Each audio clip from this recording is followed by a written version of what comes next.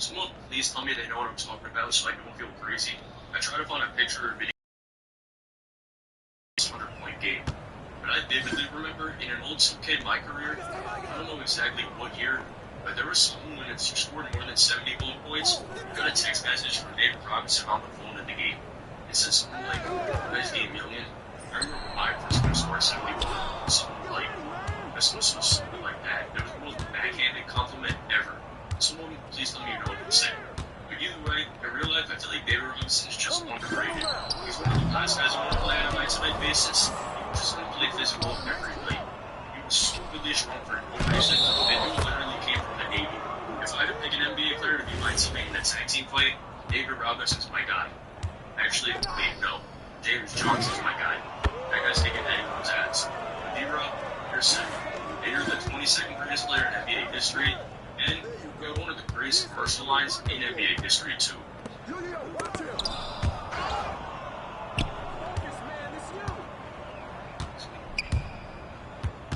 It's Charles Martin. Today's word. Today's word is fine. That's a great way to get the fucking Charles.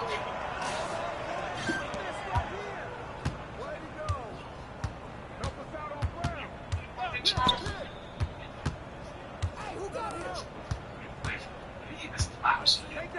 him? Actually, speaking of Chuck, this is a good time to mention it now. Charles Barkley was the first guy to miss the list. He had an replacement of 20.2. Charles Barkley and D-Wave, first two guys off the list. They both just barely missed each. Moving on, the 21st rated player of all time, Giannis Antetokounmpo, an average placement of 19.6. I can personally say, I know this isn't my list, and I know you guys don't care what I have to say, I actually do agree with these. Comparing Jokic to Giannis, I think Jokic is a better player right now, but I would give the edge to Giannis ultimately. Not edge, I agree. I give the upper hand to Giannis. Better. It's crazy though. Giannis is one of the most hated players in the NBA right now. He's just weird. It seems like this guy's one of the most likable. Not that I know this guy personally, but how do you hate on someone who celebrates by saying this?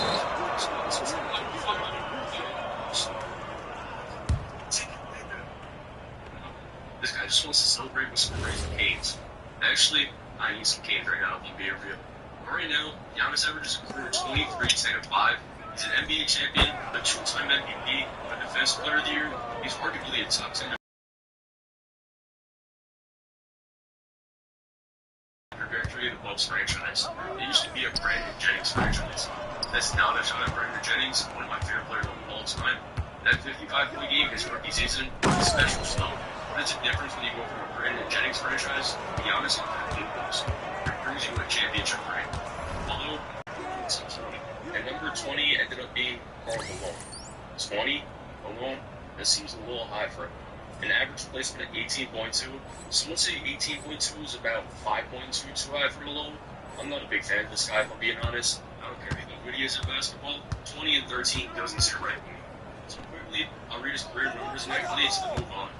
Two-time MVP, 14-time All-Star, third all-time scorer, career average of 25 and 10. He's phenomenal in the sport of basketball, but screw that guy. I don't know how the NBA still celebrates him. But 19th, this is the only problem around. In the trenches of the suburbs where I'm from. The trenches are where yeah, I grew up in a suburb. We don't anything. Yeah, like if your mom picks you up from the gang, it's not really Exactly. right. This office where I live. You know, it's like do you know home? She's a sweetheart. Stop, dude. Stop. Most Malone for sure. Unless he has some cases on the logo, then we don't. But as far as I know, Moses is chilling. I'll live and die on this hill. Moses Malone is one of the most underrated players to ever pick up a basketball. 19 is way too low, but this isn't my list, so what am I going to do? But Moses Malone, an NBA champion, a 3-time MVP, a 12-time All-Star, a 6-time rebounding champion, his career averages are 21 points and 12 rebounds, and although his numbers don't blow you away, it was the guy's peak that was so lead. 31 points per game and 15 rebounds. Ready for this though? The most offensive rebounds in NBA history. Moses Malone, 6,741. Second place isn't even close. Also, shout out to Andre Drummond for finding himself on this list. The other day I saw a tweet and said, what's the biggest what if in Philly sports history? Someone replied, what if Joel Embiid had the heart of Moses Malone? Judge a lie who smells, judge a lie who smells. Come on, man. First, insane NBA trade. Second, you need a hard trade plan for that, buddy. So nice try. And number 19, I mean, who else is doing this?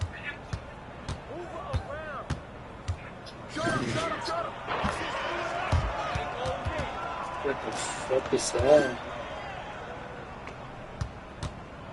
Number 18, I think this dude is actually the most likable player in NBA history, other than Carmelo. What was he? Dirk had never plays in a 17.8. I'm happy Dirk made this list because his time was on. Dirk seems like he's borderline top 20 player of all time. I'm glad everyone still shows him respect. He's an NBA champion, an MVP, 14-time All-Star. He averages 21 and 7.5. Dirk Nowitzki literally is the Mavericks franchise. This guy's a statue outside the stadium in Dallas for shooting a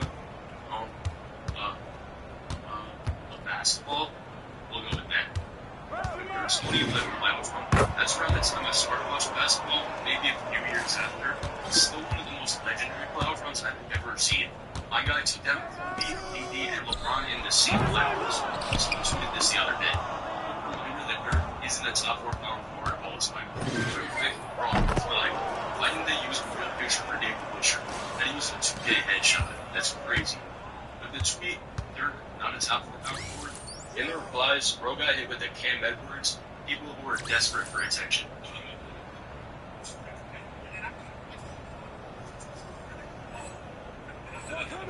This crazy thing happened in work and everybody right now. And just really long story. Shout out to Cam Edwards, G League legend. Dirk is also a legend.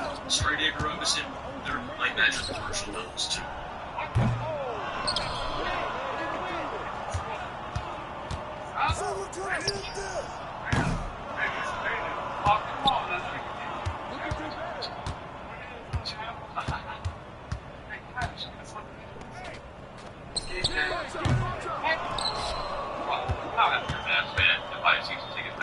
I'd say happy with on a game set.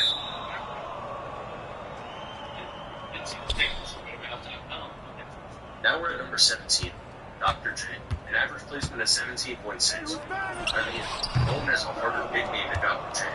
Imagine everyone just called you Dr. J, and half the time they didn't even know your real name. But for Dr. J, I'm going to combine his NBA stats and ABA stats because a majority of his prime and accolades come from the ABA. So that will make him a 3-time champion, 4-time MVP, 16-time All-Star. His career stats are 24 points, 8.5 rebounds, 4 assists. Plus, this guy was a pioneer of the dunk contest.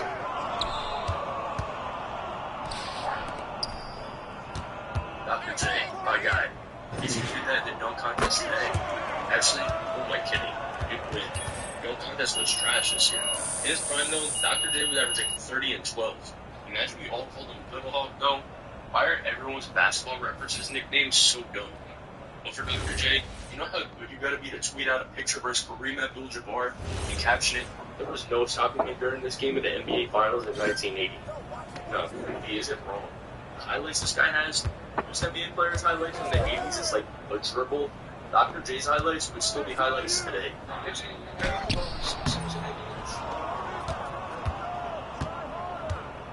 Number 16, the biggest dog of all dogs, Kevin Garnett, an average placement of 17.1. One time I showed KG something he couldn't have, and was not happy. Just show me something if I couldn't have it. KG's a legend, he's a champion, an MVP, a 15-time All-Star, a Defensive Player of the Year, a 4-time rebound champion. This guy's accolades just go on and on. You'd be here all day if I went through all of them, but he does have a career average of 18 and 10, which is kind of deceiving because so many veteran years to end his career, but there is no denying what Kevin Garnett did. One of the toughest players in NBA history, this is a guy nobody felt like versing, probably ever. As much as I love KG, and as good as he was, yes, I mean pretty easily, one of my favorite clips in NBA history. Each NBA player. Now we're looking at the top 15 NBA players of all time. Number 15, Jerry West, an average placement of 17 exactly. I think sometimes we don't think of Jerry West as how good he actually was. A champion, a 14-time All-Star, a scoring champion, an assist champion, probably the best player to never win MVP. Ready for this? Career averages 47 points, 6 rebounds, 7 assists. The dude was lethal. He was literally the logo of the NBA. The only downside of Jerry West This guy lost to the same team in the NBA Finals every single year. Stars? A fucking star! I'm fucking there. Hell, I can have my fucking asshole if you want it. You know what? You want to know what? You know what? It's a fucking movie process. Alright, welcome to that. Here he is. Jerry fucking Lewis. MVP. The most valuable fucking loser award. I'd be the same way Jerry was. Look, the top 14. There's something about the top 14. I feel like it's just like the group of 14 guys everyone should have. This isn't the exact order I put them in. It's the exact same 14. Number 14 himself, Oscar Robertson. An average placement of 14.6. Oscar Robertson, for you youngins, this was Russell Westbrook before Russell Westbrook. Career averages of 26, 7.5, and 9.5. He was the only guy to average a triple-double in a season before Russ did it like 78 times. But Oscar's an MVP, a champion, a 12-time All-Star, a 6-time assist leader. I mean, this dude was just lethal at everything on the floor. Phil Jackson has one of the best quotes ever about Oscar. If Oscar played today, he'd probably average 15 points, 5 rebounds, and 6 assists. That is only because he's 70 years old. Alright, Phil Jack, I hate to break this to you. 7-year-old Oscar is Tony Snell out there. Zeros across the board. Honestly, Oscar's 85 right now, though. It's probably putting me in a won't be wrong. I can't even lie. But really, Oscar Robertson's one of the most elite players of all time. But that's back in the 70s. From the 13th best player of all time, we're moving to current day, and that's Kevin Durant. Durant had an average placement of 13.8. Durant's just, I don't even know. Durant is just in.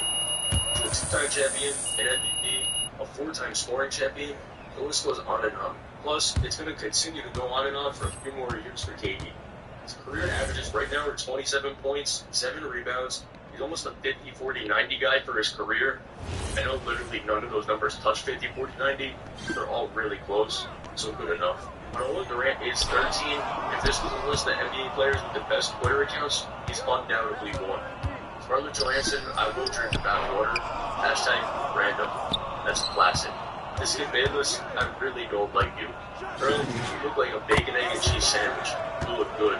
So although Durant isn't first all time, he's definitely got a better Twitter feed than all those 60s guys got. I told Scott that I was about 10 years old. Age sharp. I thought he was white, but he was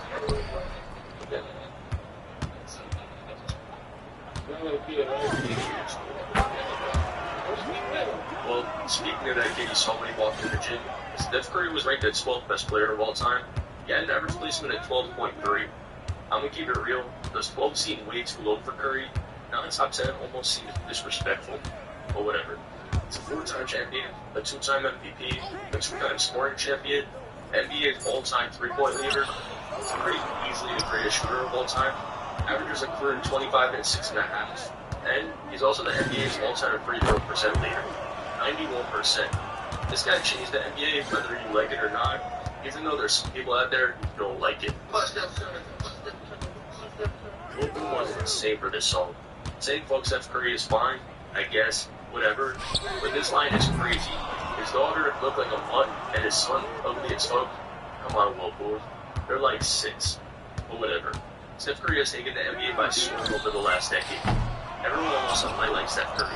His ability to pull from 40 feet is unmatched. And old guys, they don't like Curry, but personally, I don't understand how you don't like watching Steph Curry. This guy runs around like he's Marshawn Lynch, finding gaps, and then pulls them from deep and then just runs away. Number 11, an average placement of 11.5, Hakeem Olajuwon. Hakeem was unstoppable. He probably had like 4 rings if it wasn't for that dude in Chicago. Yeah, I'm talking about Alex Caruso. But either way, he's still a 2-time champion, an MVP, a 12-time All-Star, a 2-time Defensive Player of the Year, 3-time rebound leader, 2-time block leader.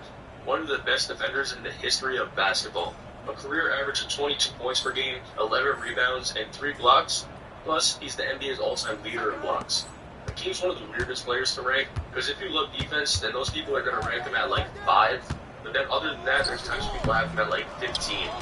Either way, he's arguably the best defender in the sport's history, and unarguably, he's one of the best players in the sport's history. Olajuwon, another motherfucker that talk shit to you. Yeah, Olajuwon would do some shit like take his mouthpiece out and say, I mean, he was like, he can't do anything. smiling at that. You're like, you hitting him with lateral movements. You're like, yeah. Now we're looking at the top 10. The 10 greatest players in the history of basketball. Number 10, Tim Duncan, an average placement at 8.3. One thing Tim Duncan knew how to do, win basketball games. He's a 5-time champion, a 2-time MVP, a 15-time All-Star, career averages of 19 and 11. He's just insanely good at basketball. Although to casuals he might be boring to watch, you're never going to watch this guy beat your favorite team. Unless you're a Heat fan, but the dude was like 75 at the time, give him a break. But the thing about Duncan, he was just a big talker. He once got ejected for laughing on the bench.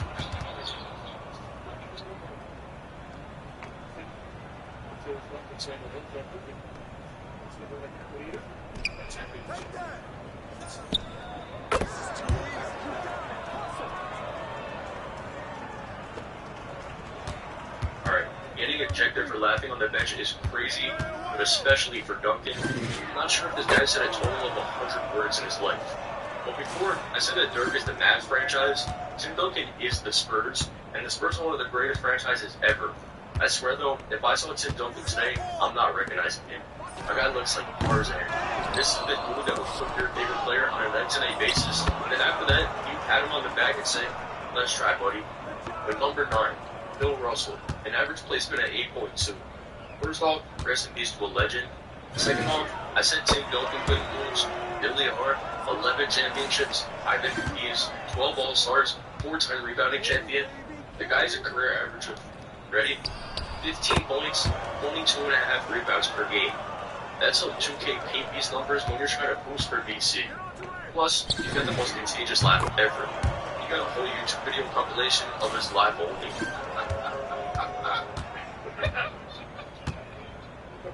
Number 8, Kobe Bean Bryant, an average placement of 7.8. I know a lot of you are going to disagree with this, because most of the time when I see Kobe ranked, it's either at like 3 or 12, but he ended up getting placed at 8. How can you not love Kobe? 5 championships, an MVP, 18 All-Stars, 2 scoring championships. Kobe was just the definition of elite, and still one of the funniest videos in the history of not even NBA, in the history of the internet, along with Kobe.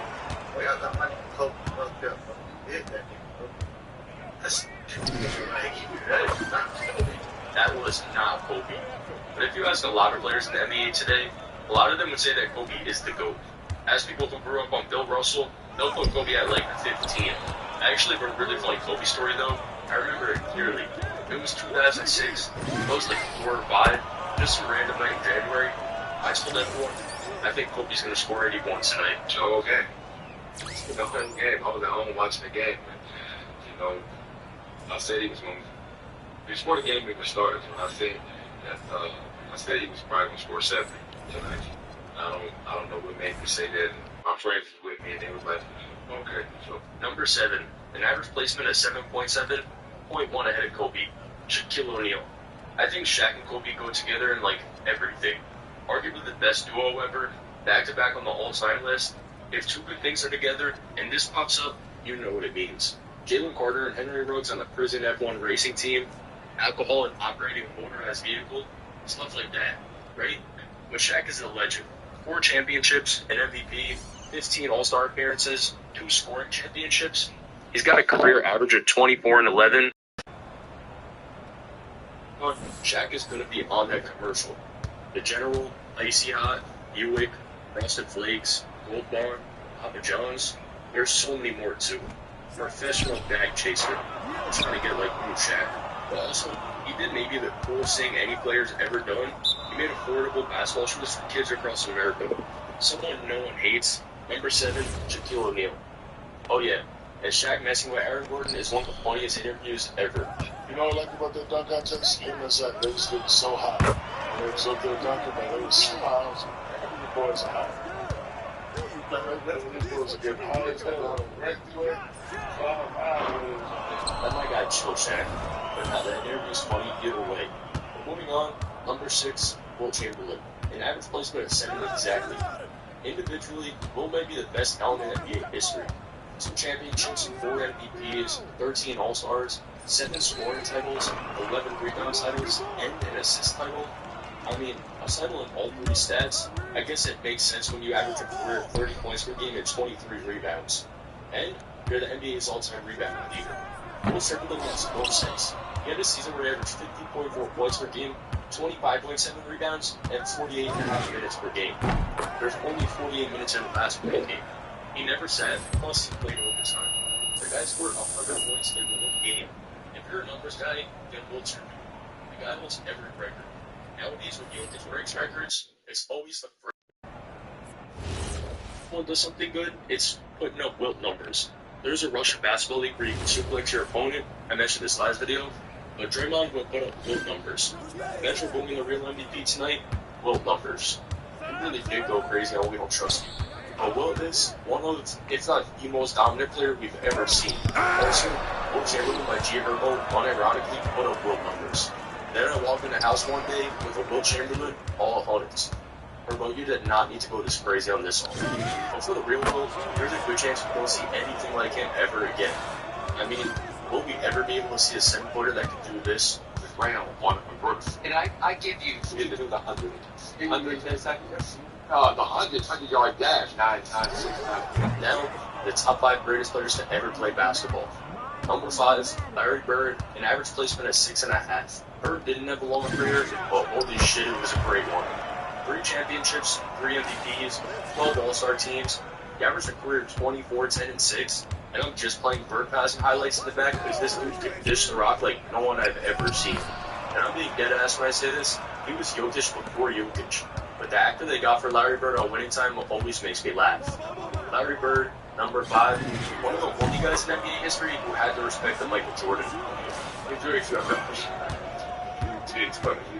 Y'all games are running 5 money. You can't think of Larry Bird and not think of Magic Johnson. They just go together. Batman versus the Joker, Rocky versus Apollo Creed, Tom versus Jerry, Larry Bird versus Magic Johnson. And of course, number 4, Magic Johnson. A 5-time champion, 3-time MVP, 12-time All-Star, 4-time assist champion, 2-time steal champion, career averages of 27 and 11. 11.2 assists per game for his career, just absurd. Actually, I said no one could swing a rock like Bird. I forgot about Magic. So here's his passing highlights too. This guy was just a professional basketball game winner. And Magic Johnson's Twitter, the complete opposite of KD's. This guy tweets like a robot. Giannis Antetokounmpo, aka the Greek Freak, is showing the whole league why he's such a special player, scoring 39 points to lead his Bucks 3-1 over the Celtics, who will be dominating the NBA regular season and playoffs for many years to come. Jamal Murray had 6 straight free throws in the closing seconds and had a game-high 34 points to lead the Nuggets over the Trailblazers. Thanks, Magic. Some really opinionated and controversial tweets. Although sometimes he does think he's Michael Jackson. So I can't die. Now we're in the top 3. I think most people have these guys as their top 3, but sometimes the order changes. But usually number 3 is pretty set, and that's Kareem Abdul-Jabbar. He had an average placement of 3.3. I mean, he has 6 championships, 6 MVPs, the most ever, 19 All-Star appearances, 2 scoring championships, a rebound championship, and a 4-time block champion. Kareem was a monster. I don't know why this guy doesn't get discussed more when we talk about the GOAT. I mean, 6 MVPs and 6 championships. At the end of the day, though, this was literally just a guy who was a full house character. You're a lucky guy. I have one practice. The top 2. Every single list I looked at had the same 2 top players. Not the same order every time, but the same players. And finishing with an average placement of 1.9, the second greatest player of all time, LeBron James. I mean, you probably could have guessed this. He's a 4-time champion, a 4-time MVP, a 20-time All-Star, a scoring champion, and a 6th champion, the NBA's all-time leading scorer. He has a career average of 27, 7, and 7.5. There's about a 48-year stretch where this guy was the best player in the NBA. LeBron fans are out of control, though. I was on TikTok before and a Young Sheldon clip came up. For the first 40 seconds, it was a normal Young Sheldon video. 41 seconds hits. It's this picture of LeBron for 4 minutes. If you're my sunshine talking about his glorious King LeBron, LeBron fans are another level. LeBron himself, though, is hilarious, too. A 5-minute compilation of lies, you gotta be another level. So you been saw this Bron.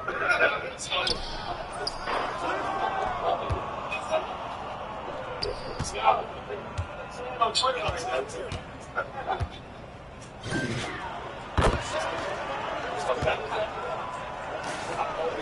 The greatest player of all time. An average placement of 1.1, Michael Jordan. I mean, I think most of us knew this was coming. 6-time champion, 5-time MVP, 14-time All-Star, Defensive Player of the Year, 10-time scoring champion, 3-time steal champion. Damn, 10-time scoring champion is crazy. But it makes sense. He averages a career 36 and 5. I don't even need to sit here and explain Michael Jordan. You know who he is. Teammate puncher, pizza eater, greatest of all time, Michael Jordan.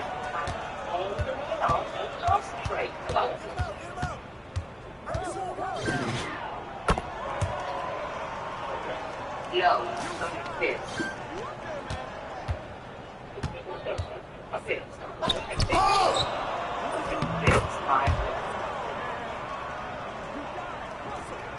And now I'll give you some rapid guys.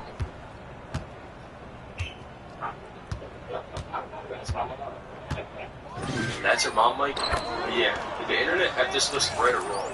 I think that most people can come down to LeBron or Jordan, but I just wanted to show the other greats some love too. If you're still here and not subscribed though, that's genuinely crazy. Anyway, see you soon. New video ASAP. You can't have something as popular as the NBA and not have it flooded with controversy. From all the way back in the Will Chamberlain days to as late as a couple of years ago, the NBA is filled with things that it's almost impossible to figure out. What really is the trick behind that? And it'd be almost wrong to start anywhere else than what I first mentioned, the Will Chamberlain days. Of course, there's no more famous NBA controversy than did Wilt really score 100 points in a game. 100 is far and away the record for points in a game. Second is Kobe Bryant with 81, still 19 points away. But for Wilt Chamberlain in his 100-point game, the story goes like this. The Philadelphia Warriors, who Wilt played for, were versing the New York Knicks in Hershey, Pennsylvania. Warriors led 19-3 early. Chamberlain had 13 points, starting 5-5 from the field. At the end of the first quarter, Wilt had 23, going 9 for 9 from the line, which was unlike Wilt because that dude was a brick from the free throw line. The difference though, Wilt was shooting underhand this season. The Knicks center, Imhoff, he got benched early due to foul trouble, so by halftime, Wilt had 41 points, which wasn't even anything crazy from Wilt. I mean, the dude was averaging 50 a night. But at halftime, the Warriors decided to keep feeding it to Wilt because the Knicks had no answer for him. And in the third quarter alone, Wilt had 28 points. By the end of the third, he had 69 points. But at this point, I mean, the dude had 69 points, and the announcer, Dave Zinkoff, he was calling out each and every single point Wilt scored. Wilt had 75 with 8 minutes left.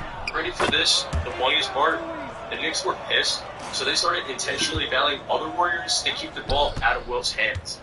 Then the Warriors got pissed because of that, so they started fouling the Knicks to get the ball back to Wilt. Probably the ugliest game of basketball ever to watch. But with less than a minute left, Wilt scored his 100th point, and of course, that's the number we all know today. So we have all this information. What's the controversy? Well, there's no footage of this game, and a lot of people believe it really didn't happen. Besides that, the game was played in Hershey, Pennsylvania, formed from all NBA major cities. And then on top of that, there's conflicting reports of the final score in the radio broadcast. 169 to 147 officially, but 150 and 146 are also mentioned. Also, besides that, I mentioned Wilt was a brick from the free throw line usually. He went 28 for 32 in this game. A lot of people don't believe that. But honestly, people are so funny about it, like this. Restored footage of the Tasmanian tiger, which was declared extinct in 1936. Well, they scored a damn 100, man. People are really funny about it. But maybe the most controversial topic ever, my guess, Wilt did score 100. I mean, you can go online and find the broadcast. I'll play a clip.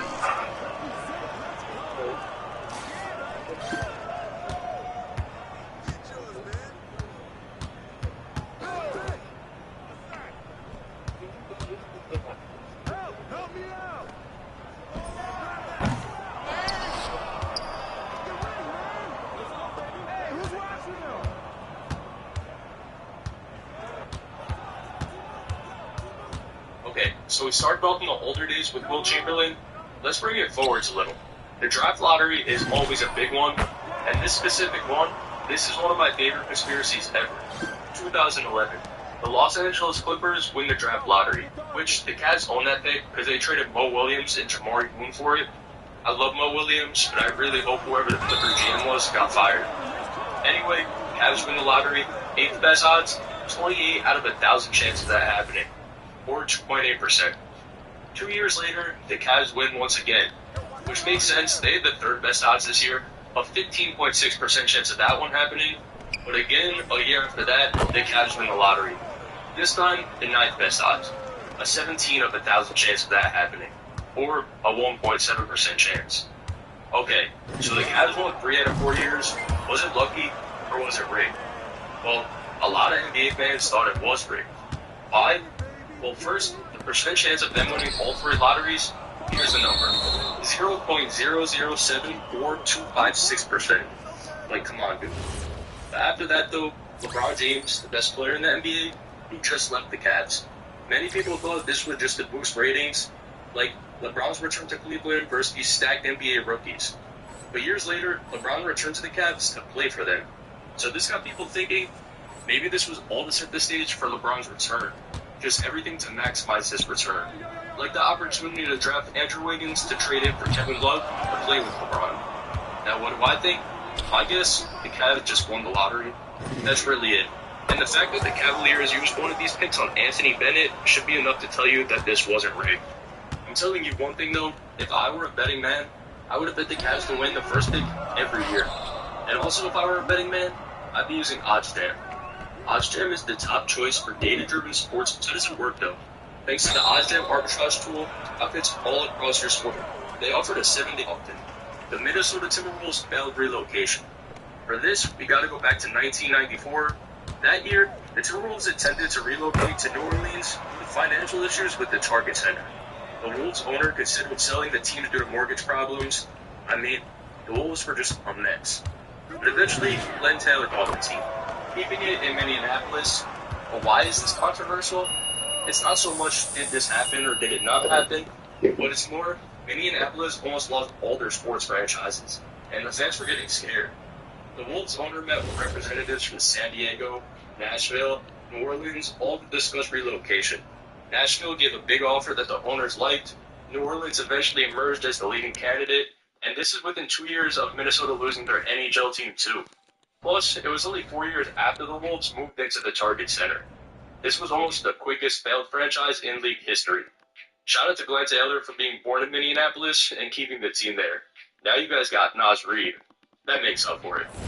Okay, so we talked about one of the greatest players ever in Wilt Chamberlain.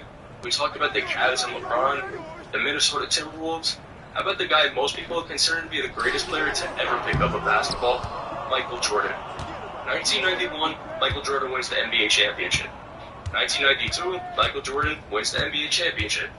1993, Michael Jordan, once again, wins the NBA championship.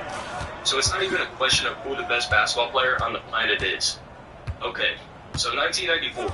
As someone who doesn't know the answer to this, what happens this year? Well, Michael Jordan wins the NBA championship, right? Dude, are you stupid? How do you not guess that the greatest basketball player on earth retired to go play baseball? Because that's what happened this year. In October, Michael Jordan announced his retirement. Dude said he lost the desire to play basketball, and he also said the murder of his father 3 months earlier influenced that decision. MJ said he's been contemplating retirement for a year now, because he was exhausted from the Dream Team the previous year, but when he announced his retirement, it was like, what the hell? No one could believe it. I mean, imagine Jokic retired right now, then times 100 the amount of headlines that would make. That's what MJ's retirement was like. But then, 4 months after the retirement, MJ signed a minor league contract with the White Sox. Okay, so MJ ended up playing around a year or two for a couple different minor league teams. He wasn't amazing at all, really, that's being nice. But let's go back to the years for MJ. So we're at baseball player in 1994. Late 95, MJ makes an NBA return. 96, he wins the championship. 97 too, and 98. So why is this controversial? Well, a lot of people think MJ didn't want to retire, but he was suspended from the NBA due to gambling problems. Here's why. In the 1993 NBA playoffs, Michael Jordan was seen gambling in Atlantic City the night before Game 2 of the Eastern Conference Finals versus the Knicks. Before that, MJ previously covered $57,000 gambling losses, and an author named Richard Esquinas, he claimed to have won $1.25 million from Michael Jordan in golf. So then, everyone decided as a collective that MJ was suspended because he had a gambling problem. But multiple times, the commissioner denied this happened because of gambling. He said Jordan just wanted to retire. But despite the denial, the speculation still goes on today. I think MJ just got sick of basketball and everything that came with it. He wanted to try something new, then missed it and went back. Especially with everything going on with his father at the time. But he's one of the greatest Bulls in franchise history. How about we talk about another one? For this, we gotta go back to 07-08, where Derrick Rose is on the Memphis Tigers. This is actually a crazy story. So in April of 2008, the NCAA sent a letter to Memphis stating that Derrick Rose had an invalidated standardized test from high school. So Rose had to take another SAT. Less than a year later, January 2009, remember, Rose is in the NBA at this point. The NCAA, they charged Memphis with knowing that D. Rose had someone else take his SAT for him. So yeah, Rose had somebody else take the SAT for him. Basically, here's what came out of it. D. Rose's grade was allegedly changed from a C to a D at the Simeon Career Academy. Damn, how will he survive? But besides that, D. Rose released a statement via his lawyer saying he cooperated fully with the Memphis investigation, which found no wrongdoing. And one of the crazier things that happened, the NCAA, they vacated Memphis' whole 2007-2008 season, because Rose was ineligible due to the invalidated SAT score. And Rose, Coach John Calipari, and athletic director Marcy Johnson, they reached a $100,000 settlement with the Memphis season ticket holders over the vacated season. So season ticket holders basically got a free season on D. Rose and Coach Cal, because technically, this season never happened. My take, I know some might disagree, but it's just a stupid situation. Derrick Rose plays basketball for a living. I mean, we're talking about the 5th highest recruit coming out of high school. The fact that he even had to go to college for a year is one of the worst rules ever in my opinion. And if you do need to go to college, what's even the point of going for 1 year? Sorry, just a quick rant. That's just my least favorite rule ever in basketball, and I'm glad the NBA finally got rid of that. Shout out to A-Silk for that. But let's move on to one of the more known controversies. Let's talk about one that actually happened on the court. We gotta go back to 2002 for this. The Western Conference Finals, the Los Angeles Lakers versus the Sacramento Kings. Shaq and Kobe versus Bibby, Weber, and the rest of the squad. Let's talk about Game 6 in specific. The Lakers have been completely dominant since Jordan wasn't the guy anymore. It's all Shaq and Kobe. Back-to-back NBA champions up to this point, on the verge of a three-peat, except now they're down 3-2 to the Sacramento Kings in the conference finals. And the Kings are up 5 at halftime too. Until the third quarter starts, and what do you know? Tie game going into the fourth. Now ready for this? The Lakers win the game by 4 points, but in the fourth quarter, the Lakers shot 27 free throws, the Kings shot 9. Some of the weakest foul balls you'll ever see too. Many people believe this was financial reasons. To have a new powerhouse after MJ wasn't the guy anymore, they wanted Kobe to be the new face of the league along with Shaq. And the biggest reason, the Nets were in the championship. Who's tuning into a New Jersey Nets, Sacramento Kings NBA Finals? Not nearly the amount of people that's going to watch Nets Lakers. So my guess, of course it's Ray. I'm not even a Kings fan. Look, this is from Tim Donahue. There's no doubt in my mind that the Sacramento Kings should have a ring on their finger. They were the best team in the league that year. That Game 6 was definitely a situation where towards the end of the game, they got robbed. If Tim Donahue is saying that, I don't even know what to tell you. This guy was Punchmate Dev before Punchmate Dev. Listen up, I'm going to show y'all how to hit lasers. Pay attention to this quick way and chicken anything. While we're on the topic of the Lakers, we may as well stay on that topic, but get a little more recent. December 8th, 2011. Woke bomb. The Hornets are near a deal to send Chris Paul to the Lakers for Andrew Bynum and Lamar Odom, big sources to Yahoo Sports. This is deadass on real Woj tweet too. Except, CP3 is only a Laker for a couple hours. Because a few hours later, David Stern vetoes the trade, which keeps CP3 a Hornet and eventually makes him a Clipper. But here's what the full trade ended up being. CP3 to the Lakers, Lamar Odom, Kevin Martin, and Luis Scola to New Orleans, Al Gasol to the Rockets. One of the league's more massive trades of all time. Until NBA owners pressured David Stern to block the deal. The owners thought the Lakers would become stacked because they didn't have to give up any draft picks, and they saved $40 million. Plus, at the time, David Stern was overseeing the Hornets because of ownership issues. He low-key just didn't want to trade CP3. Can't blame him. But honestly, one of the stupidest situations ever. Imagine we got CP3 and Kobe after Kobe already had 5 rings. Kobe gets another ring or 2, CP3 gets a ring. Plus, we probably get a Kobe Bryant finals. Damn, that actually sucks the more I think about it. After that, though, we got one of the more famous controversies ever, the 1985 NBA Draft Lottery. Okay, so the year's 1985, the New York Knicks sucked. Patrick Ewing's coming into the NBA from Georgetown. It just dominated college basketball. In the NBA, of course they want the Knicks to be good. It's profitable. So what do people think? Well, they think the Knicks envelope was frozen. You can see from the way that David Stern doesn't take the envelope with the Knicks in it, and they think he knew which one had the Knicks in it because they wanted him to land a major star. And to make things even crazier, Ernest and Winnie, the accounting firm involved in the lottery, they audited Holt and Western, the Knicks ownership group. Now, are the Knicks complaining? As the dog would say, I don't know. But are the rest of the NBA fans complaining? I don't know. You would never want a championship with the Knicks. He's also arguably the greatest player in franchise history, so I guess it worked out for both sides. My guess, was this lottery rigged? Hell yeah. Watching the video, it seems way too obvious he didn't want that envelope, but it's been 40 years since then, and the Knicks sucked for about 35 of them, so who was really complaining? But moving on to the last one, I'm not sure if this is technically a controversy, more of a crazy story, and if you guys want, I can do a full video on this, but I've never heard anyone say this story before. That's Bison Dele. Dele was a center that played with the Magic, Nuggets, Clippers, Bulls, and Pistons. He won a ring with MJ and the Bulls in '97. He was good, a career average of 11 and 6.2. He had a season where he averaged 16.2 points and 8.9 boards. But the story of Dele, so summer 2002, Dele, his girlfriend Serena Carlin, and the captain set sail for Tahiti on Dele's boat, the Matata. It's also believed Dele's brother Miles was on the boat. 2 weeks later, Miles brings the boat into Tahiti alone. Eventually, Miles is detained in Phoenix after a sting operation. They found that Miles forged Dele's signature, opened mailboxes in his name, and bought $152,000 worth of gold using Dele's passport. Then, Mexican police find Miles staying in a hotel in Tijuana, Mexico. The Hakuna Matata is then found off the coast of Tahiti with its nameplate removed and possible bullet holes patched up. And Miles actually ended up passing later that year from something unrelated. Since then, there's been really limited information. Dele has now been missing for 21 years, 10 months, and 22 days at the time of recording this. If you guys want, I can do a full deep dive into this and make a video on it. I can even try to reach out to anyone who knows more on the story, and they're willing to share it. Let me know if that's something you'd like. Just comment or sub so I know for sure.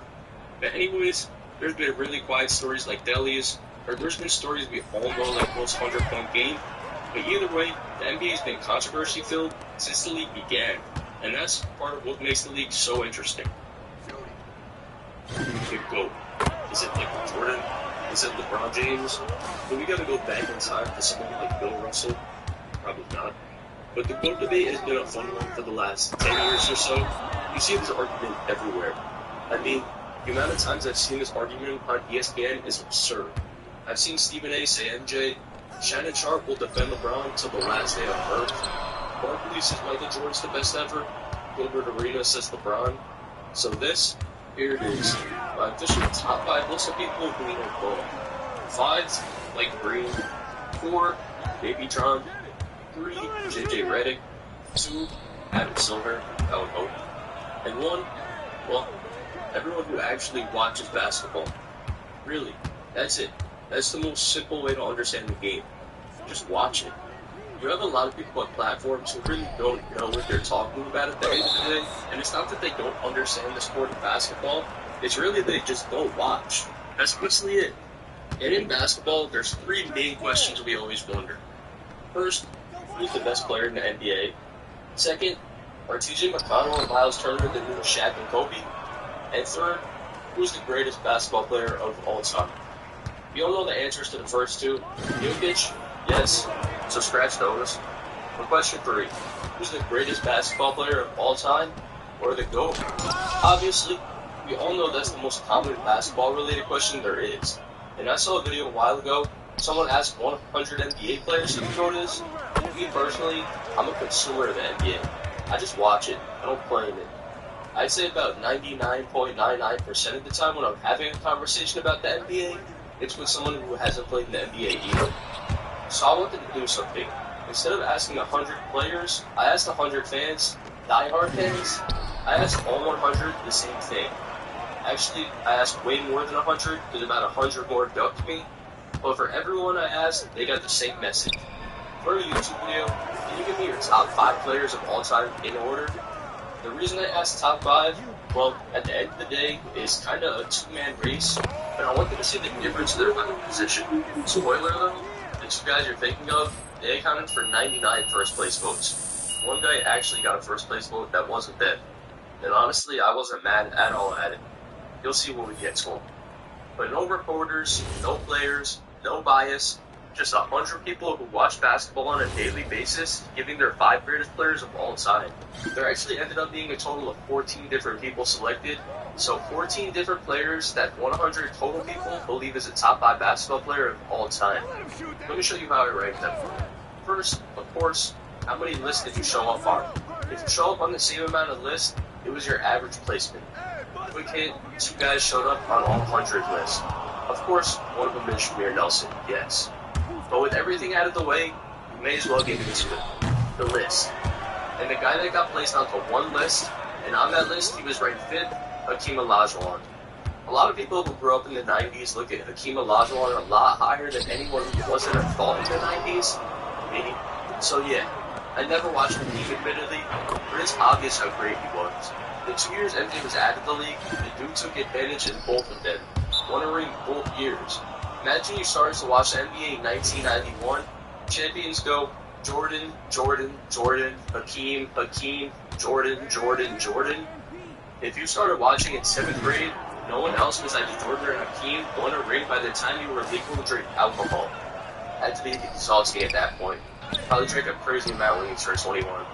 But yeah, anytime you hear anyone talk about Hakeem Olajuwon, it's straight up how underrated he was. So I'm sure if I was asking for a top 10 list, he'd have a lot more placements. But for the top 5, Hakeem Olajuwon, 1 vote. But there were 2 other guys also who got 1 vote on the 100 list. First of the 2 guys was Kevin Garnett. Garnett had an average placement of 4 on these lists. Because, you know, he was put on one list and he was 4th. Anyways, you can't even be mad at Kevin Garnett being on someone's list. I mean, I get top 5 might be a little much, but I'm glad someone gave him his respect. Because otherwise, he wouldn't even be mentioned in the video. And if you know how good Kevin Garnett was, you know. This dude was responsible for the only time the Timberwolves made it out of the first round, before Jaden McDaniels became the second coming of Michael Jordan last week. KG's pretty easily the greatest Timberwolf ever. Also, easily, in my opinion, a top 3 power forward of all time. He's an MVP, a defensive player of the year, a champion. If you're a little younger, you know that old man KG from the Nets, or even KG from the Celtics. But Timberwolves KG is undoubtedly one of the best basketball players of all time. Plus, he undoubtedly has one of the greatest post-championship speeches of all time.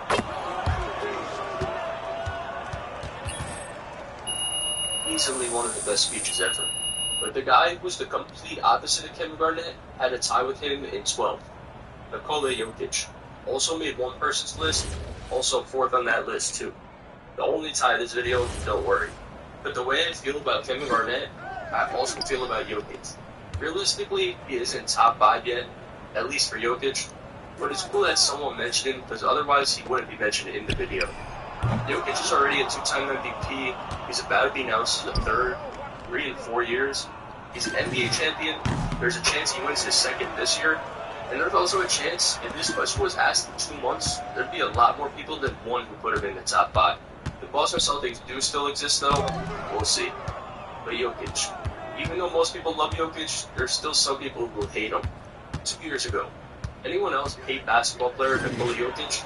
Today, archive post. My guy changed his mind. Makes sense. If the Nuggets win the championship, there's going to be some really awkward, I don't know. There's going to be some Jokic conversations though. Where does he rank all time? Definitely at least top 200. When I said that KG and Jokic are the complete opposite, I was being serious. KG gave us that anything is possible after winning his first ring. Jokic, well, here's him winning his first ring.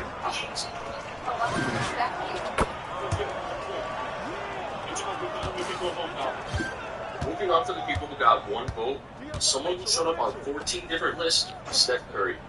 On the 14 list Curry was on, he had an average placement of 4.2. This won't surprise me, not because I don't think Curry's an all-time great. Obviously he is, but 14 people put him in their top 5. 14 people is a lot. 5 people isn't a lot of room. Shout out to Curry though. Pretty confidently, I can say that no one's ever changed the game the way he has.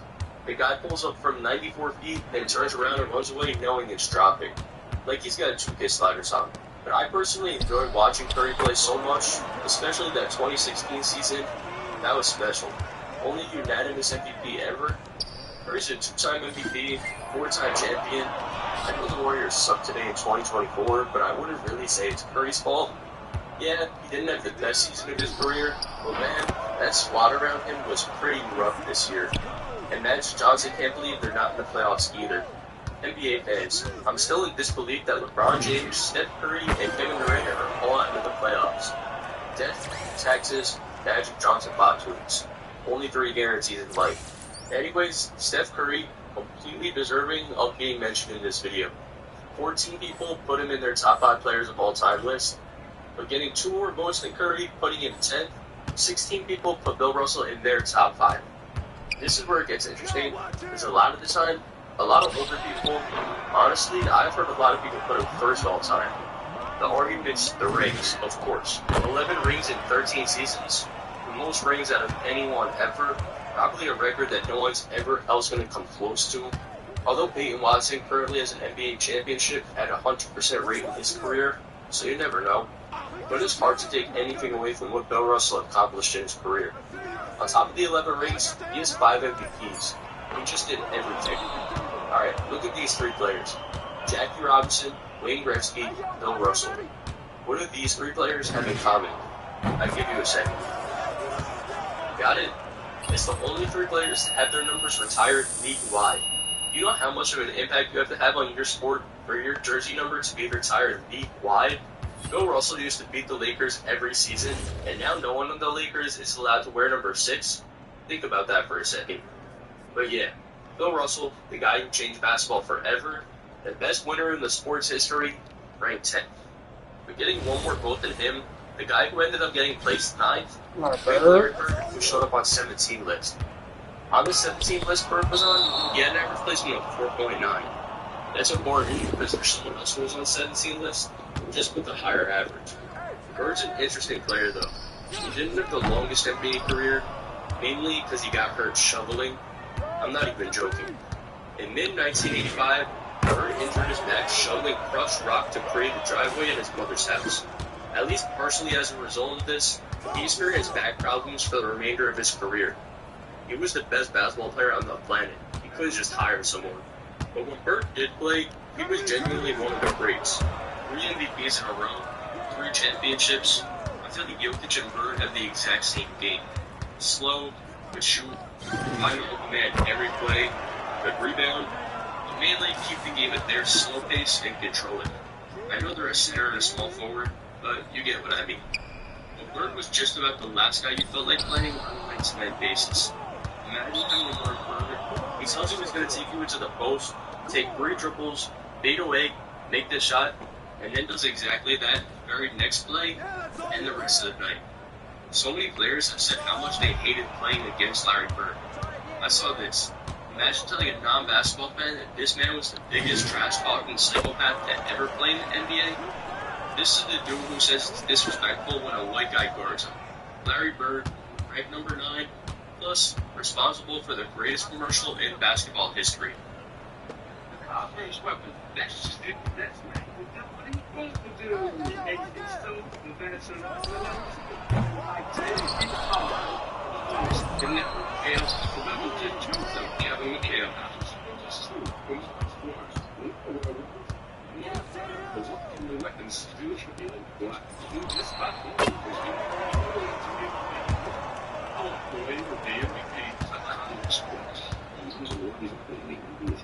I said that there was someone else who also got 17 votes.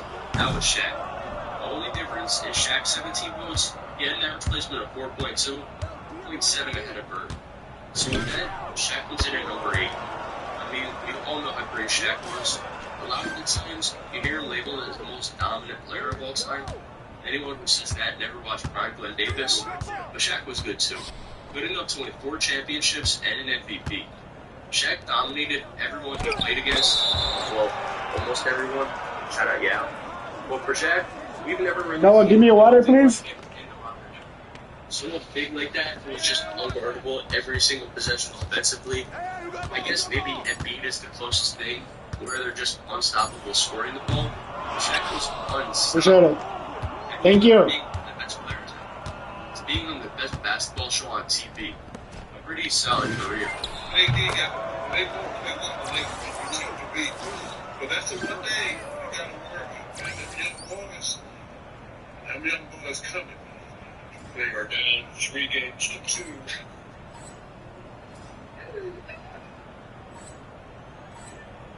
Moving into the latter half of the list, number 7, showing up on 2 more lists than Shaq and Bird, Wilt Chamberlain, 19 lists. On those 19 lists, Wilt had an average placement of 4.2. Wilt was one I wasn't sure about. I didn't know if he was going to show up on 5 lists or 50, so I wasn't really going to be surprised with any amount that happened. I know a lot of people think he played plumbers and firemen. Well, because he literally did. If you weren't Wilt Chamberlain or Bill Russell then, you were working a second job. But that doesn't take away from everything that Wilt accomplished. It's undeniable what he did. He literally averaged 50 points per game and scored 101 game. I never heard anyone say that Damian Lillard dropped 71 on Twitch streamers, so it doesn't count. Life just changes with the times. So you gotta compare what a guy did versus other players in his era. How was Wilt versus Wes Unseld or Bill Russell? Not how would Wilt match up against Joel Embiid. Low-key though, one thing we don't talk about when we talk about Wilt Chamberlain, my guy had the deadliest turnaround jumper of all time, no questions asked. And yes, I know Dirk Nowitzki existed, but Wilt elevated like 20 feet off the ground. Plus, G-Herbo made this. It was a classic song. And following Wilt, placement I was shocked about, Kobe Bryant, 6th. Kobe Bryant was put onto 29 lists. That's what surprised me the most. Kobe only made 29 lists. I feel like the NBA community loves Kobe Bryant. He's everyone's favorite player. And in those 29 votes, he had an average placement of 4.5. Although I was shocked, I do think it's a fair placement. 6 in a round where Kobe probably ranks all time. I've seen him everywhere from 3 to 12, so 6 makes sense. But Kobe Bryant, MVP, 5-time champion, probably the most universally loved NBA player of all time. I mean, you throw a paper ball into a trash can, someone who has never even heard of Kobe Bryant before still knows to say Kobe. One of the most fun players ever to watch. And a lot of the time, you see LeBron, Kobe, and Jordan together, that's just like the 3 that goes together. Shrek, Donkey, Fiona, rock, paper, scissors, blood, sweat, tears, LeBron, Kobe, Jordan. I think when we say this trio though, it's more of an impact factor. 3 of the most impactful and loved players of all time. I don't think it's necessarily the 3 greatest players of all time, although some people do think it is. But Kobe ended up placing 6th, and undoubtedly, this is one of my favorite Kobe Bryant related videos of all time.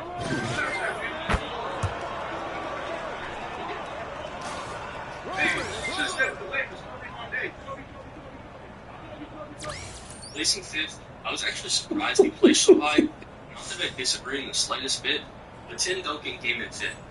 Tim Duncan showed up on 35 lists, and in those lists, he finished with an average placement of 4.1. Remember when I said one person that wasn't LeBron and Jordan got a first place vote? Well, that was Tim Duncan. And to be completely honest with you, I don't hate it. I've always had that question, why does Tim Duncan go so unnamed in the GOAT conversation? 5 championships, 2 MVPs, one of the best defenders of all time, one of the best winners of all time, and never makes sense to me why he goes so untalked about in the greatest ever conversation. But then again, there are so many great players. I think a big factor though is that he was just so quiet, loud as he ever was when he smiled on the bench and got ejected. And on top of that, he has maybe the most boring game of all time.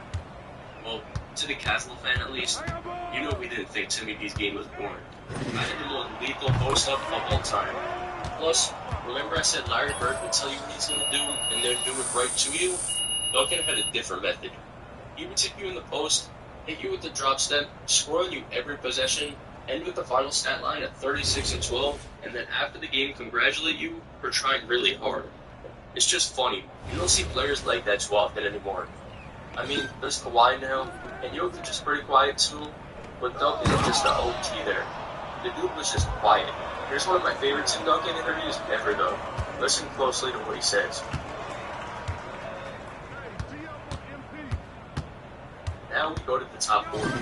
These are the only 4 guys to make over half the list. In 4th place, we have Magic Johnson. Magic ended up on 53 of the list, and on the 53 list, he had an average placement of 4.2. I mean, of course Magic Johnson was going to be here. The greatest point guard of all time, 5 championships, 3 MVPs, probably the greatest passer the game's ever seen. He's literally the leader of a team called Showtime. And really, the NBA wouldn't be where it is today if it wasn't for Magic and Bird. Of course, Jordan did what Jordan did for the sport, but Magic and Bird were the beginning of the major popularity in the NBA. And for good reason. 2 of the most exciting players of all time. Side note, I was researching Magic for this. I came across this. Name one thing Magic Johnson can't do. I'm serious, guys. I think he's definitely one of the all-time greats. My friend was asking this, and it got me thinking. Please respond with serious answers only. Did this guy really think he was getting serious answers? This is what he got. Donate blood, naturally fight off an infection, write controversial tweets. We already know about that one. With Magic Johnson, 4th place on the list, and don't even think for a second that he'll be there. I've been talking to people walking. We talk about next year, and I'm sitting there saying, I'm not going to be here. Now we got the top 3. I think we all know who the top 3 were going to be. It just came down to what the order was. Well, really, the order of the top 2, because number 3 is Kareem Abdul-Jabbar. If there's any number that's dead set for a player, it's number 3, Kareem Abdul-Jabbar. Look at this. Yes, this is from my notes at, but the Kareem booty. 3, 3, 3, 3, 3, 4, 3. 99% of Kareem's votes had him 3rd. And Kareem actually ended up showing on 97 of the 100 lists. So almost all, he's a 6-time MVP, a 6-time champion, the 2nd all-time leading scorer. There's really no argument for Kareem not to be here. If anything, there's only arguments for Kareem to be higher. Genuinely, one of the most dominant players of all time. But enough of that. The 2 guys we want to see. And 2 things. First, of course, both these guys showed up on every list, so it came down to average placement. And second, it was genuinely ridiculous how close this was. So, well, let's see who finished where. Coming in at 2nd with an average placement of 1.58, LeBron James. I'm sorry, LeBron fans. I know you guys wanted him to be number 1. Honestly, I had to recount this like 4 times. This was way too close. But at this point, 1 or 2 is really the only respectable placement for LeBron James. 4-time MVP, 4-time champion, NBA's all-time leading scorer. Although the Lakers just got beat up by the Nuggets for the 2nd straight year, the series doesn't fall on LeBron. The Lakers are just not nearly as good as a team as the Nuggets are. If I had to guess, LeBron probably has somewhere from like 1 to 3 years left. I'd love to see him win another ring in that time span, I can't lie. I do not want to. The other day though, I came across the weirdest post I've ever seen, but maybe the funniest. This is LeBron James as a pine boat floating over an ocean. What emotion does that give you? I'm fine. It does not give me an emotion. There's no reason that should make me laugh. Sometimes I can't believe these kinds of humans are real people. Still funny though. Anyways, LeBron James, 2nd place. And of course, who else was going to be in 1st place than Michael Jordan? Well, it could have been LeBron, but compared to LeBron's average placement of 1.58, Michael Jordan had an average placement of 1.48. Exactly 0.1 better. It's crazy how 50-50 this conversation is nowadays. But Michael Jeffrey Jordan, a 5-time MVP, 6-time NBA champion, 6-0 in the NBA Finals. 10 years ago, if you said the GOAT in basketball, it was automatically Michael Jordan. There was no question about it. Today in 2024, you gotta specify. That's the point we're at. It seems like there's just a very good possibility this debate ends 50-50. I think another LeBron championship will make a big push for his name and move a lot of people from the Jordan side to the LeBron side. But if that doesn't happen, there's a good chance we're stuck in this center spot. The unanswerable question. So let me know, who do you genuinely think the greatest player of all time is? Is it LeBron? Is it Jordan? Is it someone else? That's up for you to decide. You let me know. And also while you're at it, let me know what emotion LeBron James as a pine cone floating over an ocean gives you. Imagine winning 4 NBA championships in 7 seasons, including a back-to-back championship, a 3-championship and 4-year run, a time where everyone thought you were done after the third one, and then 4 years later, you come back and win it all once again, and then all of a sudden, it's all over. The dynasty that once ruled the NBA, the unbeatable team year after year, and now, you're an afterthought. Well, that's exactly what happened with the Golden State Warriors. We all know over the past couple days, Klay Thompson's now a Dallas Maverick, CP3's gone after a year, they struck out on a lot of free agents we thought they had a chance to get, and now, 2 guys remain from the Golden State Warriors dynasty era. But to understand where it all went wrong, we gotta go back to where it all started, and that's June of 2009. With the 7th pick in the 2009 NBA draft, the Golden State Warriors select Stephen Curry. I said there was so many kids who dislike the Golden State Warriors so much. So you can reference says it all. Starting stage, but there's no fans. Stephen Curry. Decent thing to say. The craziest part, there were so many people who weren't really convinced by this pick at the time. Here's some 2009 draft day reactions. First, they gave the Warriors a C draft grade. I'm having some trouble warming up to Curry. I still see a 6'1" gunner who was a great scorer at a small college level. I still have my doubts about whether he can play the point or not. This will be necessary if he's going to be a special player. Saying Curry can't play point is like saying, I'm not too sure if Tom Brady can play quarterback. The craziest part of the whole thing though, the New York Knicks at the 8th pick in the draft, they were dead set on Steph Curry. They thought he was falling to them, and Curry wanted to go to New York too. Until the Warriors gave them an FU while they were in New York and took their guy. I absolutely was going to go to the Knicks. The draft was in New York. My dad's birthday is June 25th, 2009. Had a lot of conversations with the GM and the board at the time. We said, they picked me, so there's a lot of hate because being in New York, being a New York Knicks, but they always say careful what you wish for. Everything happened the way it was supposed to be, so I'm a Warrior. Damn Knicks, sorry about that. This guy though, he leads you to a championship, then forget about it. But Curry, the Warriors took him, which was kind of surprising. They already had this guy named Monte Ellis, a really good shooting guard. And the concerns that Curry wasn't a point guard in the NBA, people thought there wasn't a fit there. But proving everyone wrong right away, they were really good. Offensively, at least. I mean, the second best offense in the NBA, right behind those 7 seconds or less Suns, the 7 seconds or less Suns were ridiculous. They literally ran their offense in like 8 seconds usually. But for the Warriors, Curry was good as hell his rookie year, averaged 17.5 and 6, and they clearly went into a rebuild mode. Traded Steven Jackson midway through the season. Chicago Bulls, please learn from this. But as good as Curry and Monte Ellis were this season, this team had negative depth. And they also had negative bigs. And they also sucked defensively. They were tied for the 4th worst record in the NBA, which landed them the 6th pick in the 2010 NBA draft. So scouts, gather up. We have Steph Curry, we have Monte Ellis, we need defense, we need a big. Alright, let's draft.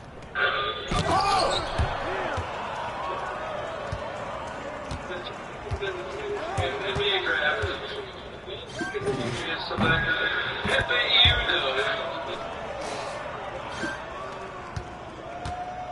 Alright, now what I meant, by hindsight, you know who was the 5th pick? The guy a lot of Warriors fans wanted. Well,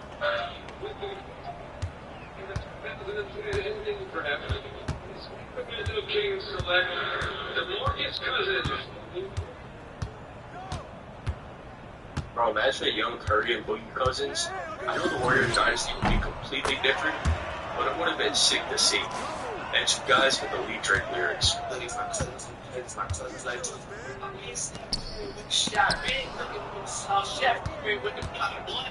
Alright, but even though the Warriors did take Ekpedu 6, even if they took the guy who went 7th, things would have probably been very different.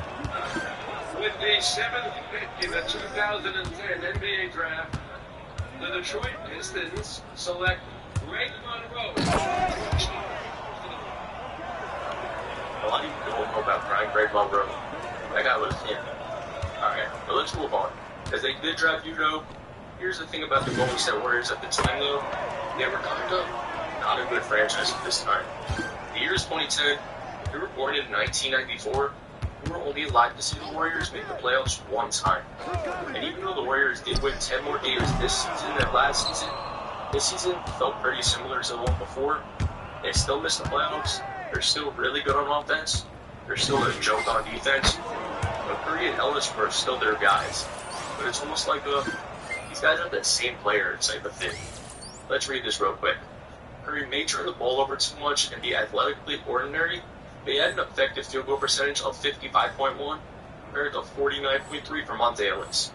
He didn't seem to take too much of a step forward for how well he was playing towards the end of his rookie season, but at least he put up some strong numbers over a whole season where he wasn't sneaking up on anyone. My main concern for Curry are his body holding him back from matching his skill and the malice I sense he has in being a member of this franchise. So in a nutshell, Curry more efficient than Ellis, but also Curry not much growth, kind of stagnant, and also some concerns that he might be unhappy with the Warriors. So that's what they said with Curry at this point. And oh yeah, already a lot of people were unhappy with Ekpe Udoh. It felt like a reach at the time, and even more so following a very encouraging rookie season from Greg Monroe. Nice. I gotta mention something really quick though. Honestly, recently, with the NFL season about to start, I've been looking to find the best deal on Vikings tickets. And with that, 50,000 of the link in my description to download the app. Alright, back to the video. The next offseason is one of the most important of the Warriors dynasty, because they landed the 11th pick of the 2011 NBA draft, one of the most stacked drafts in NBA history. Kyrie Irving, Kawhi Leonard, Jimmy Butler, Isaiah Thomas, but they landed a guy that perfectly fits in that mix for themselves. With the 11th pick in the 2011 NBA draft, the Golden State Warriors select Klay Thompson from Washington State University. Future Dallas Maverick, Klay Thompson. Anyway, the Warriors are kind of looking like they're turning things around a little. Maybe. Well, in hindsight, yeah, this is where it turns around. But going into this season, they had Stephen Curry, Klay Thompson, David Lee, Monte Ellis. That's really their core. But about midway through the season, that's where the Warriors would officially decide this is Stephen Curry's team. We're in Sacramento. We're at the trade deadline. Walk in the locker room. Monte usually comes on the second bus. In the locker room, that's kind of a different energy. You know, around trade deadline, it's always like that, but this was different. Art Jackson's the coach of town. It was his first year. In the locker room, Warriors trade Monte Ellis or Andrew Bogut. That's how we found out. So Monte shows up.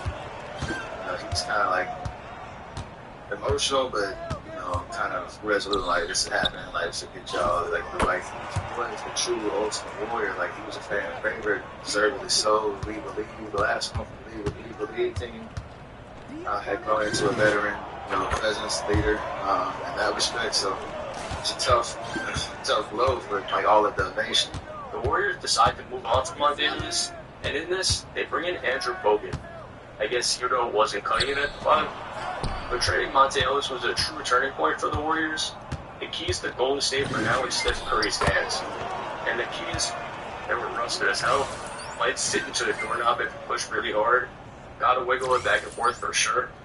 Alright, basically what I'm saying is the Warriors have sucked for a really long time now, and they were trusting Steph Curry to be the guy who could turn it around. Trading a 20-point per game scorer isn't easy to do if you're the team that's trading him, and trading him for a big man, you're basically telling Curry, do your thing, we're getting pieces to help you. But anyway, Curry missed like 90% of the season because he was hurt.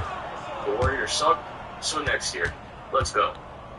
Because they sucked and had the top pick once again, and they had Curry, they had Klay, so to bolster their wing defense, well, I know a guy for that.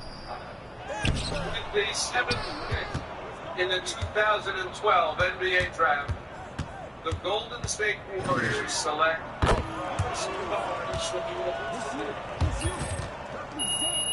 Not only did they draft Harrison Barnes, they had a pretty solid second-round pick too. With the 35th pick in the 2012 NBA draft, the Golden State Warriors select Draymond Green from Michigan State University. Okay, so Golden State just drafted Harrison Barnes, they drafted Draymond Green, I didn't even show it, but they drafted Festus Ezeli too, a solid piece. Not gonna sit here and act like he's Hakeem Olajuwon, but he was always important to the Warriors. So the 2012 draft, one of the most important pieces to the Golden State Warriors dynasty. And fans, well, they were really excited about the Golden State Warriors for the first time in a long time. And a big reason for this, the first time, going into the season, this was Stephen Curry's team. And all Bob Myers wanted to do is surround him with what he's not going to do. Yeah, you just literally have to address it. And that's the personal frustration. I hate that. I hate when we get out rebounded. I would give up shooting even in some respects. I think that has to be addressed. It has to be addressed, if not through the draft, and we will have to address it through the draft, then in free agency. Sounds like Bob Myers is about to go out there and rebound for himself. But anyways, it's a lineup of Curry, Clay, Barnes, David Lee, and Andrew Bogut, who was hurt a lot of the season, and now would end up being Ezeli. The Warriors were finally expected to contend for a playoff spot. I mean, that starting five is stacked. It was just really that Stephen Curry, he needed to stay healthy. And really, this was the first season of Curry, Clay, and Draymond together. It went better than most people expected, if I'm being honest. Rookie Draymond, for starters, he showed his IQ and defensive potential, not the football player he was at Michigan.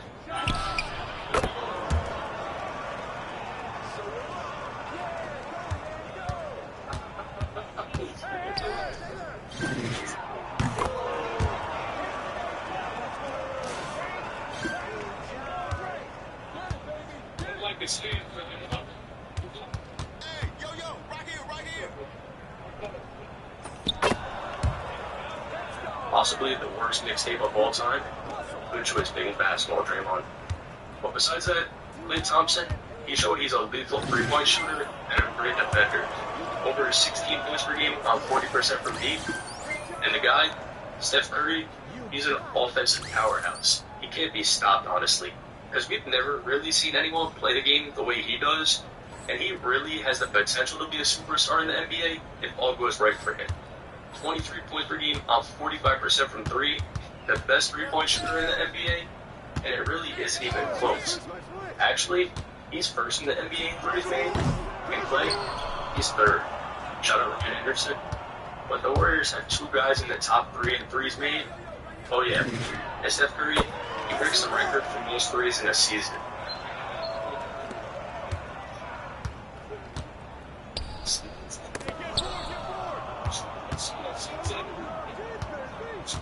Alright, so the Warriors, they're a weird team. They play the game a way we really haven't seen before. They're starting backcourt, NBA leaders, threes made, and somehow it willed them to the playoffs. This is where they see a matchup with the Denver Nuggets. In this series, it proved that Golden State, they're here. The Warriors won their second playoff series in 22 years. Mark Jackson, their head coach, he made lethal adjustments throughout the series. And with all due respect, the Warriors eliminate the Nuggets in 6 games. Everyone for the Warriors stepped up in a major way in this series. Steph Curry, Andrew Bogut, Harrison Barnes all played a great series. But unfortunately for the Warriors, that would end pretty quickly as they lost in the next round to the San Antonio Spurs. I mean, they were young. Were they realistically going to beat Tim Duncan, Tony Parker, and Manu Ginobili in a series? No. But the Warriors stock flying up, looking like a Tesla stock. I mean, we bought that stock for $1 before the season. It's worth at least $4.72 right now. With the 2012-13 season for Golden State, for Mark Jackson, for Steph Curry, for Klay Thompson, it's pretty safe to say that it was a success. Finally escaped that playoff drought they've been in since George W. Bush was in office. David Lee was the first All-Star the Warriors had since Bill Clinton was in office. Crazy. But for the Warriors, they've officially got the Splash Brothers. Yes, this is the season they were named that. It comes from this tweet. Halftime, Warriors 58, Bobcats 49. Curry and Thompson are a combined 7 for 11 from three-point range. Hashtag Splash Brothers. Crazy. Shout out to the Warriors admin. Even the best backcourt ever their nickname. But at this point, the Warriors are finally good, and they finally have expectations. And thank God for that. Makes my research for this video a lot easier. You try finding articles for the 2010 Golden State Warriors. I'll tell you right now, there are none. Alright, but for real, the 2013 draft. The Warriors, they don't want to pick. But they did do something else that offseason that ends up being pretty important. We have a great announcement today, the acquisition of NBA All-Star Andre Iguodala. He's pretty decent at the sport of basketball, right? So now they have options. Curry and Klay Thompson at the starting backcourt, of course. There's no question there. Then outside of that, they have Iggy. They have Barnes, who was great in his rookie season. They have Draymond Green. David Lee was an all-star last season. And they have Andrew Bogut, the guy who's been great for them up to this point. Options. Really a great problem to have. But that brings us to the next season. Their first season with true expectations, and they were really good. Well, in the regular season, 51 wins, 20 games above 500, their best mark since 92. This season, though, the Warriors were just like, I don't know how to describe it, different. Some people called them the Road Warriors, tying a franchise record of 24 road wins. They had a 10-game winning streak this season, including 7 straight in a row. And ready for this? Remember I kept saying the Warriors suck defensively? Now that they got Andre Iguodala, 3rd in defensive rating. And when they had the 5 of Curry, Klay Thompson, Iggy, David Lee, and Andrew Bogut all healthy, they were 30 and 13. There was just something special about this Golden State Warriors team. And oh yeah, this time, Curry and Klay, 1st and 2nd in the NBA in threes made. Shout out to Jerry West too. This was around the time the Timberwolves were shopping Kevin Love heavily. Well, the Warriors were thinking about including Klay Thompson in the deal for him, but Jerry West, he threatened to resign if the Warriors traded Klay Thompson. He called Klay the perfect player for Steph. I mean, he's the logo of the NBA. Clearly, he knows what he's talking about. But for Steph Curry this season, another huge leap, averaged 24 and 8.5. Klay Thompson and David Lee both averaged over 18, but it didn't matter. They had the Clippers in the first round, and unfortunately, they couldn't hang with Lob City. Alright, here's the actual footage. Still funny though that those are the actors they got. Okay, so the Warriors losing the first round after making it to the second round the year before. What did they do? They fired Mark Jackson. And who did they hire? Steve Kerr. But we know that. And we know that Kerr becomes one of the best coaches ever, but that's getting way ahead of ourselves. But whatever. That means we're officially in the Steve Kerr era. Again, they have the same lineup. Curry, Thompson, Iguodala, David Lee, and Andrew Bogut. But now, they added some veterans off the bench. Sean Livingston and Leandro Barbosa, 2 players who will become very important for this team. They were supposed to be one of the best teams in the NBA, and that's exactly what they were. Actually, they were the best team in the NBA, and this was instant. They started off the season 21-2. Let's start in Warriors history.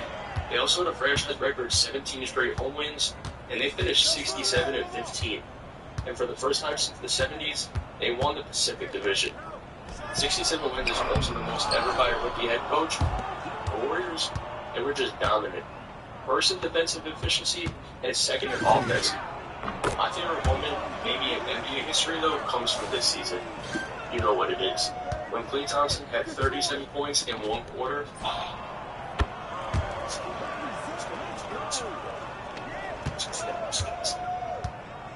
That quarter feels fake. For some of the players for the Warriors though, let's see what happened in their individual season. We'll start with Klay because we just talked about him. Besides being just Curry's sidekick, he was a clear superstar in the NBA. He made his first All-Star team this season.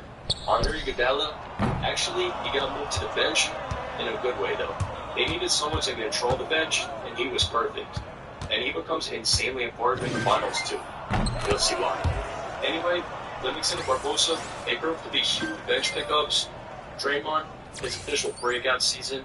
And really, this is where he changed the NBA for the foreseeable future, with his ability to play the 5 at like 6'7", whatever he is.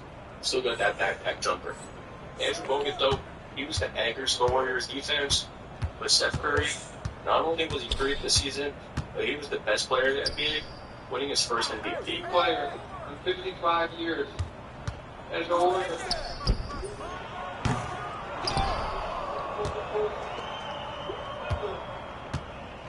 Very special company. Steph Curry, the best player on the best team in the NBA. And again, broke the record for threes in a season, 286 this time. Just continue to break his own record. But now we got the NBA playoffs. Of course, they're the first seed. I mean, they won 67 games. If they weren't, that would be ridiculous. But round one, New Orleans, never even close. Warriors win 4-0. Round two, a little closer, but still, Warriors beat the Grizzlies 4-2. Round three, Western Conference Finals, Warriors Rockets, Stephen Curry versus James Harden, 4-1 Golden State. And that brings Golden State to their first finals with Stephen Curry, Klay Thompson, and Draymond Green versus who else? But LeBron James. But really, the Cavs were there, but the Warriors just beat them up 4-2. And the Warriors, they were just completely dominant, winning their first league championship in 4 years.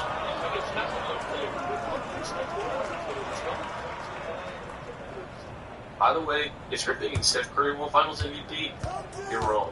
It was Andre Iguodala. I bet if you put $1 on that before the season, you'd be a trillionaire. But anyways, 67 wins, an NBA championship. How do you get better than that?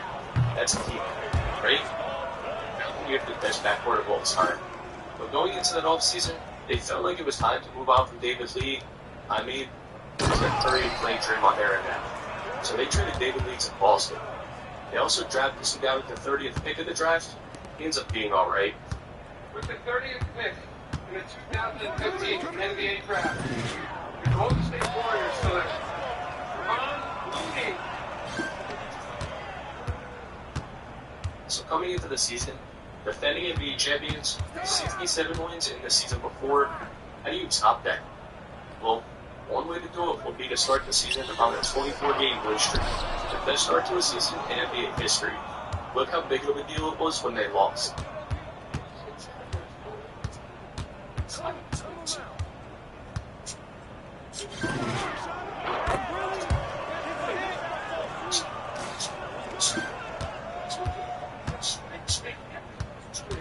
Besides the 24-game win streak to start the season, they also did some other pretty ridiculous things. How about this? 54 straight regular season home game win streak. That's like actually stupid. If you go to a Golden State Warriors home game, you know for a fact they're winning. Unless you go to that 55th game, then GG's. But besides that, the first team in NBA history to go the entire regular season without back-to-back losses, and without losing to the same team twice. How about this one though? 73 wins, the most in NBA history. A 73-9 record, the greatest record in a regular season in NBA history from any team. But for the individual achievements, Steve Kerr in his second season, Coach of the Year, Curry, Klay, and Draymond, all three named to the All-Star team. Draymond, the All-NBA second team, and the All-Defensive first team. Klay Thompson, the All-NBA third team. And Steph Curry, well, arguably the greatest regular season from any player ever. The first and only unanimous MVP in NBA history. The scoring title, 30.1 points per game. And he led the league in steals and free throw percentage. And he was the 7th player to enter the 50-40-90 club. Just a dominant season from Curry. And oh yeah, he broke his own record for threes made this season with 402. Just destroyed the record by over 100. Not only was this season dominant for Curry, it was for all the Warriors. I mean, obviously, they had 73 wins. Think about this though. When the All-Star break came, they were 48-4. Yeah, 48-4. Just stupid. They were 60-6 at one point. Now that $4.72 stock, you can sell that for at least $17.38. But going into the playoffs, nobody wanted to play the Warriors, and they continue to do what they've been doing. 4-1 versus the Rockets in the first round, 4-1 versus the Blazers in the second. In the third round, they actually found themselves down 3-1 versus Durant, Westbrook, and the Oklahoma City Thunder, but somehow they came back and won the series in 7. I mean, Game 6 Klay. But then we go to the NBA Finals, and they're up 3-1 on the Cavaliers once again, but somehow LeBron and Kyrie literally turn into Superman and Batman, and they lead the Cavs to a 3-1 comeback.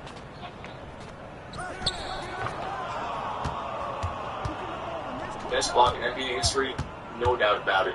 But that playoffs, in 2 straight rounds, the Warriors came back down 3-1, and then they blow a 3-1 lead. It sounds made up. But that offseason, that's when the Golden State Warriors would change forever. And really, basketball would change forever.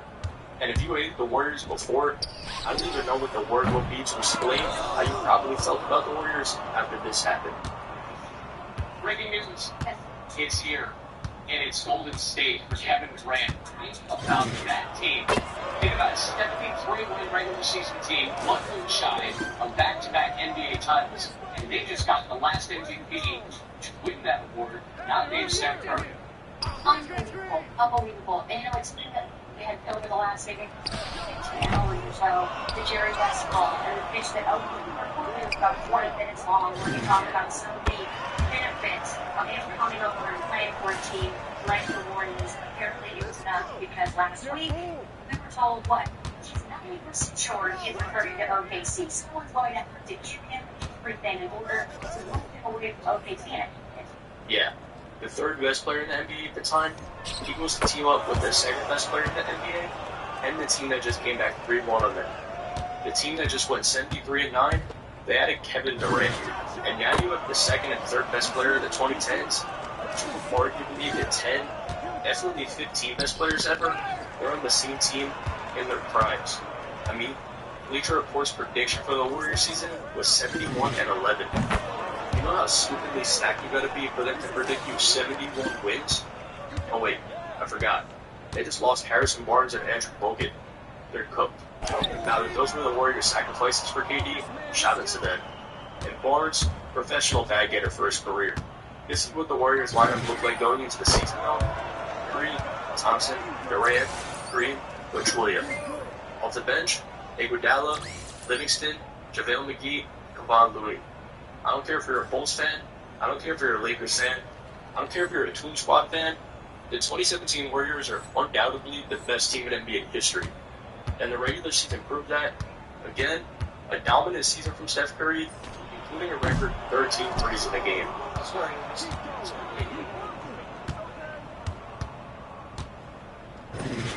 Although Curry was great, it wasn't just him. Draymond won Defensive Player of the Year. KD, Curry, Klay, and Draymond all made the All-Star team. The Warriors were the only team with multiple All-NBA players. They had 3, Curry, KD, and Draymond. And Bob Myers, shout out to him, Executive of the Year. And I know the Warriors won 73 games the year before, and this year it was only 67. Yikes. But this season, up to this point, I would say arguably the most dominant season in NBA history. And that's because what happened in the playoffs. First round versus the Blazers, sweep, and KD didn't even play in 2 of the games. Round 2 versus the Jazz, again, sweep, and in Game 4, Curry and Klay combined for 51, while Draymond had a triple-double. The Western Conference Finals versus the Spurs, they're actually down 25 to start Game 1. It doesn't matter though, they came back and won that game, and won the next 3 games.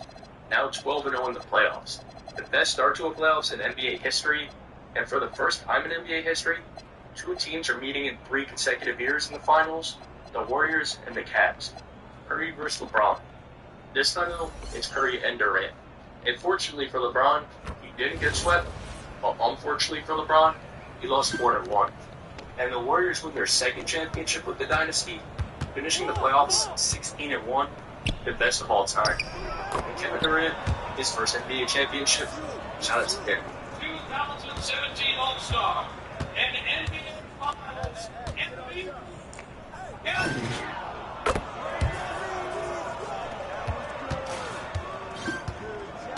So winning this championship, over the last 3 seasons, the Warriors have 3 finals appearances, 2 championships, and a combined record of 207 and 39.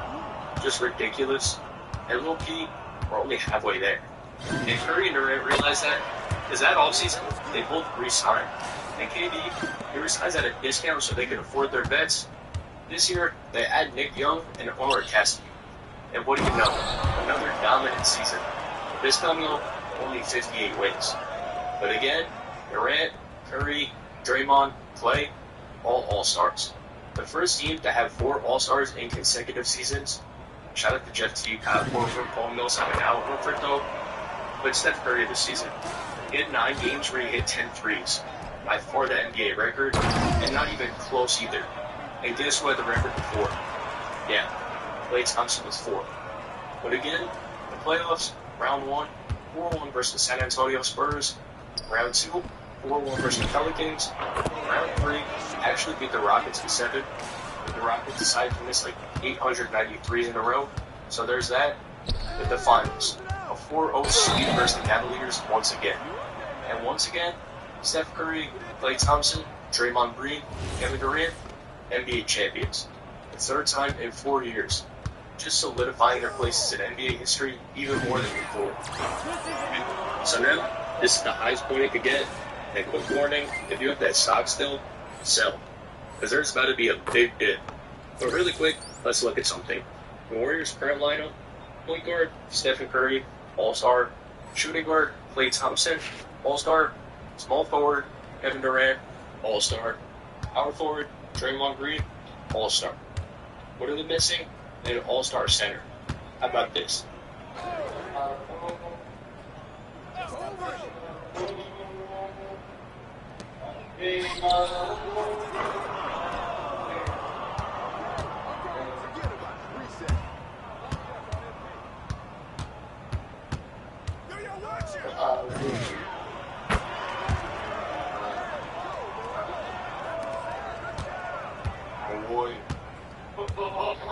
Alright, so they just added Boogie Cousins to the starting 5, as if they couldn't get any more set. A potential to start 5 All-Stars together. The first time that happened since the NBA All-Star game. And yeah, coming off 2 championships, the expectations were the same: win the NBA championship. And again for the Warriors for the regular season, completely dominant.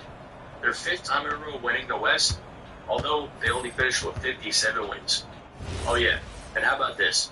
In a game versus the Chicago Bulls, Klay Thompson breaking Steph Curry's record, 14 threes in a game.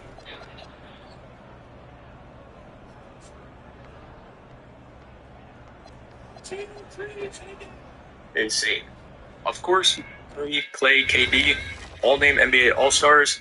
Curry and Durant were named to the All-NBA team. Draymond and Klay were named to the All-Defensive team. All 4 guys get their regular season hardware, but really, that's all they got. Regular season hardware. Because let's skip to the playoffs. One word to describe this Warriors postseason: injuries. Round 1, they had a matchup with the LA Clippers. Boogie Cousins, here's his spot. But the Warriors still went 4-2. Round 2, a series versus the Rockets. Steph Curry dislocates his finger. Kevin Durant strains his calf.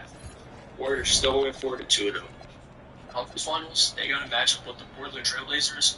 Andre Iguodala, calf strain. Warriors still went 4-0 though. Doesn't matter.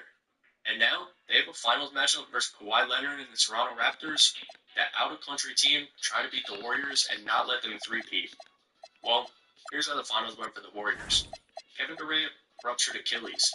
Klay Thompson, strained hamstring and torn ACL. Kevon Looney, fractured collarbone. And just like that, the Golden State Warriors championship run, it's officially over.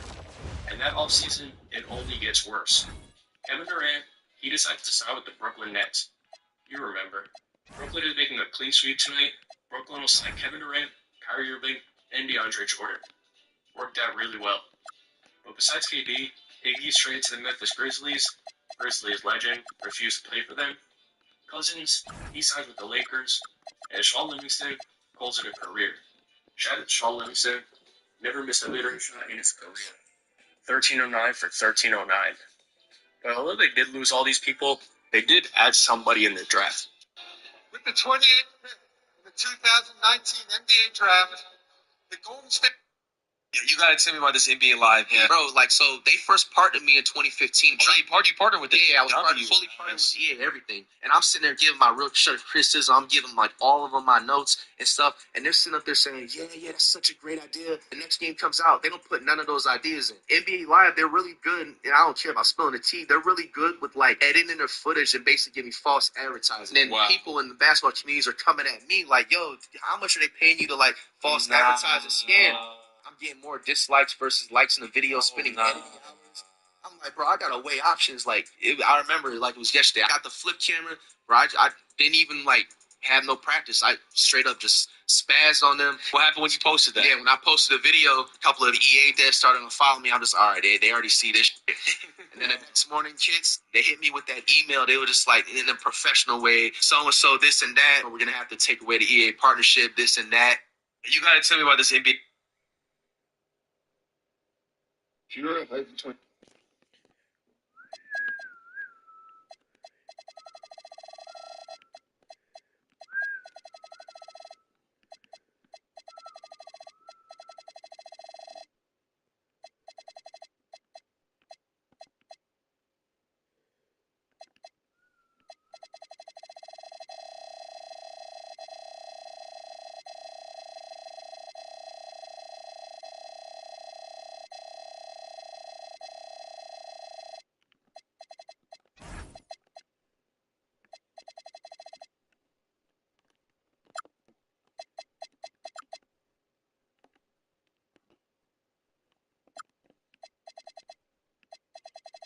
Hey, yo, this jump shot right here. Sure, I.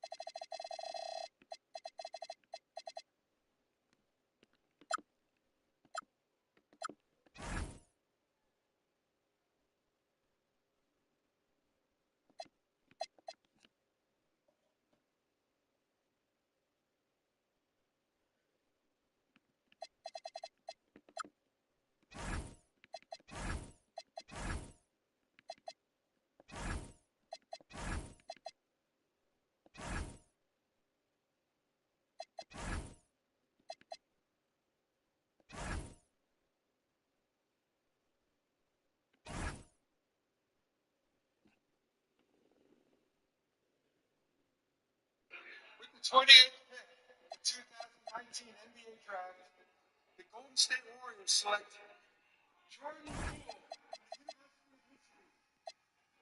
What a, I don't even know the word. Shitty offseason for the Warriors, really. Hey, at least they got D'Angelo Russell and the KD deal, though. But this was going to be a true test for a bunch of people. Clay, Curry, Draymond, and especially Steve Kerr. Here's how the season went.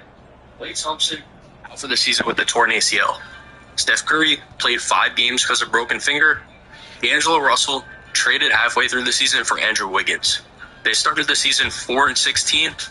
They finished 15-50, the worst record in the NBA. But thankfully for them, the season ended early because COVID. They didn't have to deal with the pain anymore. A mess of a season. Going from having Stephen Curry, Kevin Durant, Klay Thompson, and Draymond Green to being the worst team in the NBA in one season. But of course, that was because injury, and because they suck, they ended up with the second pick of the draft. Here's what they did. The Golden State Warriors select James Weissman from the University of Memphis. Damn. That just sucks when the next pick was this. Charlotte Hornets select LaMelo Ball from Chino Hills, California. Imagine that. I don't know the fit, but I'm sure they'd make it work.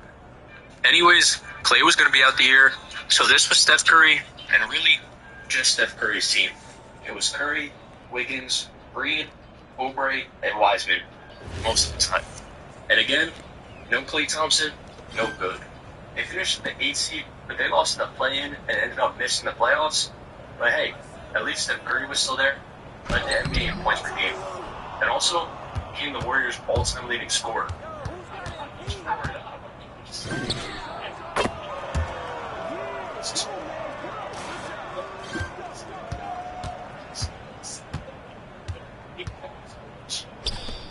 Alright, let's skip this season, because really, it wasn't good.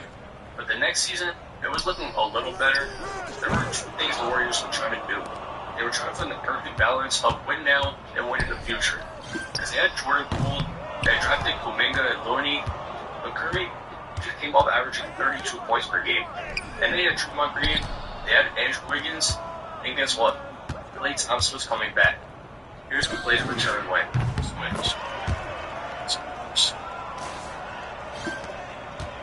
Still crazy. But besides Klay coming back too, Curry did something pretty cool, getting in the NBA's all-time leader in threes made. Yeah.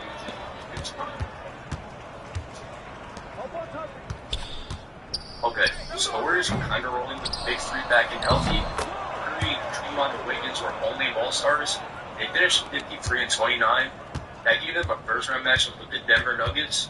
4-1 Golden State rolled through them. Round 2, a young Memphis Grizzlies team, 4-2 Warriors. The conference finals, Luka Doncic, Jalen Brunson, and the Dallas Mavericks, not even close. 4-1 Warriors. And that gave them a matchup with the Boston Celtics. The Warriors, after being dominant for near a decade, falling off, becoming one of the worst teams in the NBA for a few years, back in the NBA Finals. And you know how it went. The Golden State Warriors, once again NBA champions. The 4th time in 7 years. The dynasty is right back where it started. And next season, things were looking pretty bright early too. Steph Curry led the NBA in threes per game. Klay Thompson led the NBA in total threes made. Curry makes an All-NBA team. Draymond makes an All-Defensive team. Curry, Klay, and Poole combined for the most threes from a trio ever. Looney leads the NBA offensive rebounds. Andrew Wiggins, Jordan Poole, and Dante DiVincenzo all have career years, and they finished 6th in the West. Didn't have to play a playing game, which matched them up versus the Kings in the first round. Curry, Game 7, 50 points. Round 2, the Warriors had a guy they were pretty familiar with, LeBron James. But really, overall, the Warriors couldn't hang with the Lakers. Anthony Davis was a monster defensively. Curry had off shooting nights, and the Lakers just took advantage. And that sent the Warriors to Cancun. And now, we're going into the most recent offseason. At this point, people knew this might be the Warriors' last chance. They just extended Draymond to a pretty big contract, so they consider him a focal point of the team. Curry is still making all NBA teams, but Klay Thompson gets injured a lot. He's not the player he used to be, and he's entering a contract year. So we gotta see how this year plays out. I mean, if they win the championship, there's no question Klay stays. Let's just see how the Warriors offseason goes. But real quick, remember this.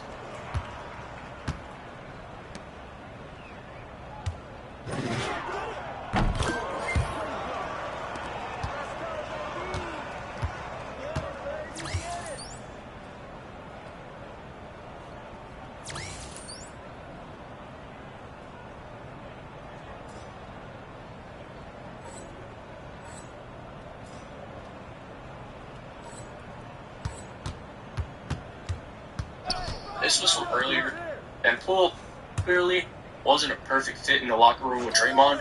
So what did they do? They traded him for one of the best point guards ever, Chris Paul, aka Celtic Shaq. Clearly, trading Poole for CP3, they're trying to win now. And that's exactly what didn't happen. The season went a little more something like this. Draymond only gets suspended for a little, but then he comes back and he does this. With all the awkward issues the Warriors faced this season, and on the court, although it wasn't as bad as many people make them out to be, Klay wasn't who he used to be. Curry was still great, but of course, not the Curry of 2016 anymore. Andrew Wiggins didn't perform anywhere near expectations, and the Warriors, they lose in the play-in tournament. So since the 22 championship, a second round exit, and then it missed playoffs. And just like that, we're in the current day. And what's happened over the past week? Well, for starters, CP3 completely bought out. He signs with the San Antonio Spurs and joins Wemby. But more importantly, Klay Thompson. After over a year of contract negotiations, the Warriors and Klay just too far apart. And ultimately, well, you know what happened. The Splash Brothers are officially separated. And really, it's official. We can't overstate Klay Thompson's incredible and legendary contributions with the Warriors dynasty during his 13 years with the team. The amount of joint happiness Klay's provided Warriors fans, Bay Area natives, and Dub Nation supporters all around the world has been immense and cannot be minimized. Klay's legacy will live on forever, and we look forward to the day we can retire his number 11 jersey at Chase Center. We thank Klay for his contributions and wish him the best as another chapter in his journey is written. And over a decade of dominance, the best backward NBA's ever seen, separated. And the downfall of most careers is something we're living in the current moment. Now, will they be able to gain a new success with a new roster around Steph Curry? Maybe. I'm not counting that out. But one thing's for sure, it's going to be a long time till we have an NBA duel that's as fun to watch as Steph Curry and Klay Thompson were for so many years. Picture this. An NBA team moves into your city. 5 years later, They had one of the best players in the NBA on their team, and they hired Bill Russell as the head coach of the team. A few years later, they're NBA champions. About a decade after that, they were one of the best point guards of their generation, and then right after that era, they dropped one of the greatest players to ever pick up a basketball. And then all of a sudden, they decided to move out of your city. A team that you just spent over 30 years watching every game for, they just don't exist anymore. Well, that's exactly what happened to the Seattle Supersonics. One of the most embarrassing situations in NBA history. Still to this day, one of the biggest questions asked, and probably one we'll see sometime in the near future, is the NBA expanding back to Seattle? Are the Sonics coming back? If I had to make a guess, I'd probably say yeah, but it sucks. Because really, they were such a cool franchise, and to understand why, we gotta go back to the 60s. 1966 to be exact, the Batman show just made its debut. Frank Sinatra just swept the Grammys, took home every award. But more importantly, these two guys, Sam Truman and Eugene B. Klein, two Los Angeles businessmen, owners of the San Diego Chargers, they were just awarded an NBA team for the city of Seattle. The NBA was trying to expand heavily at the time. Just a year ago, they were a 9-team league. Then they added the Chicago Bulls, and 1 year later, they had the Seattle Supersonics and the San Diego Rockets. But anyways, Seattle. That's the spot that landed on. Was around that time, the late 60s, Seattle's population was well over 1 million people. Literally more than it was the last time it was tracked on Google in 2022. But Seattle already had a venue too, Seattle Center Coliseum, the venue from the 1962 World Fair. Seattle was clearly a big destination in the 60s, so why not add an NBA team there? Especially when they have all the resources for it. Anyways, because how populated Seattle was, and with people being in and out with the fair happening in the early decade, business people in the area were really pushing for them to get a professional sports team. And they did. 1966, the Seattle Supersonics. And the name Supersonics? Well, it fits perfectly what Seattle was at the time. A way to honor Seattle's ties to the aviation industry. At the time, Boeing had recently been awarded a contract for the SST project. Basically, the Sonics were named after this. Or, you could just call it like it really should be, they were named after this guy. He's a hooper too.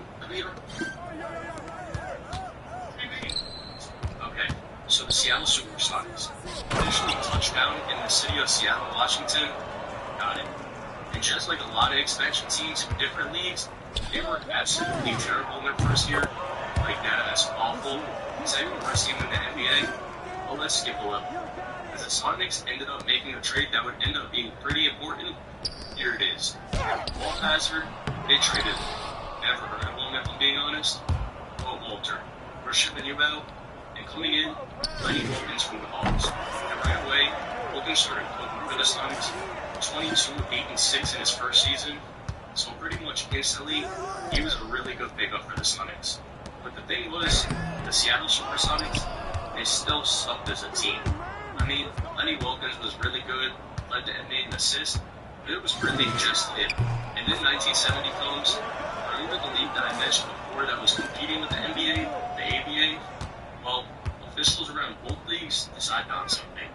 They'd be better off combining the two leagues and having a merger. The ABA and NBA coming together. Actually, out of the 17 officials, 13 of them decided they wanted to go through with it.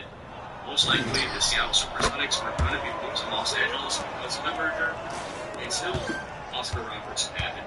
And he was suing the NBA, and because they were in a court settlement, the merger got pushed back because of the Big O. Look at this. A whole Wikipedia page for this. Robertson versus National Basketball Acts. Yeah. But if you're wondering what it is, basically, Oscar Robertson didn't like the free agency rules at the time, and now it resulted in the free agency rules we use today. So in a butterfly effect, Malik Beasley signed with the Pistons this offseason because of Oscar Robertson, if you want to put it that way. Imagine the merger happened though. I asked Bounce how to list things that could have happened if the 1970 merger happened. He said, epic early rivalries, Dr. J versus Kareem begin much earlier, or the franchise reshaping, teams like the Indiana Pacers, Denver Nuggets, Kentucky Colonials, and the spirit of St. Louis entering the NBA earlier, totally shaking up the franchise landscape, or rule changes. The NBA would likely adopt some of the ABA's 20 innovations sooner, or even something like player movements. Big stars like Dr. J, George Irvin, and Artist Gilmore would have had their NBA legacies written much earlier. All such crazy thoughts. Now, say is the only AI that directly correlates to the NBA. Ask it any question. Who do you think is going to win the 2025 NBA championship? Predicting an NBA champion that far out is always a gamble. But if I had to put some money on it now, I'd bet on the Denver Nuggets. Good bet. And Bounce AI is even up to date instantly. If you knock down the spotlight until you one of the coolest ads boys, let's get back to the video. The 1970 merger. It didn't happen. The Supersonics are still a team, and Lenny Wilkins, he's now a player coach for the Supersonics. Yeah, he's playing point guard for them, and he's coaching them at the same time. He's basically 2024 LeBron, I guess. As a coach and a player, I guess, this time, it wasn't just Lenny Wilkins. He had a really good teammate.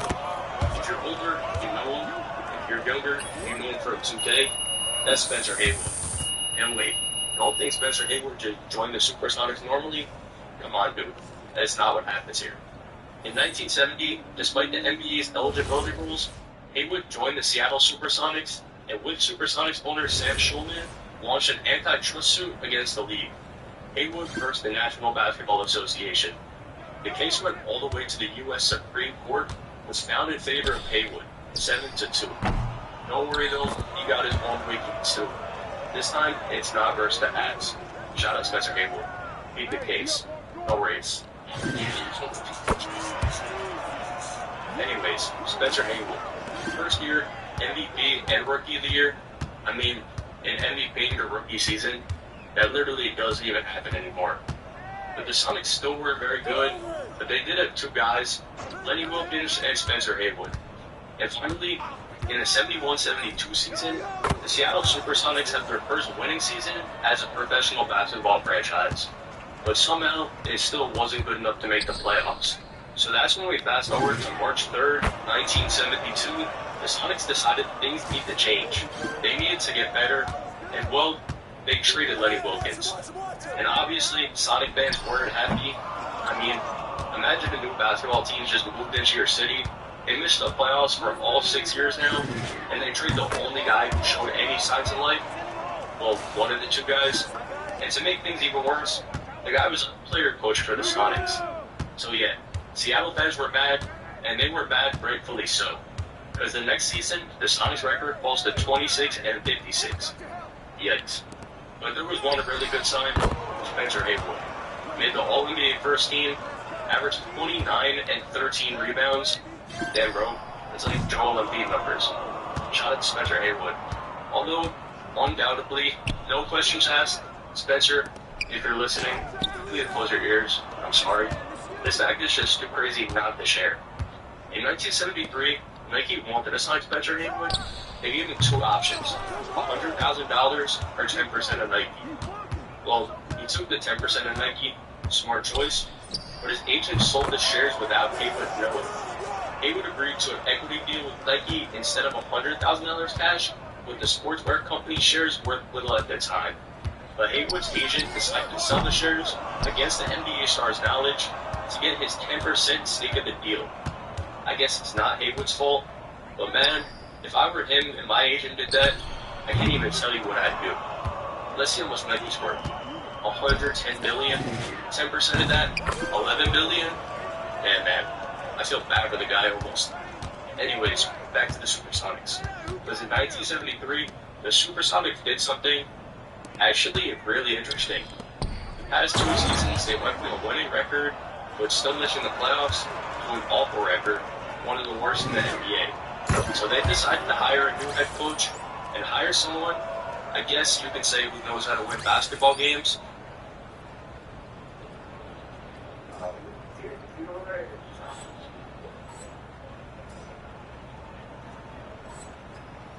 Bill Russell, the new head coach of the Supersonics. Immediately within his coach, they improved by 10 wins in their first season. And his second season, even better. Finally, almost after a decade of not being in the playoffs, the Seattle Supersonics make their first playoffs as a franchise. And guess what? They even won their first round versus the Detroit Pistons. I think the Pistons had like Brandon Jennings and Greg Monroe on this team, but the Sonics did end up losing in round 2, but it didn't matter. Things were looking up for the Supersonics, and that's really all that mattered to the city of Seattle. They just wanted to see them in the playoffs. They haven't seen that yet, and they had some new guys stepping up too. Fred Brown, Don Slick Watts, Tom Burleson. Slick is a fire nickname, can't even lie. But anyways, those 3 were good. Fred Brown was named to an all-star team the next season. He was also 5th in the league in scoring. Slick Watts led the NBA in assists, steals, and was named to the all-defensive team. And because all these guys were playing so well, they decided to trade Spencer Haywood. Now, Haywood was a New York Knick, and the Sonics would end up making the playoffs once again with Bill Russell. This time, though, they would end up losing in the first round to the Phoenix Suns. And the next season was a mess too, so let's skip down. The 1977-78 season, Bill Russell, he decides he doesn't want to coach the Supersonics anymore. And then right away, after he left, things were starting to look ugly for the next season. A 5-17 start. So the guy who was coaching them then, Bob Hopkins, overthrown. Because guess who wants to be coaching in? This guy, Lenny Wilkens. And instantly, as soon as Lenny Wilkens comes back, the Supersonics are back, winning their first 11 of 12 games with Wilkens back. And they finished the season hot. Think about it. They started 5-17. They finished 47-35. A 42-18 record after those first 22 games. And they kept it going in the playoffs. Round 1 beat the Lakers at 3. This is when it was best of 3. Crazy to think about. Anyways, round 2, they beat the Blazers in 6. And round 3, they beat Denver in 6. And for the first time ever, the Seattle Supersonics are in the NBA Finals. And although they would end up losing to the Bullets in 7, the Bullets Supersonics Finals. It sounds like a 2K auto-generated expansion team matchup. But anyways, the Sonics were officially here. No one expected them to be this good this season, but they were, and they proved everyone wrong who had any doubts about them. And next year, they were right back. Actually, they were even better. They finished 52-30, and this gave them a bye in the first round. Imagine that, the first seed gets a bye. That would be so ridiculous. Anyways, the Lakers won their first round matchup, so for the second year in a row, the Lakers and Sonics had a playoff matchup. And for the second year in a row, the Sonics win, and the Lakers only get 1 win. The next round, the Sonics had a matchup versus the Phoenix Suns, and the Sonics, they pulled it off in 7, heading to the finals for the second year in a row. And guess who they're playing? Yep, the Los Angeles Lakers. The NBA threw the Lakers in the finals, because you know, they're the Lakers. Alright, no, but I wouldn't be surprised, because the amount of times the NBA has hosted Bronny the past couple days has been out of control.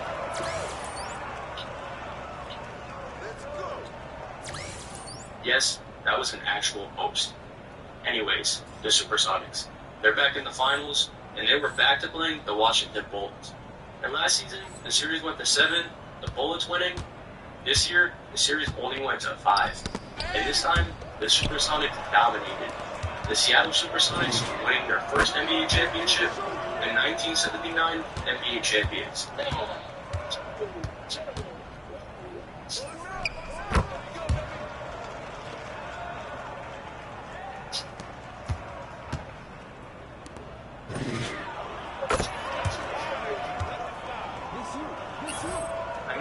The city of Seattle was hyped when this happened, but did you really expect anything else? And today in 2024, the Oklahoma City Thunder fans, who were awarded with that championship, they don't even feel like it's theirs. When the Seattle Supersonics returned, will the 1979 championship be considered the new Sonics championship or the Thunder's?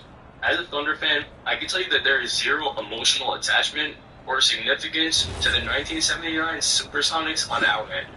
It feels dirty every time I see it get put under us. Damn, I'm taking a fake championship for my franchise all day long, I'll tell you that. But let's get back to the Sonics in the late 70s, early 80s now, because they're just heating up. And the next season, the record was even better, 56-26 now. A 4-game improvement after just winning the NBA championship. And this year, they had so many different players make a major impact on the team. Jack Sigma named to the All-Star team. Gus Williams and Dennis Johnson named to the All-NBA second team. Dennis Johnson named to the All-Defensive First Team for the second consecutive year. Just a bunch of people doing a bunch of different things. And this time, they had the Blazers in the first round. Finally, not the Lakers. It didn't matter who they had in the first round, though, they were going to win. A 2-1 victory versus the Blazers. The second round, Milwaukee, the Bucks in the West. Anyways, Sonics in 7. They're headed to the conference finals for the third straight year. And if they beat the Lakers, they're going to the finals for the third straight year, too. But Magic Johnson, just too much for the Sonics this year. A 4-1 win versus the Lakers. And the Supersonics are eliminated from the 1980 playoffs. Damn. But to break it down really, a 3-year run, a finals loss, an NBA championship, the conference finals loss. Not too bad. Actually, really good. But after that, the team gets kind of stagnant, so we're going to skip a little. I'll run through the next seasons though. 81, missed playoffs. 82, second round loss. 83, first round loss. 84, first round loss. 85, missed playoffs. 86, missed playoffs. 87, conference finals loss to the Lakers. Shout out Dan Ellison for winning most improved player. But 88, first round loss. And 89, a second round loss to the Lakers once again. So they were basically, I guess you could just say, just solid for that time span. But let's get to the fun years, because that's why you came. Alright, June of 1989, the Seattle Supersonics did this. Pretend I'm David Stern. With the 17th pick in the 1989 NBA draft, the Seattle Supersonics select Shawn Kemp out of some college, I think. Yeah, Shawn Kemp is officially a Supersonic.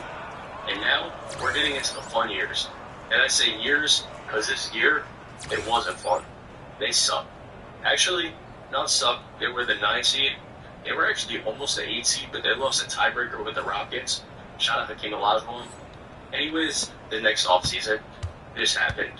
With the second pick in the 1990 NBA draft, the Seattle Supersonics select Gary Payton from Oklahoma State. So Gary Payton is now a Supersonic too. And if there's one person that was hyped that Payton was a Supersonic, it was Shawn Kemp. When you get to the finals, you're looking for a person to communicate with, somebody who can excite you, somebody who's going to be a challenge for you. And the second year when Gary was coming here, because we didn't think we were going to have a chance to get him. And you got to remember, Gary was probably player of the year coming out of college, scoring 40 to 50 points a game. And we were able to 500 clubs, so I didn't really think we were going to have a shot to get him. So when that announcement landed, we had the number 2 pick. I think everybody in this area generally wanted him to come to Seattle and play with me. So, I meant to lie. And I think, just from that day one, our communication off the court made us be better on the court. Before you and me go on the second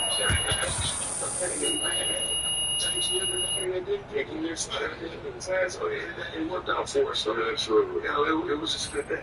Yep, Kemp and Payton, one of the most exciting NBA duos of all time. And with Xavier McDaniels traded to the Suns, Dale Ellis to the Bucks, this team was all Kemp and Payton's.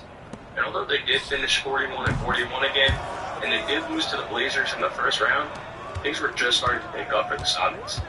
And I keep saying it's just Kemp and Payton, but they had other guys too. Eddie Johnson averaged over 17 points per game. Derek McKee averaged over 15. Gary Payton ended up making an all-rookie team for the next season, because it's a little better. Instantly, to start the season, the Sonics win 7 of their first 10 games. Alright, things were looking good, right? Well, after starting 7-3, all of a sudden, they're 18-18. Damn. So there's only one option for them. They fire their head coach, and who do they hire? Well, I'm sure you already know who they hired. That's George Karl. And as soon as he comes, things turn right back around. They go 27-15 under Karl. But at this point, Kemp was a beast, averaging 15.5 and 11 and 2 blocks. He was just kind of getting acclimated to the NBA, but he was already a defensive monster, averaging 2 steals with their leading scorer. Neither of those guys, it was Ricky Pierce, father of Paul. Joking. I think joking at least. But although they did have 47 wins, this was only good enough for the 6th seed in the West. And because of that, they had a matchup with the Golden State Warriors in the first round, the 3 seed. An experienced Golden State Warriors team versus a young Sonics team. This wasn't really expected to be close, but the Sonics didn't care, and they ended up winning the series in 4 games. And although they would end up losing to the Jazz in the second round, it didn't really matter all that much. The Sonics were young. They weren't even expected to win the first round, and they exceeded expectations by a lot that season, especially after starting 18-18. And next season, Kevin Payton were only getting better by the game. They started off the season winning their first 4 games, including 2 against Hakeem and the Rockets. And midway through the season, they made a pretty big trade. They traded 2 guys, Benoit Benjamin and Doug Christie. And in return, they got Sam Perkins, a guy who becomes pretty important for the Sonics. But anyway, the Sonics were really good this season. They were exciting. Kemp averaged 18, 11, 1.5 steals, and 2 blocks, a defensive monster. And for the first time in his career, an NBA All-Star. Ricky Pierce led the team in scoring again, this time only with 18. But that just shows you how balanced this team was. Gary Payton finished 6th in MIP voting. George Karl finished 3rd in Coach of the Year voting. The Sonics were just getting hot at this point, and they would end up finishing the season 57-25, good enough for the 3 seed in the Western Conference. And guess who that would match them up with in the first round? The same team that eliminated them the year before, the Utah Jazz. This time, the Sonics went in hot. In the second round, Hakeem Olajuwon and the Houston Rockets. Doesn't matter though. The Sonics have Hakeem's number like they always did up to this point. Sonics in 7. Round 3, Conference Finals, they're matched up with the Phoenix Suns and Charles Barkley. And the Sonics fought hard actually, to 7 games, but Chuck was just too much for them. And the Suns would end up winning the series and went to the finals like Michael Jordan and the Chicago Bulls. 2 words for you. Steve Nash and Chris Paul. Must-see TV. That's more than 2 words. He didn't say 2 words. You said quick to the point. You just like 2 words. Steve Nash and Chris Paul. Must-see. I'm trying to think of 2 words. I said, okay, the words. Nash and Paul. That's 3 words. 3 words. Wait, I said Nash. I got 1. Still funny. But the Sonics were getting better by the season, and this was obvious to everyone around the NBA, especially when they finished the next season 63-19. But they ended up losing in the first round to Denver, so we're going to skip that season. And the season after that was a struggle too. Again, a first round loss. So let's skip to the 95-96 season, because this was the best season for Payton and Kemp yet. And this team as a whole absolutely snapped. Let's go player by player. Shawn Kemp, NBA All-Star, All-NBA second team, 20 points and 11 rebounds per game, 8th in MVP voting. Gary Payton, NBA All-Star, All-NBA second team, 6th in MVP voting, 19 points, 7.5 assists, 3 steals a game, and the NBA's Defensive Player of the Year, the first point guard to ever win the award. So those 2 alone were stacked enough on their resume. But besides that though, Detlef Schrempf, 17 points per game, Hershey Hawkins, 15, Sam Perkins, 11. And as a team, they finished 65-17, the 1 seed in the West. This included 2 separate winning streaks of 14 and 9 games, and they had a 38-3 record at home, just completely dominant. And this continued in the playoffs too.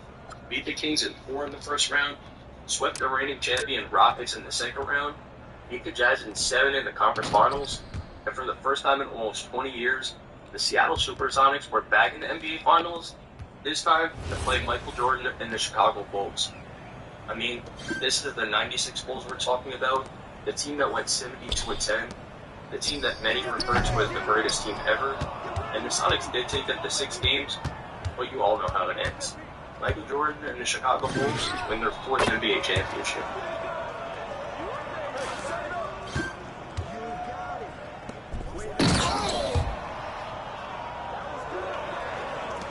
It was only going to be tough to beat the Bulls, but the Sonics did put up a good fight, as good as they could really. But after that, the Sonics would never return to the finals. The next 2 seasons, they would lose in the second round both years. In 1997, the Supersonics would end up trading Shawn Kemp, trying to build something more around Gary Payton, but it never really panned out how they envisioned. Then in 2001, the team was sold to Howard Schultz, the owner of Starbucks. The one thing he did promised the city of Seattle an NBA championship. Bad call. Gary Payton would end up being traded for Ray Allen in 2003, and after that, the Seattle Supersonics would only end up making the playoffs one more time as a franchise. But they did end up drafting this guy. With the second pick in the 2007 NBA draft, the Seattle Supersonics select Kevin Durant. He would end up being pretty good, but he was only a Supersonic for one season. Although in his one season, he did win Rookie of the Year, but it didn't matter. Because again in 2008, the team was sold once again. This time to Clay Bennett, an Oklahoma City oil man. Bennett did look for public funding for a new arena in Seattle, but he couldn't get it done. And because of the lease disputes in 2007, Bennett called it quits and told the NBA he was going to move cities. Seattle didn't want the Sonics to move, but both Seattle and Schultz, the old owner, the Starbucks guy, they both put lawsuits out, and because of this, ultimately a settlement was reached in July 2008. And what ended up happening? Well, we all know. The Supersonics would end up moving to Bennett's hometown, Oklahoma City. And Seattle fans, it still stings them to this day. Today I realize there's a very large group of Supersonic fans who absolutely hate the Thunder. I feel dumb for being oblivious to this for so long, but one of the SportsCenter tweets mentioned Durant as being drafted by the Supersonics/Thunder, which is vague, and honestly I don't think the two teams should be lumped together, but the firestorm of replies in the thread was filled with Seattle sports fans who were trashing the Thunder. And one person humorously trashed Sam Presti and claimed he would have been too incompetent to draft Durant. I had no idea there was this group of people. It makes me feel bad as a Tulsa resident, being told my franchise is garbage, and that we took something from Seattle fans. I didn't move the team, I just enjoyed this state as a Tier 1 pro team in my favorite sport. Damn. So there's people who grew up on an NBA team, and now they hate the team because they moved. Even ESPN has done mini documentaries on the Seattle Supersonics.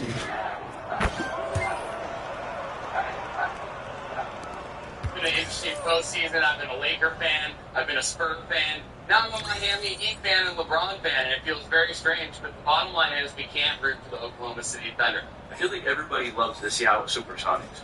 They're one of the coolest franchises ever. From their colors, to their uniforms, to the history of it, everything about the Seattle Supersonics is just cool. And I think I speak for every basketball fan when I say we want the Seattle Supersonics to return to the NBA. Imagine this, 2004, Team USA basketball, a team that's supposed to completely dominate the Olympics, they end up coming in third place, bronze. Disappointing everyone who had expectations for that team. Then 4 years later, they put together their redeem team. Can't let this country down again. So what happens there?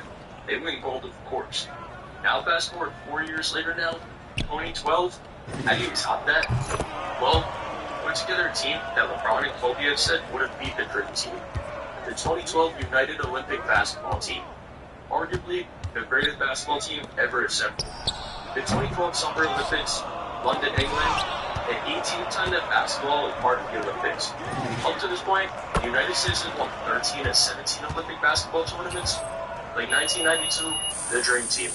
Michael Jordan, Magic Johnson, pretty much unarguably the most famous basketball team ever.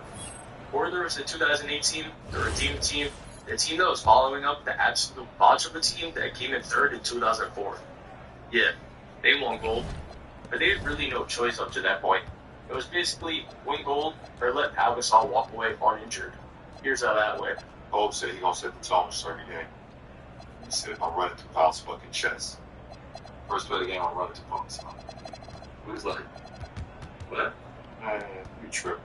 That's your teammate, you tripping. You ain't about to do that. He said, first play of the game, I know what they're gonna run. And he knew Powell's gonna hit last screen. And he said, I'm running through that motherfucker. I swear, first play of the game.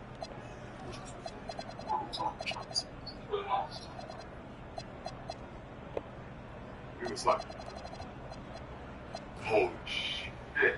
Yeah, so the 2018 definitely wasn't losing, and really, that year, there was no one around the NBA again, like, yeah, I want to play for Team USA.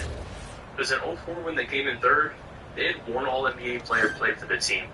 So more people stepped up in 08, but then what happened in 2012? Well, they had a follow-up 2008, So the only correct thing to do would be create arguably the most stacked basketball roster we've ever seen. And yeah, that's exactly what they did. The team included 5 players from the 2008 Redeem team, 8 players who made All-NBA teams the season before, 11 of the 12 players on the team were All-Stars, and the only reason the 12th guy wasn't an All-Star is because he wasn't even in the NBA yet. But he'd go on to become a Hall of Famer. So 20 superstar, you could say. Well, besides the 12 guys who made the team, there were 21 finalists to make the squad. Let's go through the 9 guys who were in final consideration to make the team, but didn't make the final 12 roster. Just to show you how stacked this team actually was. First up, Rudy Gay. Remember, this is 2012, so we're talking about Memphis Grizzlies Rudy Gay here. A guy who's coming off the season where he just averaged 19 and 6, one of the league's pure bucket getters, and really one of the most underrated players of the last decade. But then Eric Gordon was the other finalist who didn't make the team. I know you youngins are thinking about current day Phoenix Suns Eric Gordon, I guess Sixers Gordon actually, but this is Hornets Eric Gordon we're talking about. The guy who just averaged over 22 points per game in his last healthy season, and they actually got his reaction to not making the team. Oh my, someone called the National Weather Service. We had an unanticipated storm in the building tonight. Homeboy was raining threes down on these fools. Bam, bam, bam, one after another. They'll lose track of you and boom, another one. That was sweet to see. You keep shooting like that, it's going to make a huge difference for us. Can't believe 2K actually put that in the game. Anyways, those were the only 2 who technically didn't make the team because of just not making the cut. Technically, I guess you can say. Because everyone else removed themselves from consideration. First, Lamar Odom. Mavericks Lamar Odom at this point. 2 years removed for being the 6th man of the year. The next year, it would end up being his last year in the NBA though. But besides him, there were 6 other players who withdrew due to injuries at the time. First up, LaMarcus Aldridge. At this point, Aldridge is already an All-NBA player and an All-Star. He just came off a season where he averaged 22 and 8 on 51% from the field. The guy was automatic from mid-range. If you know Aldridge, you know. But he withdrew any considerations because of a torn meniscus, and then withdrawing himself because of an abdominal injury, Chris Bosh.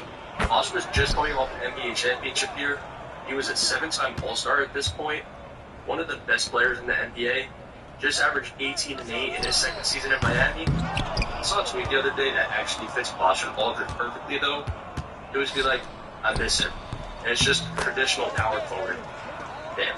Shout out Bosh, shout out Aldridge, shout out Zach Randolph. Who else? I mean your favorite traditional power forward. Anyways, after Bosh, there was Dwight Howard. Dwight Howard removed himself because of back surgery he had to get. Howard was pretty easily the best center in the NBA at this point. He was the All-NBA first-team center for the past 5 seasons here.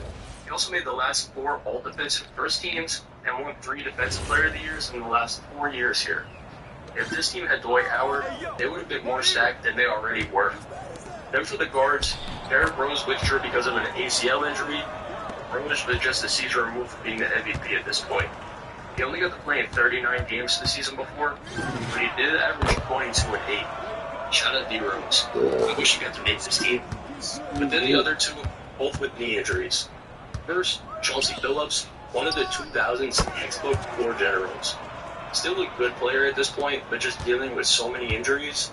And then Dwayne Wade, like Bosh, obviously, coming off an NBA championship too. Still an All-NBA player at this point also. Still averaged 22 games at this point also. Definitely would have been on the team if he was healthy. Cleveland Cavaliers legend, Dwayne Wade. So yeah, these are the guys that were finalists, but didn't make the team. Them alone as a team probably could have won gold. But let's meet the actual team. First up, let's look at the bench. We'll look at the guards first too. How about James Harden?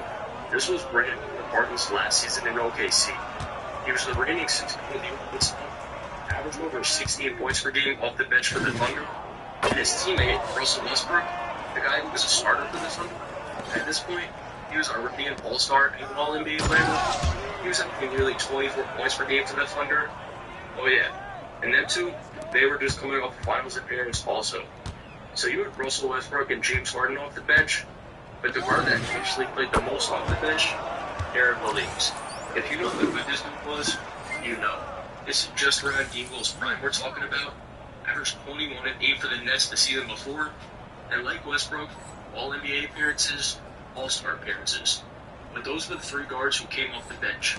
Besides them 3, there were 2 wings off the bench and then 2 bigs. Let's look at the wings first. First up, Carmelo Anthony.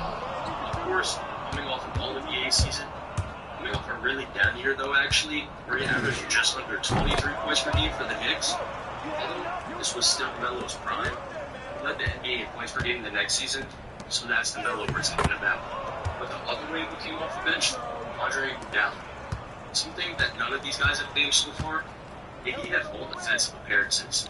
So Iggy had been scooping off the bench that no one else was giving him, as much as Iggy was him.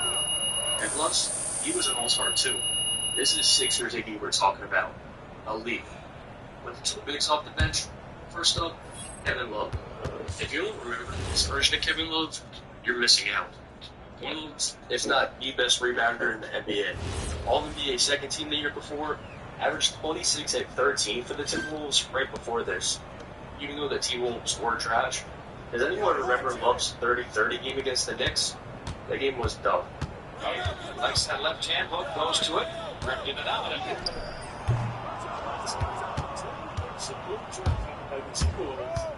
That's way off. Still wild. Alright, the anniversary team at 30 years old. If you don't know how good this guy was in college though, look at this. Anthony Davis alone had more blocks than any other team in the NCAA. Just ridiculous. But yeah, that's what the bench should look like. James Harden, Russell Westbrook, Darren Williams, Carmelo Anthony, Andre Iguodala, Kevin Love, Anthony Davis. Stat. And the starting lineup, only even better. First off, the starting center. The center position was really weird, with Dwight Howard not healthy. The starting center, that was Tyson Chandler. Don't get me wrong, Tyson Chandler was awesome. He was the reigning defensive player of the year, and he was just coming off an All-NBA appearance. But Chandler did play the 4th least minutes out of anyone on this team. But the way this team was constructed, it didn't really matter who you had at the 5s. You could have had me at the 5 and still win goal. So Tyson Chandler may not have the name the rest of these guys on the team has, but it was more of a plug-in for fit. And really, it never hurts when you add a defensive player of the year to your team. For the rest of this lineup, the starting point guard for this team, Chris Paul. Putting leads and all. But CP3 was the best point guard in the NBA for the time. He just made the All-NBA first team. This was his first year with the Clippers, so he averaged 20 and 9, and he led the NBA in steals. So you got Tyson Chandler playing defense in the middle, Chris Paul in the perimeter. How can this team lose? Especially when you add another elite defensive guard to the starting lineup, Kobe Bryant, the team's starting shooting guard. We're talking about a 33-year-old Kobe here, so still elite, still an All-NBA first-team player, averaged 28 points per game the season before. I mean, it's Kobe. I don't need to sit here and tell you about Kobe Bryant.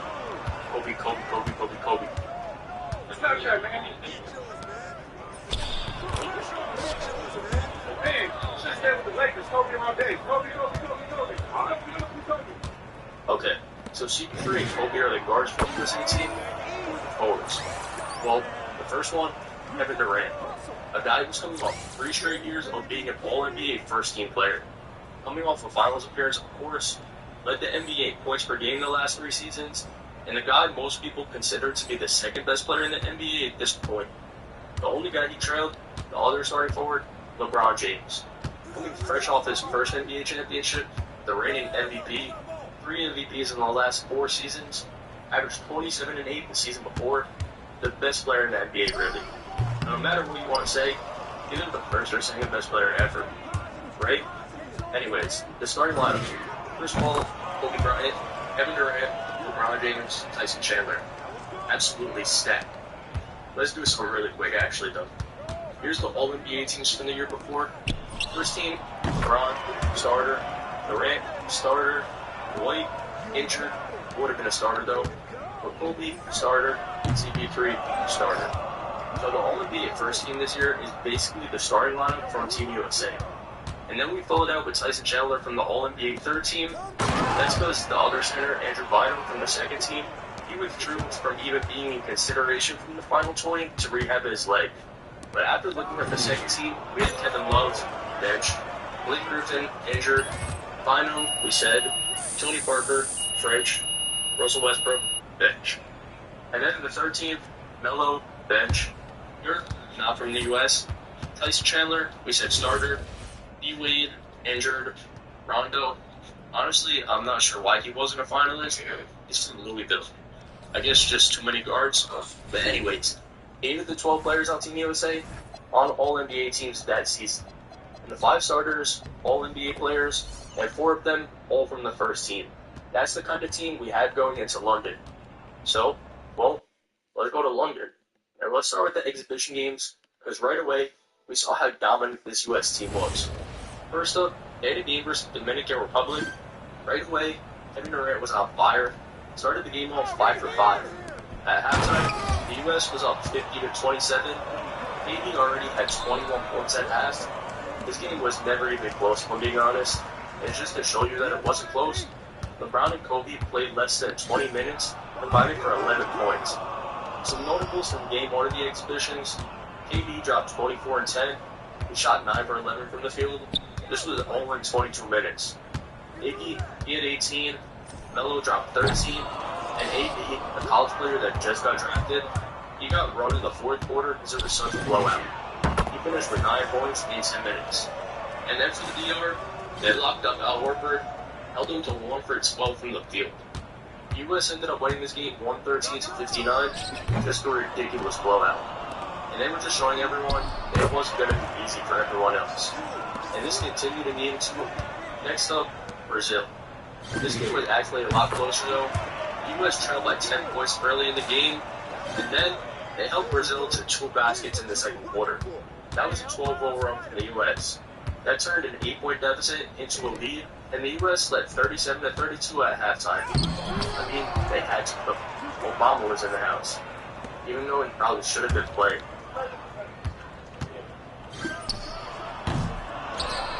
Okay, but after the first half, the rest of the game was pretty close.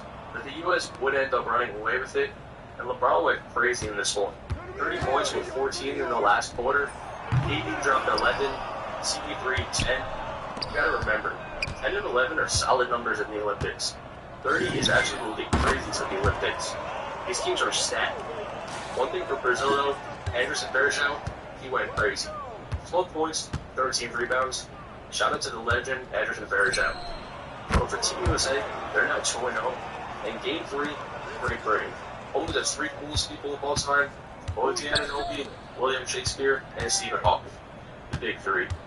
But the Big 3 for Team USA in this game against Great Britain: LeBron James, Carmelo Anthony, Darren Williams. Combined for 57 points, with Melo and Iglo dropping 21 apiece. But this game was just never even close. 118-78 USA. Shout out to Noel Daniel. He had the lowest steal for Great Britain in this game. Defensive legend. USA kicked Great Britain's ass in this game, forced them to have 27 turnovers.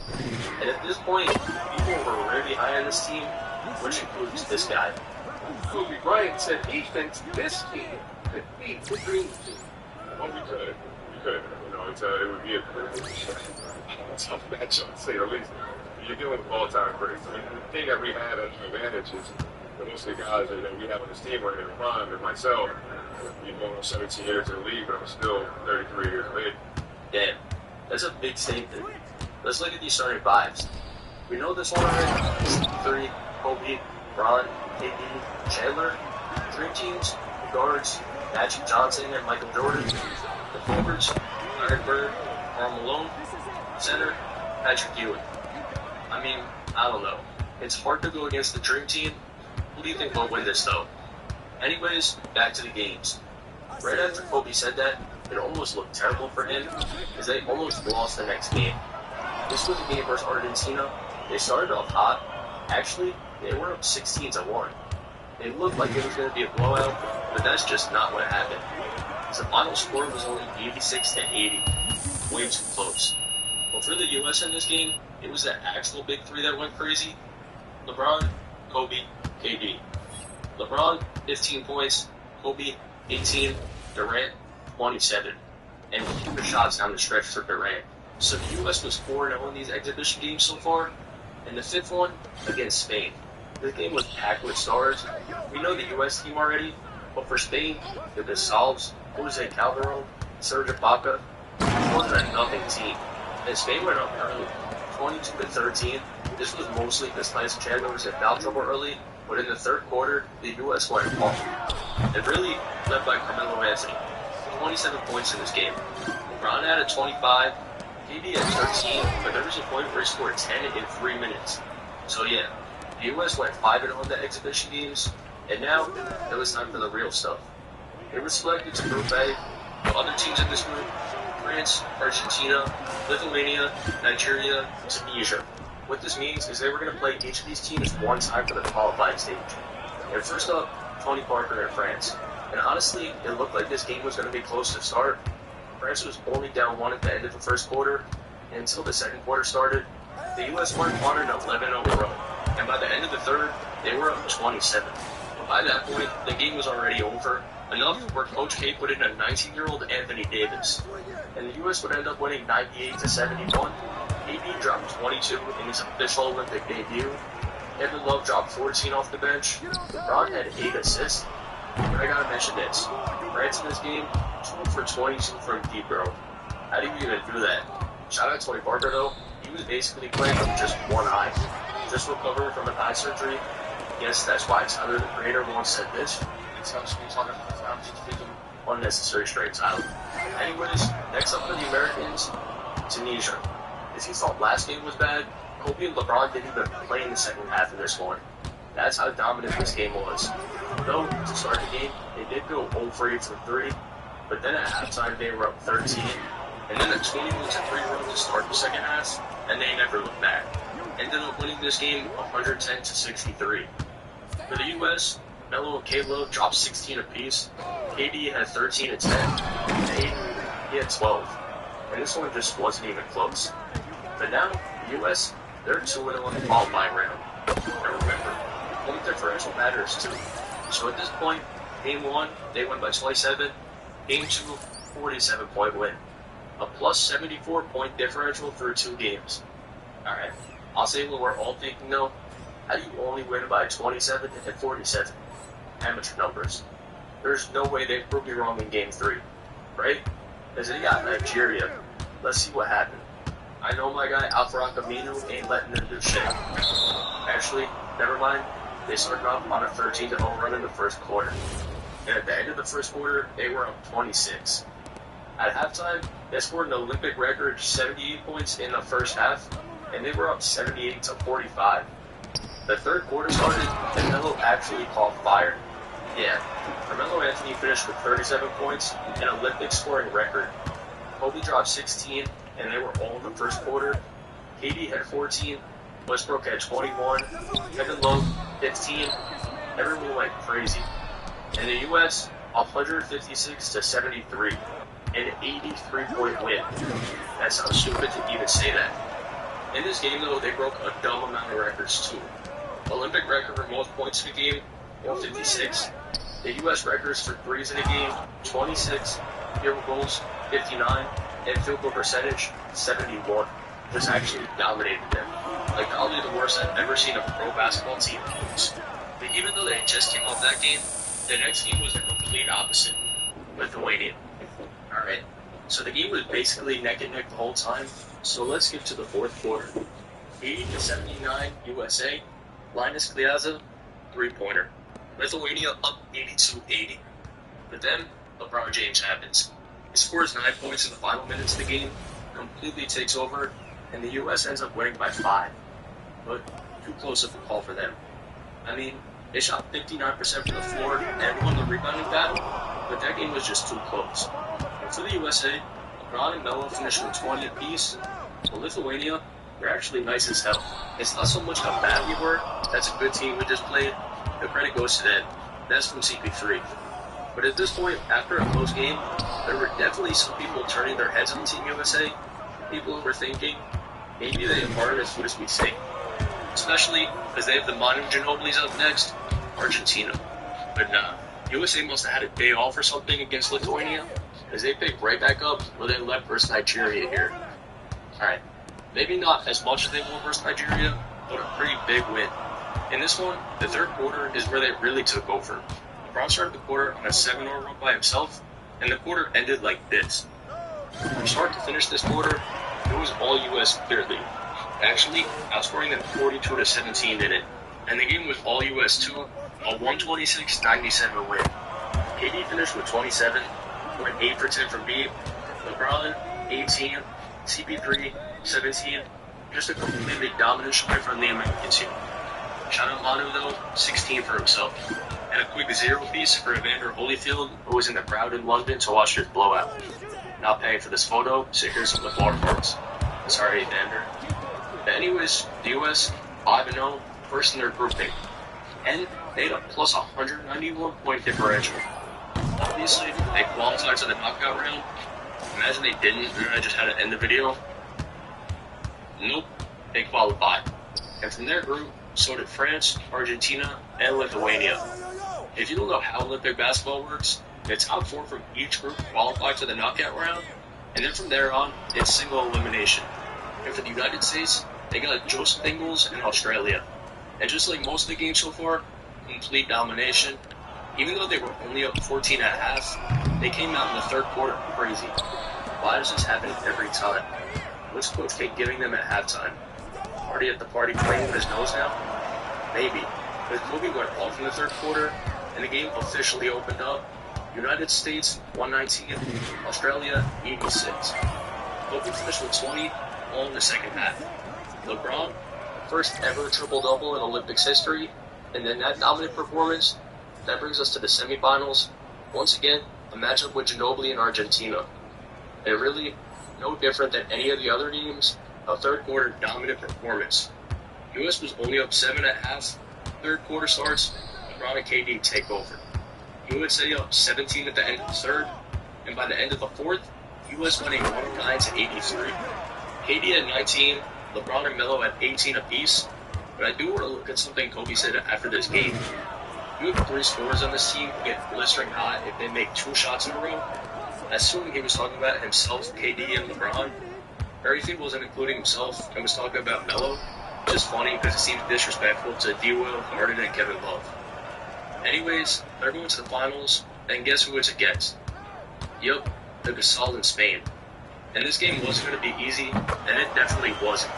We're talking a 1-point lead at halftime, and a 1-point lead going into the fourth. But guess who took over in the fourth? Who else was it going to be? LeBron James. So LeBron takes over in the fourth. He finished with 19 points. KD finished with 30. Kobe gets 17 for himself. And the U.S. wins 107-100. And once again, the United States, they're gold medal winners in the Olympics. I mean, from start to finish, the Olympics was just dominant for the U.S. An 83-point lead.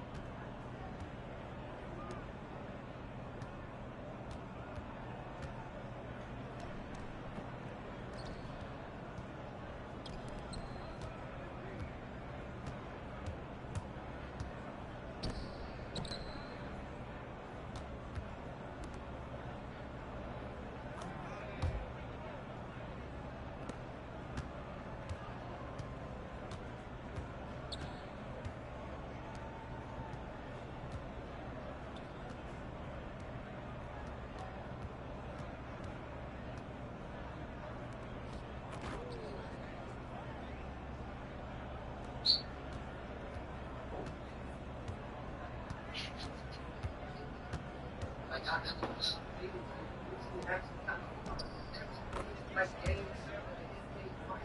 mean, Mike is sweat on my phone in the street. Maybe I'm just watching. Where the fuck is the moms at? Niggas went on vacation or something?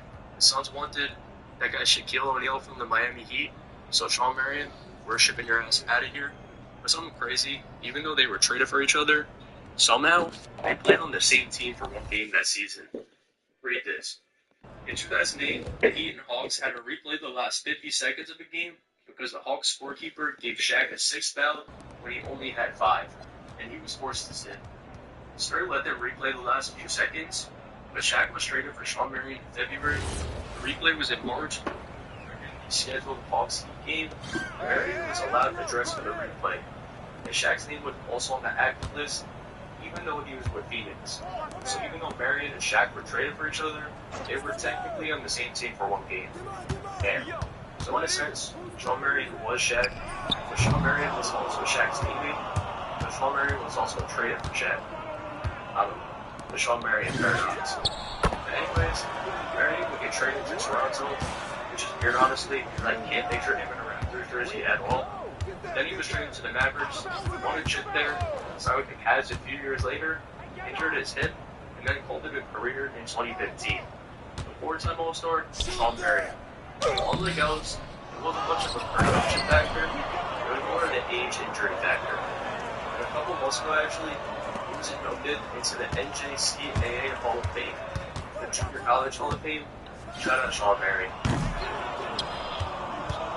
Alright, so we talked about a shooting guard, we talked about a small forward.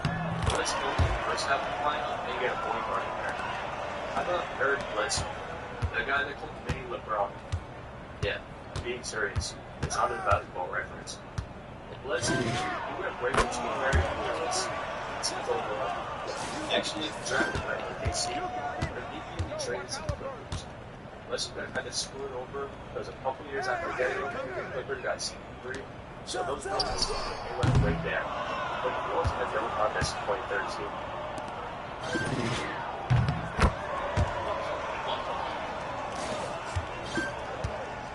That's eventually, Bledsoe would get traded to the Phoenix Suns, where he spent a lot of his career with the problem he was full of injuries.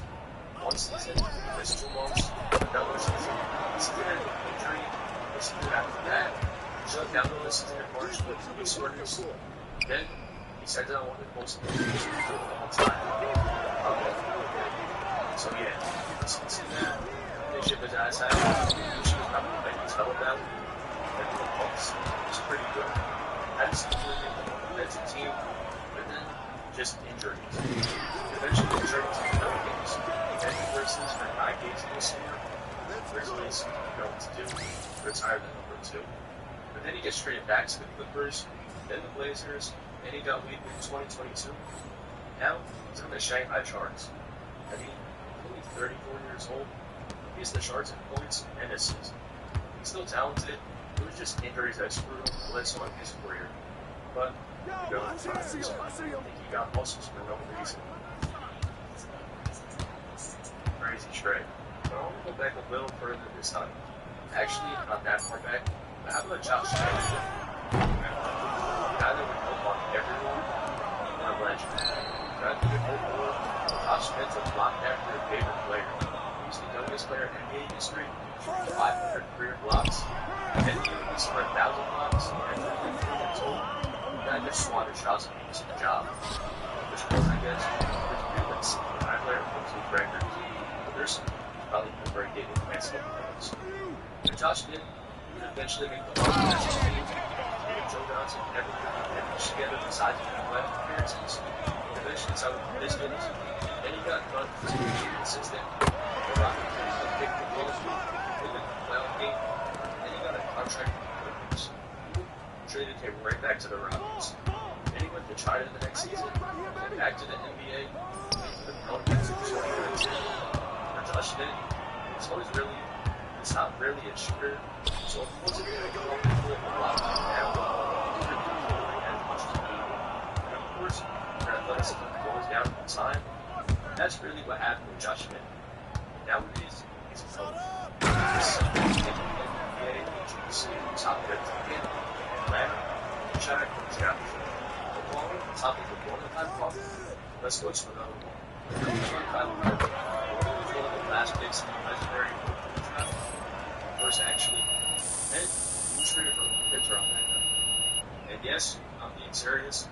He was traded for cash, which the Nets bought a copy machine with. Crazy. But Portland was nasty, and right away in his career, one of the first seasons, he led the NBA in threes made, 226. A few seasons later, he's at an 83 percentage. Eventually, the Sixers shipped Portland to Utah, this time for a refrigerator. On the Jazz, they set an NBA record for highest three-point percentage in a season, 53%. He would walk all the time. Chicago was part of those teams, but then he got traded to the Hawks in 2012, which would be the best top of his career by far. There, he set an NBA record for consecutive games with a three-point lead of 127, and then he led the league in three-point percentage again. Oh yeah, and he got named an All-Star for the first time at 33 years old. And part of that 69 Hawks team, yeah, he put on that team, so and eventually become the Hawks' all-time three-point percentage leader. And then he got traded to the Cavs. There, he became the fourth player ever to make 2,000 career threes at the time. And he got sent back to Utah. Then he signed with the Bucks.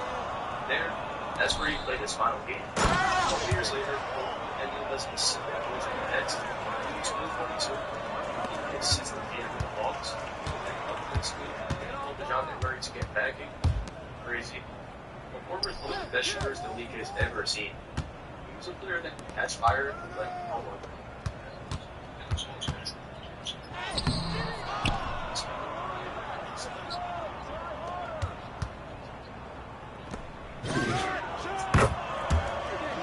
Yeah, it's okay. But as most of these guys I know so far are still in their 30s, Porter is 43. So for him, it was more just an age factor. Also, his last two seasons, he wasn't the same player as his previous seasons, so there's that too. Porter was good with the Jazz too. One of the most elite inside Jazz players ever, Aaron Williams, the definition of a forgotten superstar. Debo was a high pick, third overall, he was supposed to be good, and he was, right away. In the second year, he broke down averaging 16 and 9, and he led the Jazz to the Western Conference Finals. The next season, even better. 19 minutes and a half. 3 years later, NBA All-Star. First player in NBA history to record at least 20 points and 10 assists in 5 straight playoff games. Then eventually, the Jazz were traded to the New Jersey Nets. There, without their injury, he decided to drop the guys. And the NBA went into lockout, so he was getting certain for a short period of time. Did a game where he dropped 50. Got his Jones retired, then came right back to the Nets when the season continued. He continued to dominate for the Nets also. A 57-point game, 11 threes in another. But during all this, he was really playing through injury. And then eventually, he would go on to sign with the Mavs in 2015. Then the Cavs after he got waived by the Mavs. Then Aaron Williams called with a career. Although Aaron Williams was amazing, don't get me wrong. Injuries were just so important. Oh yeah. I can't forget 2021. I'm going to play Frank Vogel.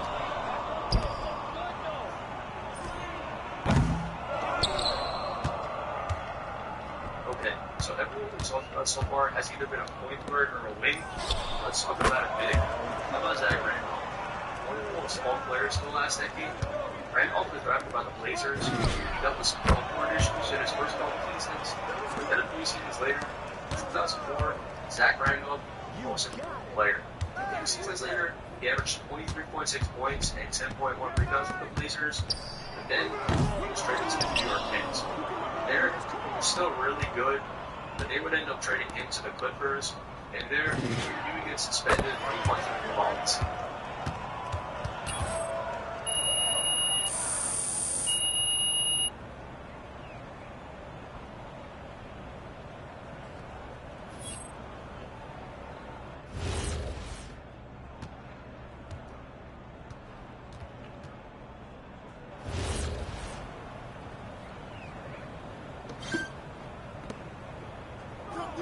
Open in NBA history. Randolph would eventually get traded to the Grizzlies. Of course, the best and most important stop of his career. His first All-Star team there, and multiple All-Star games. He was part of some local playoff runs. He became the Grizzlies' all-time leader in impulse speed, but eventually they let him walk and he signed with the Kings. And then the Kings wanted to go young, so they traded Randolph to the Mavs, and the Mavs, they waived him. And that was it for his NBA career. Now, why is Randolph not in the NBA? Well, not 100% sure, because he was still a free agent the last time he played for the Kings. So maybe there was no option that he loved, and he called it a career for himself. That's definitely possible. Something that is that Randolph ended up getting his number 50 retired from the Memphis Grizzlies. Something you'd love to see. And like I said, Zach Randolph won Most Improved Player back in the day. Let's talk about another MIP winner, GgNoRaGe. Yeah, but you've ever heard that name in a minute. Like many of these guys before, Dragic was a really late draft pick, 45th overall, and early on, the Suns saw him as a potential successor to Steve Nash, and then in 2010, he showed he was going to be legit in basketball. He scored 23 points in the fourth quarter of the playoff game to lead the Suns to a victory. And eventually, he was traded to the Rockets, just a backup there, didn't really do much. Then Nash left the Suns, and they signed the guy right back. And 2 years later, the NBA's most improved player. And he made the All-NBA team that season. Eventually, he got traded to the Heat, made an immediate impact there, got a crazy bag, made an All-Star game, and the first Canadian player to reach the 10,000 point mark. What he dealt with just so many injuries. I mean, he missed 3 games in the bubble finals. One game, that would have been completely different if he was healthy. But after that, he bounced from team to team, like 40 teams in a 3-year span. And at 37 years old, GgNoRaGe announced his retirement from the game of basketball. And nowadays, he still works in basketball. He holds camps for kids sometimes.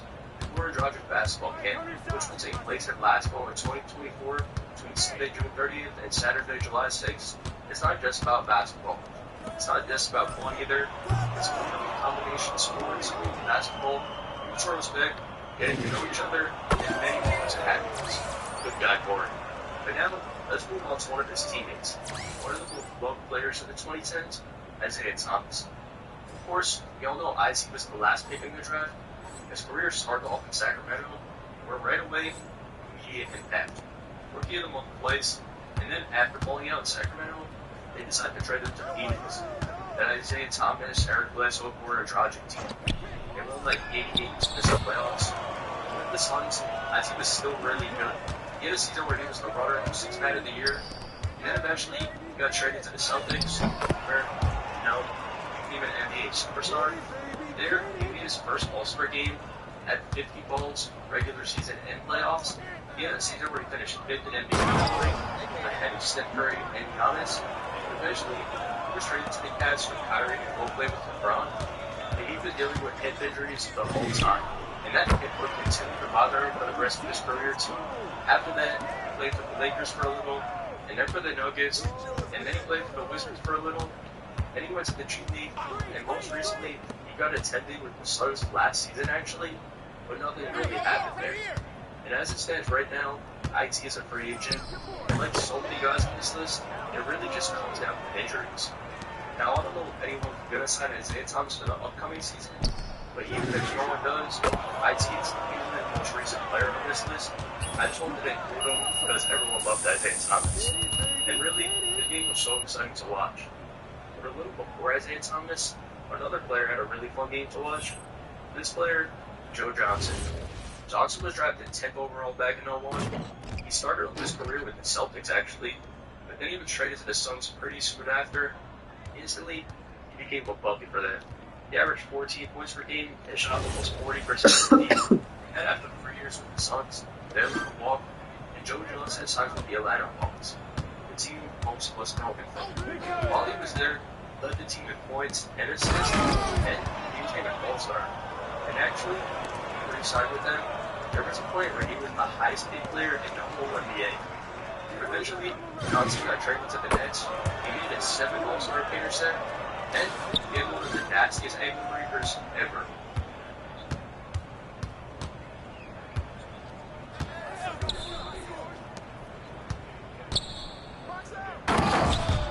But I think Joe Johnson, that's the plan. Joe Johnson would eventually signed with the Heat. He was still decent, and then he signed with the Jazz. Just like he always did, he didn't a game winner in the playoffs.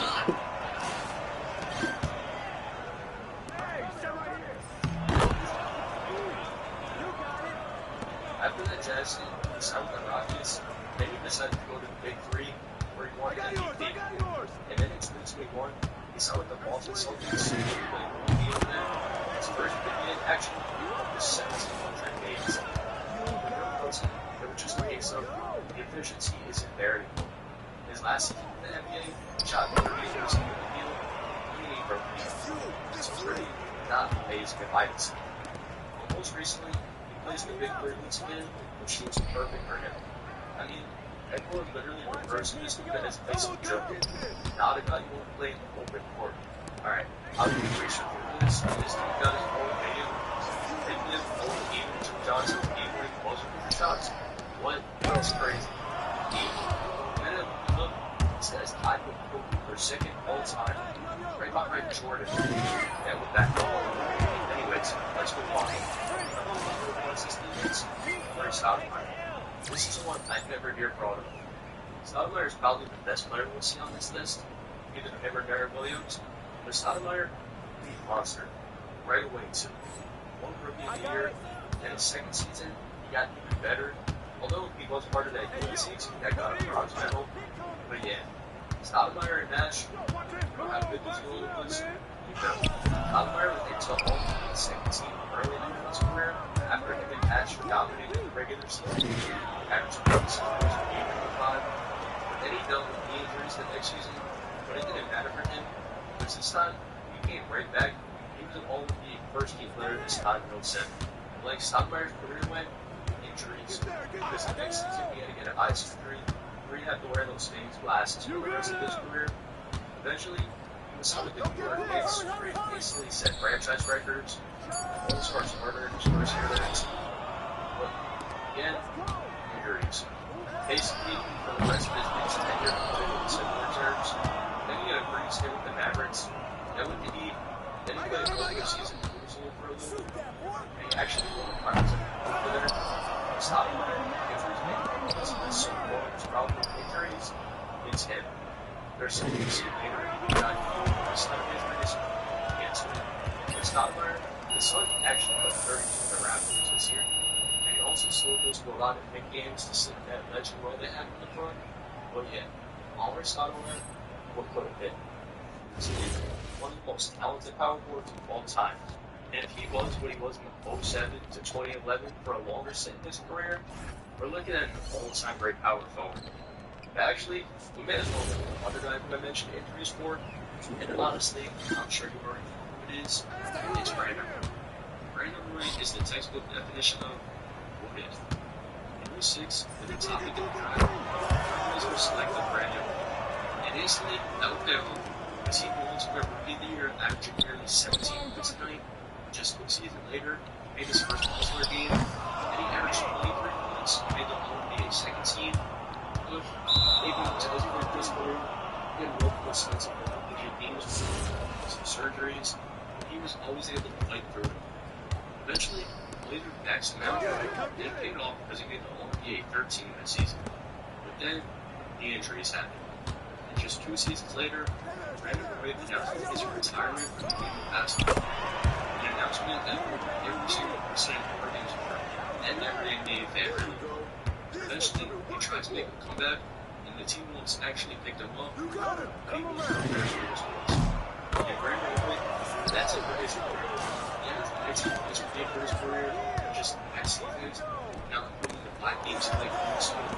Out of those 5 seasons, that includes 2 seasons where he had games where they had 57 and 47 respectively. Nowadays, which is men's basketball, and still to this day, he's a Wizards legend. That's the close. Let's stick to the shooting first, then there's another guy we'll talk about, that's J.R. Smith. If there's one NBA player not one single person dislikes, no, J.R. Smith. Smith was drafted to the Hornets, like everyone else on this list, for his spin. Fantastic. Eventually landed on the Nuggets, they pretty good there, and then ended up on the New York Knicks. On the Knicks, he averaged a career-high 18 points, and 6 man of the year.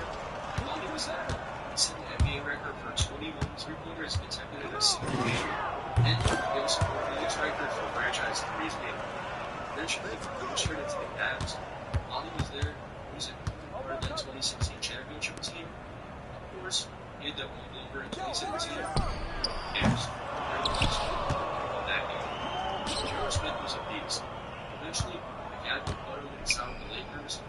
There, he was part of their global championships. Then, he was a spot. J.R. would eventually retire from basketball. After the NBA, he seemed to have side missions. He actually went to college after the NBA. Remember, he came straight out of high school to the league. He went to North Carolina A&T State University. There, he golfed for them. And in 2021, Smith was named the North Carolina A&T Academic Athlete of the Year for GPA. And in 2021, J.R. Smith signed with Complexity Gaming, and he also played at Warzone tournaments. He was 600 J.R. Smith. Shout out to him. J.R. Smith, let's talk about one of his former teammates, Tyson Chandler. Chandler has to be one of the most underrated players of the last decade. Like J.R. Smith, actually, Tyson Chandler came straight out of high school, way back in the league, drafted by the Clippers, traded to the Bulls on draft night, and he was actually a Bulls for a really long time, which is weird because I can barely picture Tyson Chandler in the Bulls uniform. But eventually, he was traded to the Hornets for J.R. Smith, which I didn't know until literally 10 minutes ago. But in New Orleans, Chandler led the NBA in offensive rebounds like every year. By the end of his tenure with the Hornets, Chandler was the franchise's all-time leader in field goal percentage, 61%, and rebounds per game, 11.3. Eventually, he was traded to the Bobcats, where he played 51 games, then traded to Dallas, won the championship there, a huge part of that squad, and he's out with the Knicks in free agency, won a Defensive Player of the Year, made the All-Star team, made an All-NBA team, some big records. But there, he dealt with injuries so much, and eventually he was traded back to the Mavs. Then he had a stint with Phoenix where he was really good still, but after that, he played for the Lakers for a little, then he was in, and now he's it for Tyson Chandler's career. But for him, nowadays, he does something really cool. He's a developmental coach for the Mavericks Bigs. So whatever he did for Derek Lively, that shit worked. So shout out to Tyson Chandler for making Tyson Chandler 2.0 out there in Dallas last season. But when I think of Chandler, I always think of a center he had countless battles with, and that's Roy Hibbert. Hibbert's peak may have been short, but this dude was elite when he peaked. He was actually drafted by the Raptors, but on draft night they traded him to the Pacers. They were rebuilding, so he was pretty quickly the new starting center there. Although he did struggle early on, but eventually, in 2012, he breaks out. An NBA All-Star for the first time, the guy was a monster in the game. In the 2012 playoffs, he recorded 9 blocks in Game 1 of the first round against the Orlando Magic, and then again he became the All-Star 2 years later, and it kind of just slowed down for him the next season. The Pacers let him go up to the Lakers during Kobe's last season. At this point, the Lakers didn't see a fit for him, so they let him go. He spent time in Charlotte, then the Bucks, then Denver, but at that point, Hibbert wasn't putting up the numbers he once did, and then he announces his retirement. But now, Hibbert actually still talks basketball, breaks down things and tells stories. Look at this. I played with Kobe Bryant, and then he scored 60 points against the Jazz. It's 99.999% people can't tell, which is dope. But we just talked about 2 centers. Let's go one position down to the power forward spot. Horace Diab. Remember him? He had spent his early years in Atlanta. There, he couldn't find a consistent role, and really, he was an inconsistent player. Eventually, he was sure the Suns were his career to turn around. In 06, he held the most improved player, and he started at center for the Suns in the playoffs. He's 6'8", and he was still really good for the Suns, but eventually, he was traded to the Bobcats. He carried them to their first ever playoff appearance, but then they waived him, and he signed with the Spurs. There, he was the 10th overall player in the league. Remember, he was a starting center a couple years ago. This time, in 2014, he led the Spurs in assists in the finals. I said Sean Marion with Draymond Green before Draymond Green. Horace Diab with Draymond Green before Draymond Green. If Draymond Green wasn't as good as Draymond Green. No. But eventually, he was traded to the Jazz. Then the Jazz waived though. That was it for Diab's NBA career. One of the most versatile players we've ever seen. And now, he's the president for the French team, Metropolitans 92. You know, the team that Wemby played on before the Spurs. So credit Diab for everything Wembanyama does. Maybe. We'll let's move on. I mentioned Yeo was a member of the Bobcats. I thought one of the best Bobcats ever, Gerald Wallace. Wallace started off his career in the Kings, but he really didn't get significant minutes there because he was on the same team as guys like Chris Webber and Peter Stojakovic. And actually, eventually, Bobcats, they selected Wallace in their expansion draft. That's where Wallace broke out. Really, as an elite defender, his second season there, Wallace became one of only 3 players in NBA history to average over 2 steals and 2 blocks per game in a season. That's actually a crazy stat. He played his ass off there. Played a rock inside out. But those crazy plays often led to injuries. But the fans loved him for it. His nickname was literally Crash. The guy dealt with concussions maybe more than any other NBA player ever. In 2010, Wallace became the first Bobcat to ever make the All-Star game. Eventually, he got traded to the Blazers. Then they traded to the Nets for the pick, which we all know becomes Damian Lillard. And eventually, he gets traded to the Celtics. And then, a torn meniscus in his second to last season, the injury that really shut down his career. But as much as people loved him on the court, he should be just as respected off of it. In 2008, he launched the Gerald Wallace Foundation. What the foundation is it provides opportunities for undeserved children and their families. And it seems to still be going strong in 2024 under a new name now, though, the Melee Foundation. So shout out to Gerald Wallace for this. That's one of the elite defensive small forwards. How about another one? Danny Granger. Danny Granger was pretty good early in his career, averaged 20 points per game a night, 3 seasons into his career, and a season later, he averaged 25.8 a night. That made him the first player ever in NBA history to increase their scoring average by at least 5 points per game in 3 straight seasons. Also, he was named an All-Star and the most improved player this season. He was legit. He averaged at least 20 in his next 4 seasons, but then the injury started with Granger.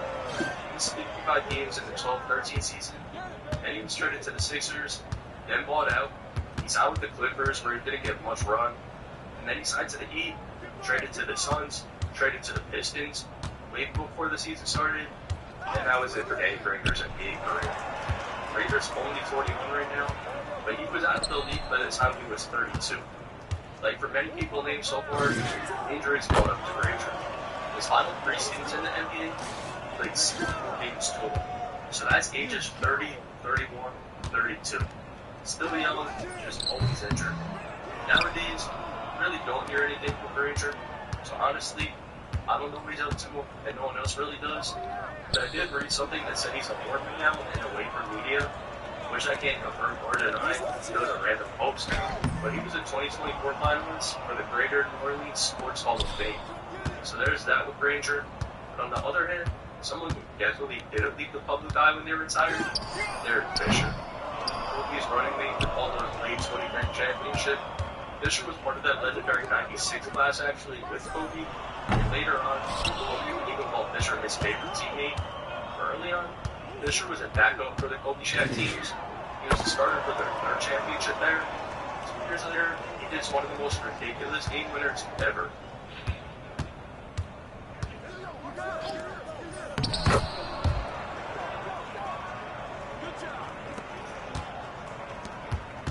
How did you get that on? He'd eventually leave the Lakers, some Warriors where he averaged all over his body, and he got traded to the Jazz, then he re-signs the Lakers and won 2 more rings there. Damn. Lakers could only win when Fisher was in the squad. Then after that, his NBA then, signed with the Thunder, then played in Dallas, then back in OKC, and then that was it for Fisher. But it doesn't stop there, because right after that, Phil Jackson hires him to be the coach of the New York Knicks. He has a 48-9 season career right now. And then he would go on to coach the LA Sparks for 3 years, and then now coaches a high school in California. But can't forget the Matt Barnes situation. Yeah, sorry, Fisher, for watching this. I could not include that though. You know what we haven't really talked about yet? It'll be more. I'm not joking though. You know how great he was in his prime. And you know, because early on, people were really sure why he's placing everything. Well, maybe his place in Chicago. And then like this trip. But in the 09-2010 season, no one broke out. He averaged double-double, although he was constantly dealing with injuries. And 2 years later, Joakim was an all-star and an all-defensive team player. The next year, another all-star, and this time, the NBA's Defensive Player of the Year. The only other Bull besides MJ to win the award. Most of the year, he did the All-NBA first team, Chris Paul, James Harden, LeBron James, Kevin Durant, Joakim Noah. Crazy. Over 2 years after that, Noah honestly doubled their trades. Then eventually he signed to the New York Knicks for a ridiculous amount of money. Becomes one of the most infamous contracts in NBA history. Really, was a instant hope. And also, a couple years after that, he signed with the Grizzlies, where he actually played really good, which led to the Clippers giving him a contract. But after that season, that was it for Noah's career. He announced his retirement in 2021, and later that year, the Bulls had to but they didn't really get faster of the team. Nowadays, it seems like he just travels. That's the first leagues I found were in Paris, Philippines, Brazil, and Africa. So it seems like the guy's looking for it. He was only one of those teams that cracked the All-Star game. There was Will Beck too. Right away, he was also for the Bulls, and the All-Rookie team, and he was also for a second and third season sleep. Dennis Miller broke out after the 17th night. A couple years after that, Bang became the All-Defensive team and named an All-Star. And actually, back-to-back All-Star. And he led the NBA minutes per game. So that was his coach. Shout out to him, great coach. But a season after that, they got a multi-year future contract agreement. That's where they would trade him to the Cavs. And then he would go on to sign to the Heat, where he was really good. So that led to the Lakers giving him a crazy bag. Unfortunately, the Lakers left him and we had 2 years later. He would sell Minnesota back with the Tibbs. But that was his first career. Like a lot of guys on this list, maybe still in his 30s, he had ball the age and LeBron, Curry, and KD. They're all still so great. Yeah, most recently, in 2019, he became the South Sudan Basketball Federation's president. Clearly, South Sudan, if you watch the Olympics, they were nasty. Also, this one's crazy. If you're looking for a gang, just pick up a person has community currency. He's right on the front. Remember Washington's on gangs. Oh yeah, and if we listen to this 2021 for Denver's, they was included the longest year in the corner of the British Empire. This dude really lived with St. Paul's basketball thing. It's all crazy. Let's go on, and we got some exciting players on. Remember this guy, Al Jefferson? If you want to see some of the most work, watch some Al Jefferson tape. Jefferson started off his career in Boston, and he would break out pretty quickly, but eventually he was traded to the Bulls for Kevin Durant. Had some good seasons there, always from an ACL injury. Following then, he was traded to the Jazz, where again, he was really good. But after a couple seasons, he signed with the Hornets. That's where he became an all-NBA player. Season averaging a little over 20%. But he would deal with calf injuries, and eventually he leave the Pacers. At that point, he wasn't really the player he once was, and retired shortly after. But he was trying to find out. Nowadays, he's pretty good. Honestly, besides Joe Johnson, maybe like I said before, he might not be better than player for the big three that I need. Jefferson, he's one of the most. There's about a negative 3% chance you're stopping. But again, Al Jefferson was a complete fan favorite. Was a fan favorite. Not very well around it. Again, he was a first overall pick. That's supposed to be the next third voice. And people also forget there was a point where he was really good. For his rookie, he was selected first overall. And in this season, first 5 points Miami, Mariani was a Raptors guy. He averaged 21 points and 5 points with rebounds. The next 2 seasons, he dealt with injuries constantly. The Raptors traded him to the New York Knicks. Here's his Knicks career in a nutshell. First, this play. And there was this play too.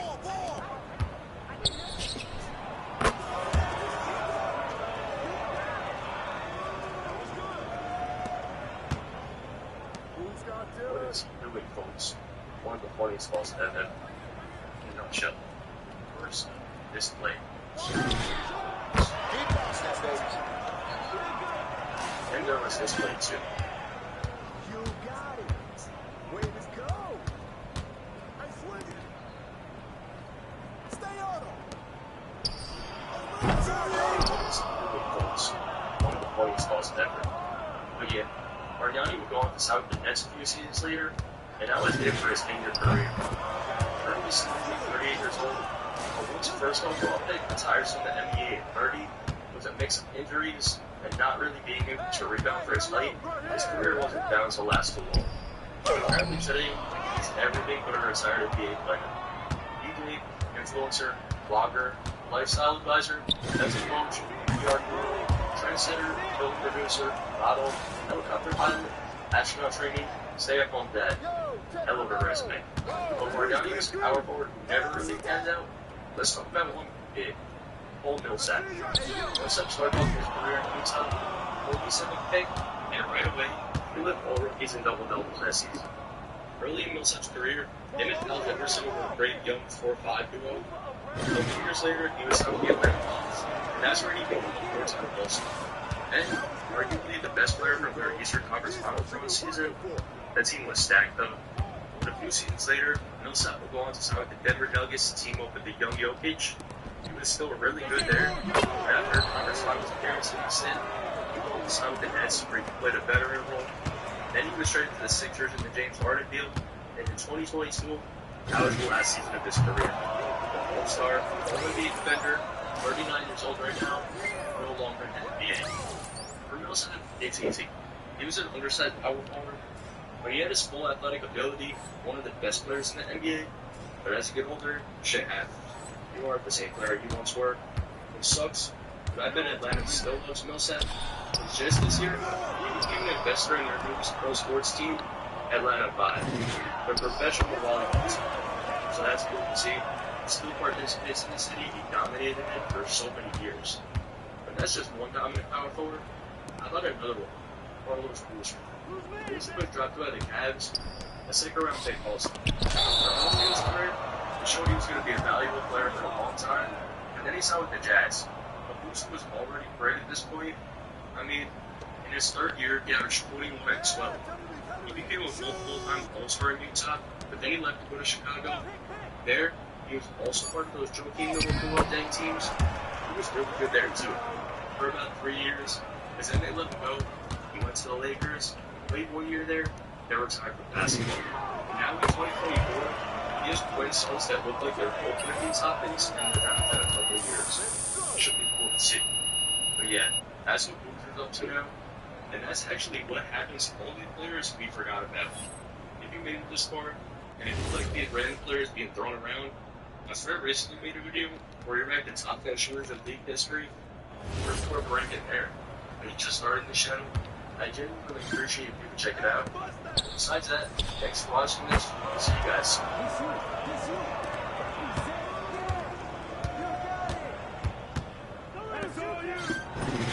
There's always a story. Sometimes the basically it's a simple trade. Other times, these stories can go all the way up murder mysteries out there still going on to this day. There's a bunch of NBA stories that get increasingly more crazy. Get started. We'll get to the murder mystery stories at the end. Like I said, trades. But we can start with a simple trade. That'd be way too low. How about this one? Right for the 2008 NBA trade deadline, where teams need to make moves to improve their roster. They look at the leaders, they decided they wanted to inspire the roster. They traded 6 players after their active roster, trying to build a team that could help them win a championship at the very moment. They traded a Michael Jordan, Isaiah Thomas, and the Lakers for Jordan Morris and Larry Nance Jr. They sent D-Wade back to the Heat, even though Pat's D-Wade is a fifth, but they sent D-Wade to the Heat for a protected second-round pick. And on top of that, they made a 3-team trade with the Jazz and the Kings, Aaron Willis and Jake Crowder to the Jazz, Rodney Hood and George Hill to the Cavs, Joe Johnson and Iman Shumpert to the Kings. So all in all, that left the Cavs with 12 different players changing uniforms at the deadline.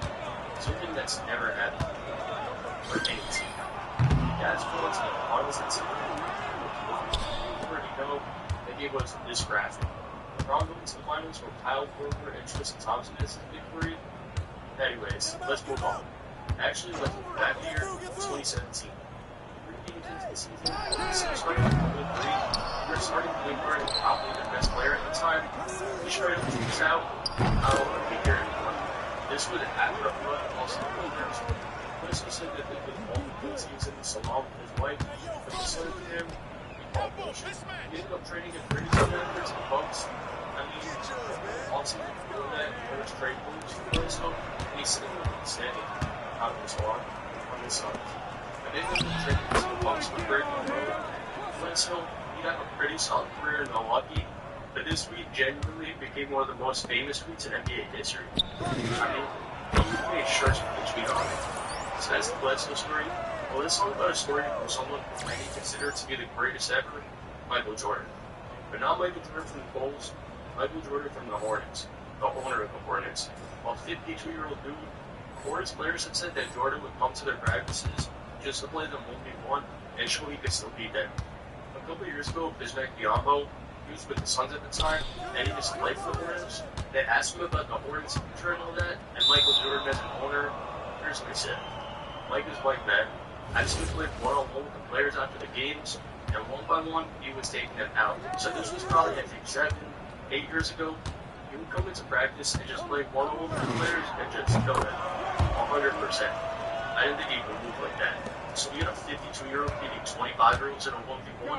Alright, actual question. How many points did MJ average today if he suits up? Put an actual answer in the comments. I'm trying to see some. But for Jordan, he also did dominate the Bobcats at practice at 47 years old in 5v5s. That's a completely other topic from him coming just to show he can beat them in 1v1s. But that's arguably the greatest player of all time.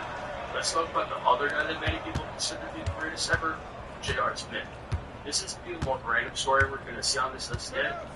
In 2018, J.R. Smith gets suspended. And it was at practice, so it was a little confusing the fans why at the time. So they figured out he threw a bullet soup on an assistant coach. And it was Damon Jones too, a guy who used to play for the Cavs. Absolutely bobbed the bullet soup.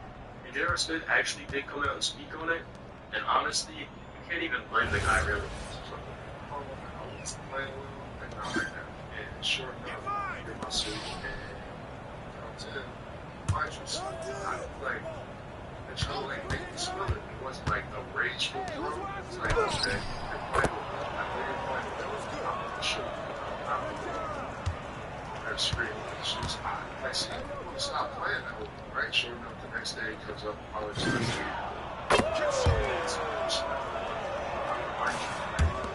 Stop playing with that. Stop playing with it. Unless you was a gentle team. You can foresee that. Alright, I got a story for you. You remember him? Everyone does. Ron Artest. But Artest just drafted to the Bulls on $1 million contract. And yeah, I'm pocket watching by your own business. But Artest decides he doesn't want to just play basketball. He wants to work at services too. So he got a job just to use the employee discount on electronics, which is actually kind of smart. From now on, you get the job at Best Buy every summer and summer. For Artest, the funniest part on the application, he wrote NBA player as former job. And he wrote down the Polo of Jerry Krause as a reference. He ended up working a total of 1 day, 1 shift, and he actually did get the 50% employee discount. So shout out to him for that finesse. But he did say in 2015, the real reason he got the job was to stay grounded. He got to the NBA, he wanted to avoid partying and all that, he wanted to stay humble, and besides that, he was just bored. So that's actually pretty respectable. Following that, you knew it was going to be score out here. 2008 NBA Finals, Lakers Celtics. The Celtics' best player, signed probably Paul Pierce. He went down with an apparent knee injury. Midway through the third quarter, Whoopi accidentally crashes into Pierce, and Pierce almost missed like he injured his knee. I mean, it looked like a really serious injury. Pierce was straight up wheelchair off the court. Like, there was no chance for him to return. Actually, wait, 2 minutes later, Pierce jogs back onto the court seemingly fine. How is that possible? What really happened? Well, it said Paul Pierce shit his pants. I say it said, it was said by Pierce himself.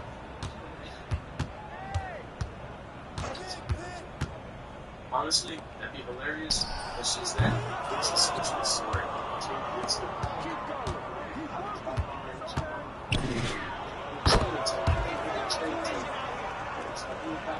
side to side, sculpted in it. Then I stand up, I stand up, put pressure on it. I be on my tippy toes. I jog in place. See it slow. Wow, it's really small. So I said, I'm jumping around, doing some squats. So feels painful and it doesn't. So, it's so I had to go to the bathroom, shit on myself. It only took 2 minutes. And so was it training, or did he have to shit? I don't know. The odds on both laid out at minus 150 for shit, plus 200 for an injury.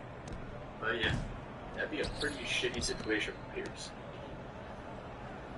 Alright, I hate my life. Let's move on. I have a crazy story. 1993, NBA Jam is released, and creator of the game, he's a diehard Pistons fan. And there's one team he dislikes, the Chicago Bulls. Well, you know, because after 1990, the Pistons couldn't ever stop them, but he created NBA Jam so he could do whatever he wanted. So what he decided to do, if the Pistons ever played the Bulls in a game, and the Bulls had a last-second shot to attempt a game winner, there was no chance of it going in. And I'm being 100% serious when I say this. The guy even came out and talked about it. I grew up in Michigan, so I'm a big Detroit Pistons fan. So they had all these kind of techniques to being Jordan. And then he just surpassed, and he just got over the hump. And so I was unhappy with what had happened to the Pistons. And so that was my only way to kind of get even, or to get back, to make a difference. And so in the game, if the Bulls are ever playing the Pistons, it's in the last 5 seconds of the match. If the Bulls take a shot that will win or tie the score, then I throw up the brick. So there's actual code in there that prevents them from winning that type of matchup. Honestly, shout out to him, because I'm a fan. So when I'm in the game, I make sure to miss the game winners. Joke. You guys will never find out what team I like. Moving on, remember back in the day, like 10 years ago, this guy decided to take over the NBA for a month? I think his name was like Jeremy Lin. This is a player who was the last man on the Warriors. A guy who thought he was about to get cut by the Knicks. He was sleeping on teammates' couches. Then, randomly gets in a game on February 4th, 2012. Came off the bench for the Knicks in a game against the Nets when he wasn't even supposed to get in. Ends up dropping 25, and then a 28-point game against the Jazz. Then 38 against Kobe and the Lakers, where Kobe said he doesn't even know who Lin is. And then, after that, he did this against the Raptors.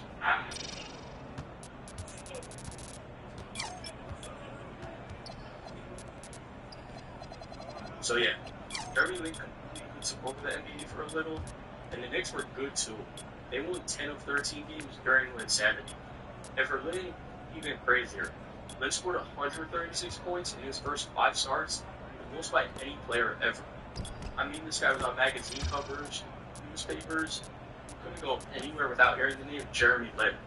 He truly took over the city of New York, and really the country as a whole.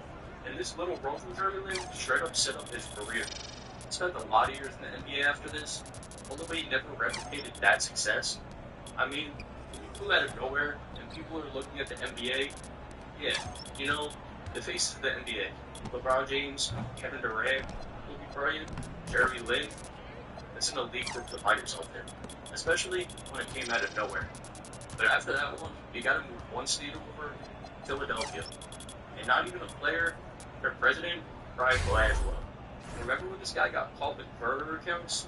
That had to be one of the funniest or craziest days ever. I mean, the dude was the president of the Sixers, and he was out there talking shit about them in tweets.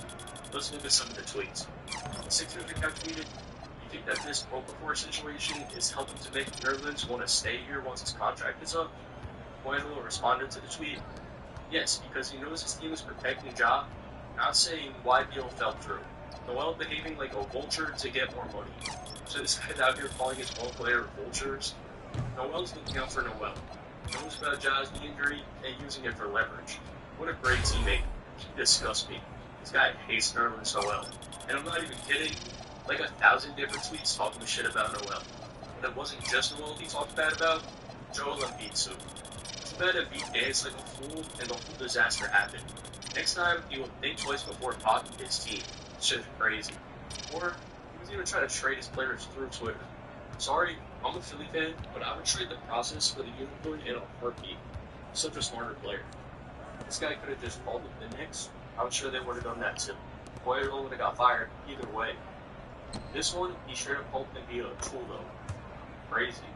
But this one is insane. Robert Covington tweeted out he was voting Ben Simmons for the All-Star game. Poirier responded, I'm not voting for Joel. I'm voting for Ben every chance I get. I love his intensity, his passion, and his pride for the team. Joel is a big selfish baby, not my leader anymore. I'm an angry fan. Joel was blessed by God with a spectacular talent. Now he needs to grow up. These are actually crazy. And to make it even crazier, he privated all these accounts when the news came out, as if it wasn't everywhere already. But he would end up resigning as president, or probably really got fired, and that was the end of it. He did admit to one of the accounts, but said the others weren't his, but everyone found that was cat. So that's that. But for the next one, we gotta go back to Michael Jordan. Pretty early in his career, he got a shoe deal, and his first shoe, we all know them, the Jordan 1s. But actually, originally, these were banned from the NBA. The most popular athlete in the world, the most popular basketball shoe of all time. The original shoes were red and black, or red, and the NBA had a rule. At least 51% of your shoe had to be white. And Jordan's wasn't. Dumbass rule. But anyway, Jordan didn't care. He played in every game in his shoes and was fined $5,000 every time. Which Nike agreed to pay for, so shout out to Nike for that. But eventually, Jordan would drop Jordan 1s called Banned.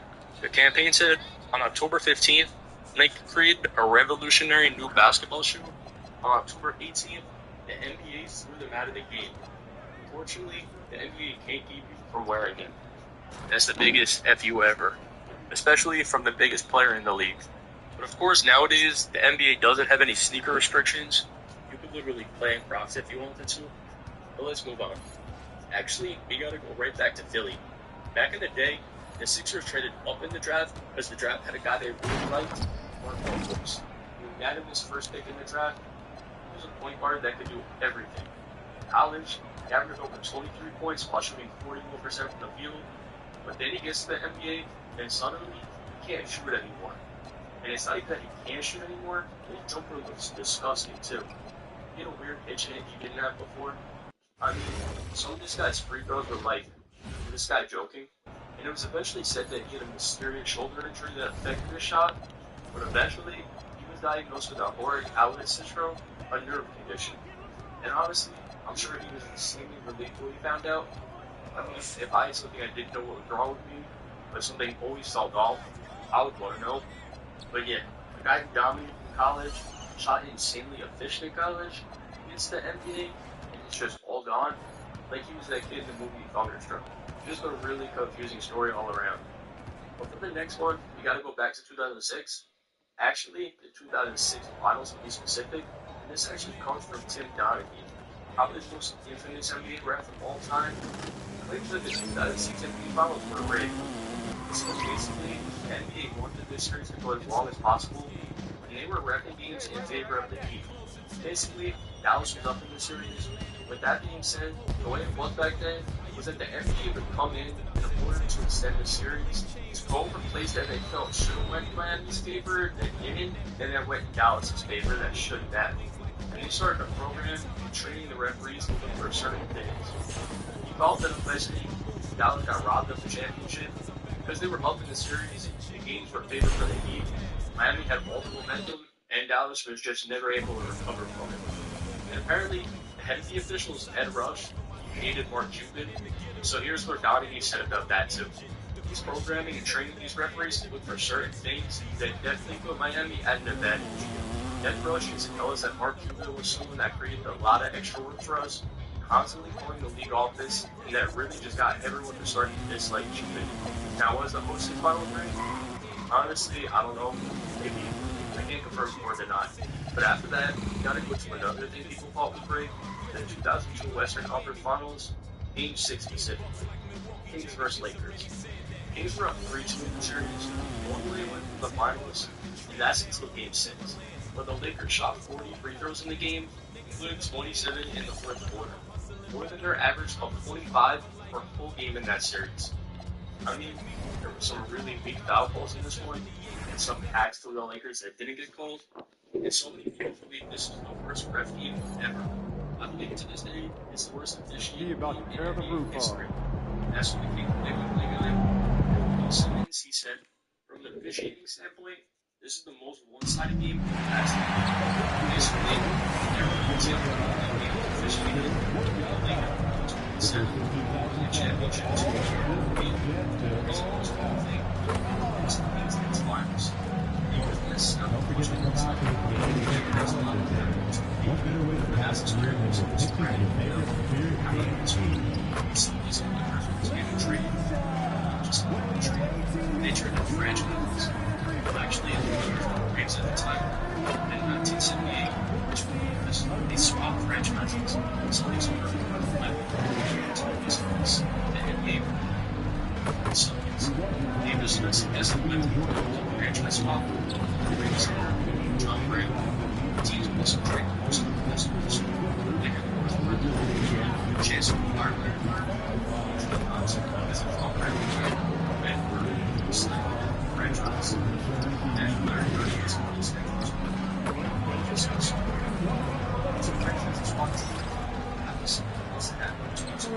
Say does that star-spangled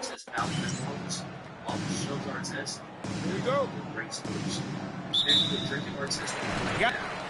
And this is cool to the stands. Grab the wrong fan.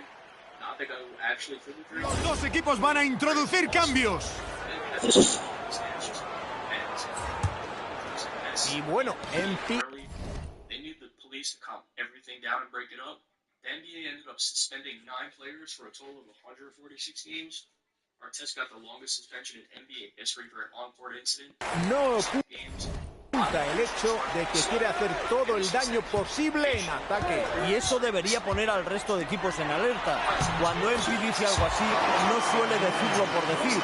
Una cosa está clara, más vale que esté listo para recibir un marcaje especial. Parar a MP va a ser la prioridad de todos los equipos a los que se enfrente. Y consigue recuperarlo. Y estamos en el primer cuarto con 3 minutos jugados. Anota el tiro Smith. Un tiro demasiado abierto, no fallará muchos de esos. Los defensores deben presionarle cuando salga del bloqueo. Es así de simple. El balón le llega a Allen.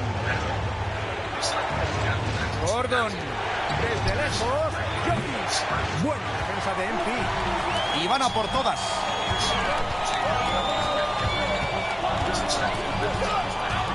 Al interior. Smith. La revienta. Sincroniza sus pases a la perfección. Pedazo de asistencia.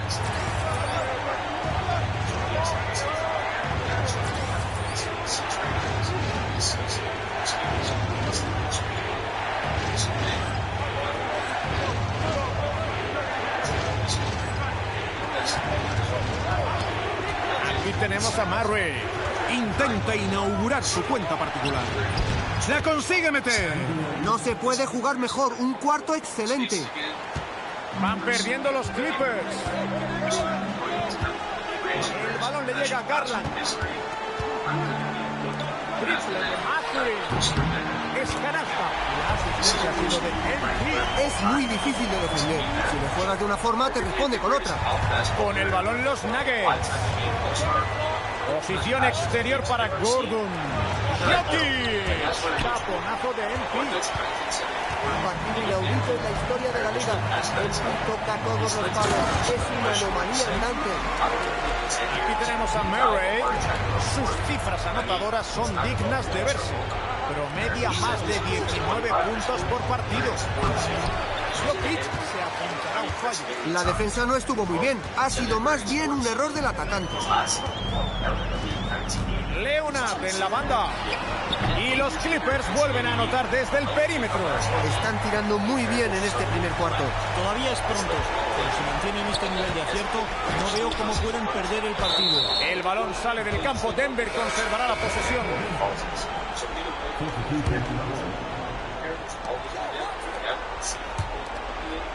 Gigi por la derecha, por encima de Mathurin.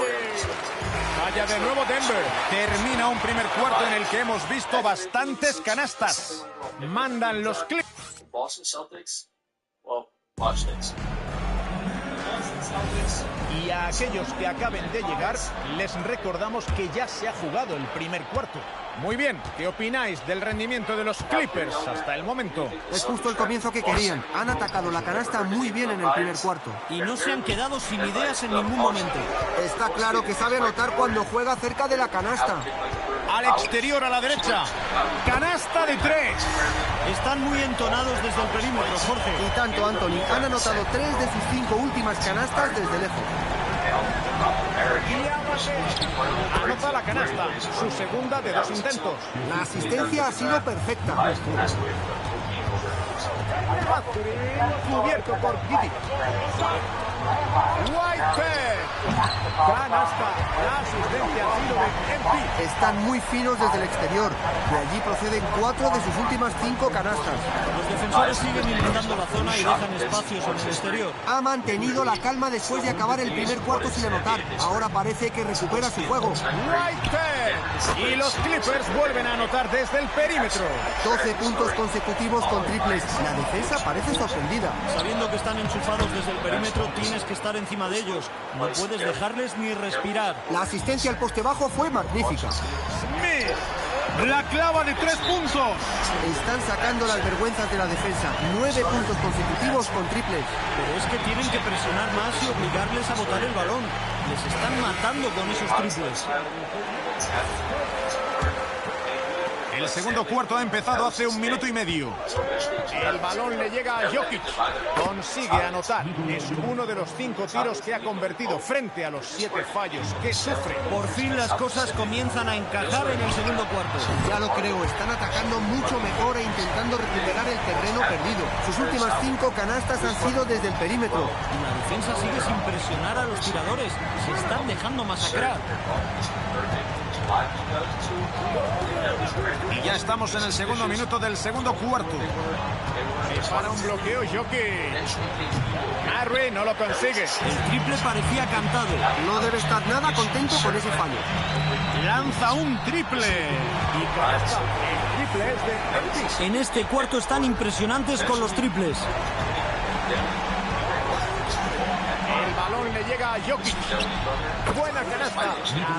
La fue de Giddy. Me parece que han mejorado mucho en ataque en este segundo cuarto. Ya están tirando por encima del 50%, lo cual es una gran mejora. Vamos a ver si ahora acompañan con la defensa. Buena canasta de Mann. La verdad es que están moviendo el balón de maravilla. Mucho mejor que sus adversarios. Parece que cada canasta proceda de una asistencia. Murray en el exterior. Ha intentado responder, pero no anota el triple. Tira el triple. Pero rescatan el balón. Triple. Mete el triple. Están encajando un montón de triples. Sí, es difícil defender todo el perímetro cuando tu rival está enchufado. Pero ahora no les queda otro remedio. El balón le llega a Jokic. Y sí, entra con un poquito de suerte. Se dio cuenta de la diferencia de altura y decidió tirar. Le encantan esas suspensiones desde media distancia. No ha perdido el tiempo. Ha sido una de las claves en el ataque de su equipo durante todo el partido. Allen en el exterior. Murray en la banda. Desde más allá de la línea. Es su tercer tiro de la noche y todavía no se ha estrenado. Embiid desde la línea de 3 puntos. Y otro triple para los Clippers. Menudo cuarto está realizando. Es imparable. Adentro. Jokic. Machaca con fuerza Jokic. Pico la bola. Viene de realizar un partido impresionante en anotación. Y otro triple más, Anthony. Como esto siga así, van a acabar destrozando la red. La defensa debe presionar más y obligarles a botar el balón. Deben forzarles a cambiar de táctica. Sabe perfectamente lo que hay que hacer para remontar. El triple entra. El tiro era claro. El defensor llegó un poco tarde. Es el segundo triple consecutivo. Mucho ojo. El balón le llega a Jokic. Otra canasta de Denver. Muy buen porcentaje de tiro en este cuarto. Viene el exterior. Se juega el triple. Y los Clippers vuelven a anotar desde el perímetro. Remontar este partido se pone cuesta arriba. Y por lo que hemos visto hasta ahora es bastante improbable que suceda. No ha fallado mucho. Lleva todo el partido buscando buenas situaciones para lanzar. Triple. Otro de 3. Consigue el 10º triple del partido. Impresionante. Le habían dejado solo. Tiene el exterior. Debe dar gracias a la asistencia de Darius Garland. Es todo un artista del triple. La mayoría de sus puntos proceden de tiros de 3. Y así acaba la primera mitad. Un monólogo por ahora. Los Clippers terminan el cuarto mandando en el marcador. Están siendo implacables. Regresaremos después de la pausa para seguir con la segunda parte.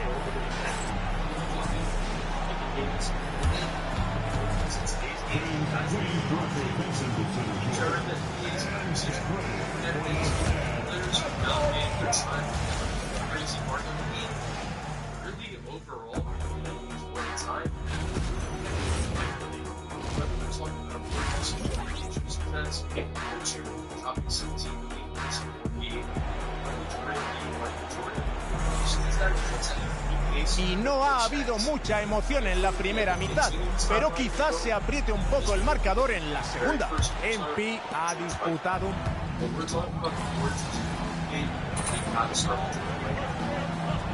Los equipos cambian el quinteto.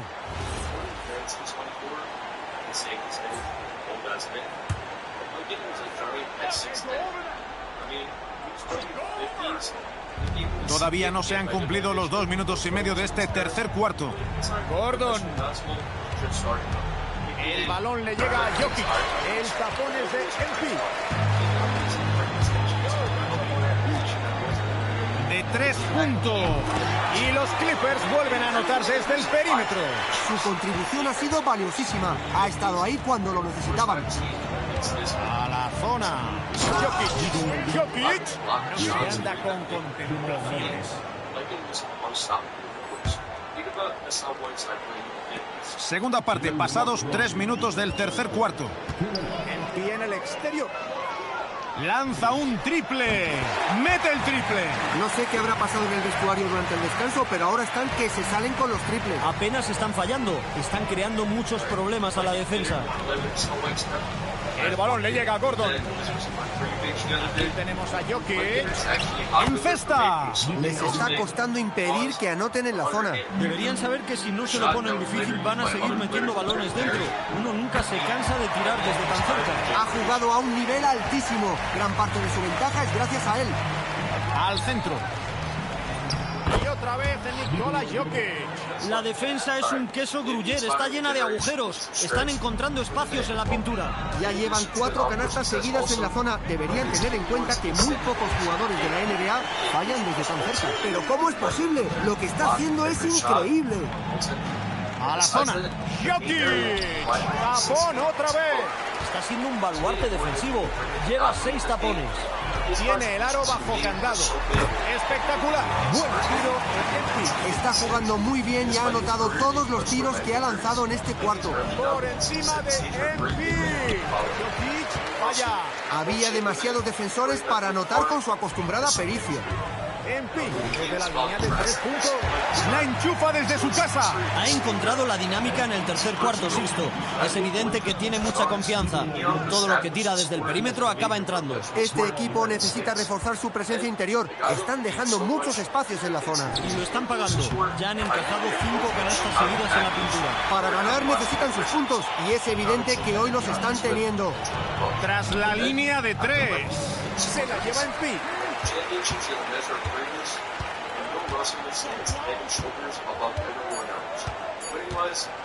Triple. Dentro. Otro triple. Está que lo tira desde la línea de 3. Ya ves. Dispara siempre que tiene ocasión. Y ya han pasado 3 cuartos. El partido parece sentenciado, pero puede pasar de todo. change the center position with his shot blocking. Tenemos una digna candidata esta noche. Vamos a ver la asistencia del partido de State Farm.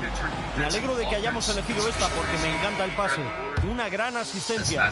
Esto sí que es tener visión de juego. Y la precisión que acompaña a la visión de la jugada puso el balón en el lugar perfecto. Así se organiza el juego. No creo que haya mucho jaleo en este último cuarto según está la situación. Pero cosas más raras se han visto. Jokic se apuntará a un fallo. Dicen que quien domina los tableros gana el partido. Y ellos han controlado los rebotes completamente. A ellos deben la gran ventaja de la que disfrutan. Chicos, hoy dependen de este jugador, que por cierto no está desperdiciando sus ocasiones. Tal como está, Jorge, el equipo tiene que poner el balón en sus manos siempre que pueda. His 11 championships is a record that probably will never be broken. Yeah, maybe his offensive stats might not be as eye-popping as some other guys, but his ability to just straight up win is what makes him one of the greatest of all time. And there was definitely people considering him to be the greatest player of all time. El balón le llega a Diabate. Falla desde el exterior. Oh, vaya, eso debería haberlo anotado. Y está King. La saca para EP. Jones. Ha salido fuera, le toca jugar a Denver. Ajuste rápido de los Nuggets. Y ya ha pasado un minuto del último cuarto. Brown en el exterior. El balón le llega a Jokic. Pierden otro balón los Nuggets. Tienen el partido controlado. Pero no deben caer en la complacencia. Y aquí está Longley. Aquí tenemos a Mann. Whitehead. Es canasta. La asistencia ha sido de MP. Está siendo fundamental para ellos. ¡Qué forma de repartir juego! Sin duda, Jorge. Está canalizando los ataques de su equipo. Jokic no se anda con contemplaciones. Ha anotado la mayor parte de los puntos del equipo, pero no puede anotarlos todos. Necesita ayuda para remontar. El balón le llega a Whitehead. Y los Clippers vuelven a anotar desde el perímetro. Cada pase acaba en canasta. Magnífico movimiento de balón. Es que todos toman buenas decisiones, buscan el mejor tiro y están recogiendo sus frutos en este parcial. Está muy errático con el tiro en este cuarto. Debería tomarse un descanso. Otra vez MP. Va de 3. Y otro triple para los Clippers. Está siendo un partido muy desequilibrado. Se están saliendo en ataque. La ventaja no deja de aumentar. El balón le llega a Brown. Jokic en el perímetro. Klingan la mete para abajo. Más que contribuir, está siendo una losa para su equipo en esos tiros. La canasta de Whitehead. Vaya tela, en este último cuarto están acertadísimos desde la línea de 3 puntos. Sí, han anotado muchos puntos desde el perímetro. Tablonazo de MP. Jones por la izquierda. Otra asistencia. Y con esa van 15 asistencias. Lleva todo el partido un paso por delante de la defensa. Posición exterior para Giddy. Entrará. Han pitado falta en el tiro. Tendrá 2 oportunidades desde la línea de personal. El primer tiro libre entra. Ese tiro no entra. No pueden permitirse esos fallos con los tiros libres, Sixto. Necesitan todos los puntos. Otra vez MP. El balón le llega a Klingan. Whitehead. Triple va. Otra posesión, otra asistencia. Otra posesión, otra asistencia. Sabe compartir el balón. Siempre encuentra libres a sus compañeros. La juega Watson. Murray en el exterior. Jokic. Y Denver sigue sin tener suerte. Tras su gran acierto en el cuarto anterior, la historia ha cambiado completamente en este. No le entra nada. Buen tiro de Garland. Siguen anotando y aumentando su ventaja. Están rindiendo bien en ataque y en defensa, Jorge. Están jugando un gran baloncesto. Jokic. Le ha llegado el balón en el sitio ideal para anotar la bandeja. Bonita asistencia y finalizó a la perfección. En pie en el exterior. Klingan. Otra vez más. El balón le llega a Whitehead. De 3. Una vez más. Otra asistencia. Otra asistencia más. A este paso va a perder la cuenta. Al interior. He also won 16 games, the most ever. Hay que aplaudir ese pase interior. Se están escapando en el marcador. La única duda es a cuánto ascenderá la ventaja al final. Consigue otra asistencia. La química de estos jugadores es impresionante. Ha sacado el periscopio. No para de buscar a sus compañeros. Allen en el exterior. Otra vez Murray. Solo 5 segundos en el reloj. Rebote para los Clippers. El pico en el balón. Suspensión hacia atrás. No acierta. Los Clippers se hacen con la victoria sin sufrir demasiado. Dos equipos contrapuestos, uno con el control absoluto y una actuación impecable, y el otro en busca de respuestas que jamás se encuentran. MP, you really had a little extra pep in your step. No, yeah, that was a big part of it. You know, back to you, Kevin. Gracias por haber estado. Sometimes overlooked. This might be because his play style wasn't as flashy as some other legends like Michael Jordan or Magic Johnson. Also, because his play playing alongside other great players like Magic Johnson and James Worthy, some people imagine as less impressive than anyone who watched him play. Most unstoppable forces in basketball history. I'm sitting here acting like I watched him play. I was born in the 2000s, acting like I'm a Lou Alcindor fan. But for real, Kareem's impact on the game goes way beyond just numbers. His style was a thing of the league. That his members dropped his own face. For Kareem's ability to dominate for 20 years, it shows just how great he was. And while he may not be personally mentioned in the GOAT debate, his place among the greatest players of all time is undeniable. By the time he called it a retirement in 1989, there was a big debate if the greatest player of all time was Kareem, Will, or Russell. Nowadays, most people put Kareem third, but when he was retiring, there were two other guys people had their eyes on. Like, damn, these guys could be the greatest players of all time. The first of the two, Magic Johnson. Magic changed the point guard position. At 6'9", Magic had the size of a power forward, with the skills and vision of a point guard. His combination of passing and size made him one of the most entertaining players ever.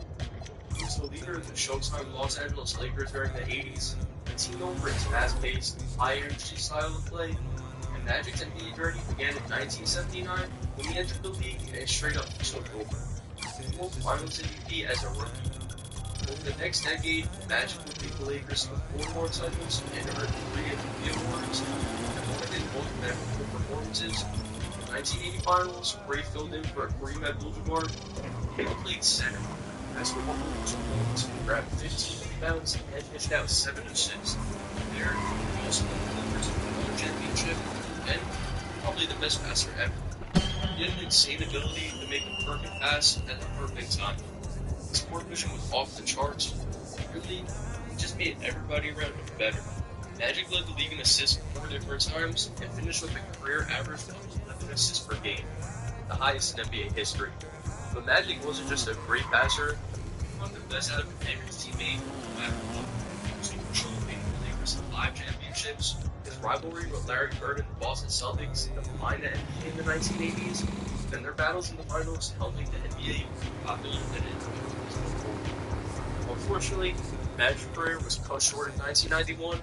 He announced he got HIV, but despite his early retirement, Magic's impact on the game remains huge.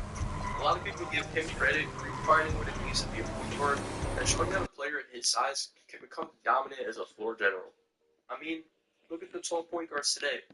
Ben Simmons, Michael Carter-Williams, Ben Simmons. Yeah, Magic's combination of size, skill, and leadership, it makes him one of the most unique players in NBA history. And he low-key is a strong candidate for the title of GOAT, especially when he retired. Really, because he was a player unlike we've ever seen. And there were definitely some people who considered him the GOAT when he retired. Although, some people did lean the other way, Magic's biggest rival of all time, Larry Bird. Bird was a 3-time MVP, a 2-time Finals MVP, a 3-time champion. His impact on the game in terms of shooting and basketball IQ, he wasn't always the most athletic player, but he made up with it with an insane work ethic, just the stupid confidence. I think Jokic talk shit, but was able to get under every player's skin.